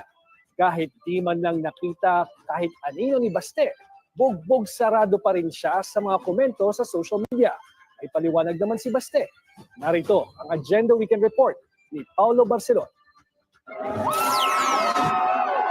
Talagang complete gear tong si At may pa-robe pa. Palag sa kondisyon ni Davao City Acting Mayor Baste Duterte na parang hina na internet. Hair follicle test si PNP Chief Police General Nicolas Torre III. Ani Torre, bakit daw kailangan pang idamay si PBBM at ang lahat ng opisyal ng gobyerno? Unang-una, kaming dalawa lang naman involved dito. Kung hair follicle test sa aming dalawa, ay anytime, anywhere. O tama naman, di ba? Bakit mo idadamay yung ibang tao? Parang you're asking for an impossible condition na di naman makakasama. Hindi sila kasama doon sa inyong tunggalian. Nandadamay ka ng iba. Di ba? Parang better way na maka-iskapo is mandamay ka ng ibang tao? Ganun ba yan? Pwede na mag-hair follicle test kami. Pero kung rematch ng dapat sanay thrilla in Manila kanina, tila wala na itong pag-asa.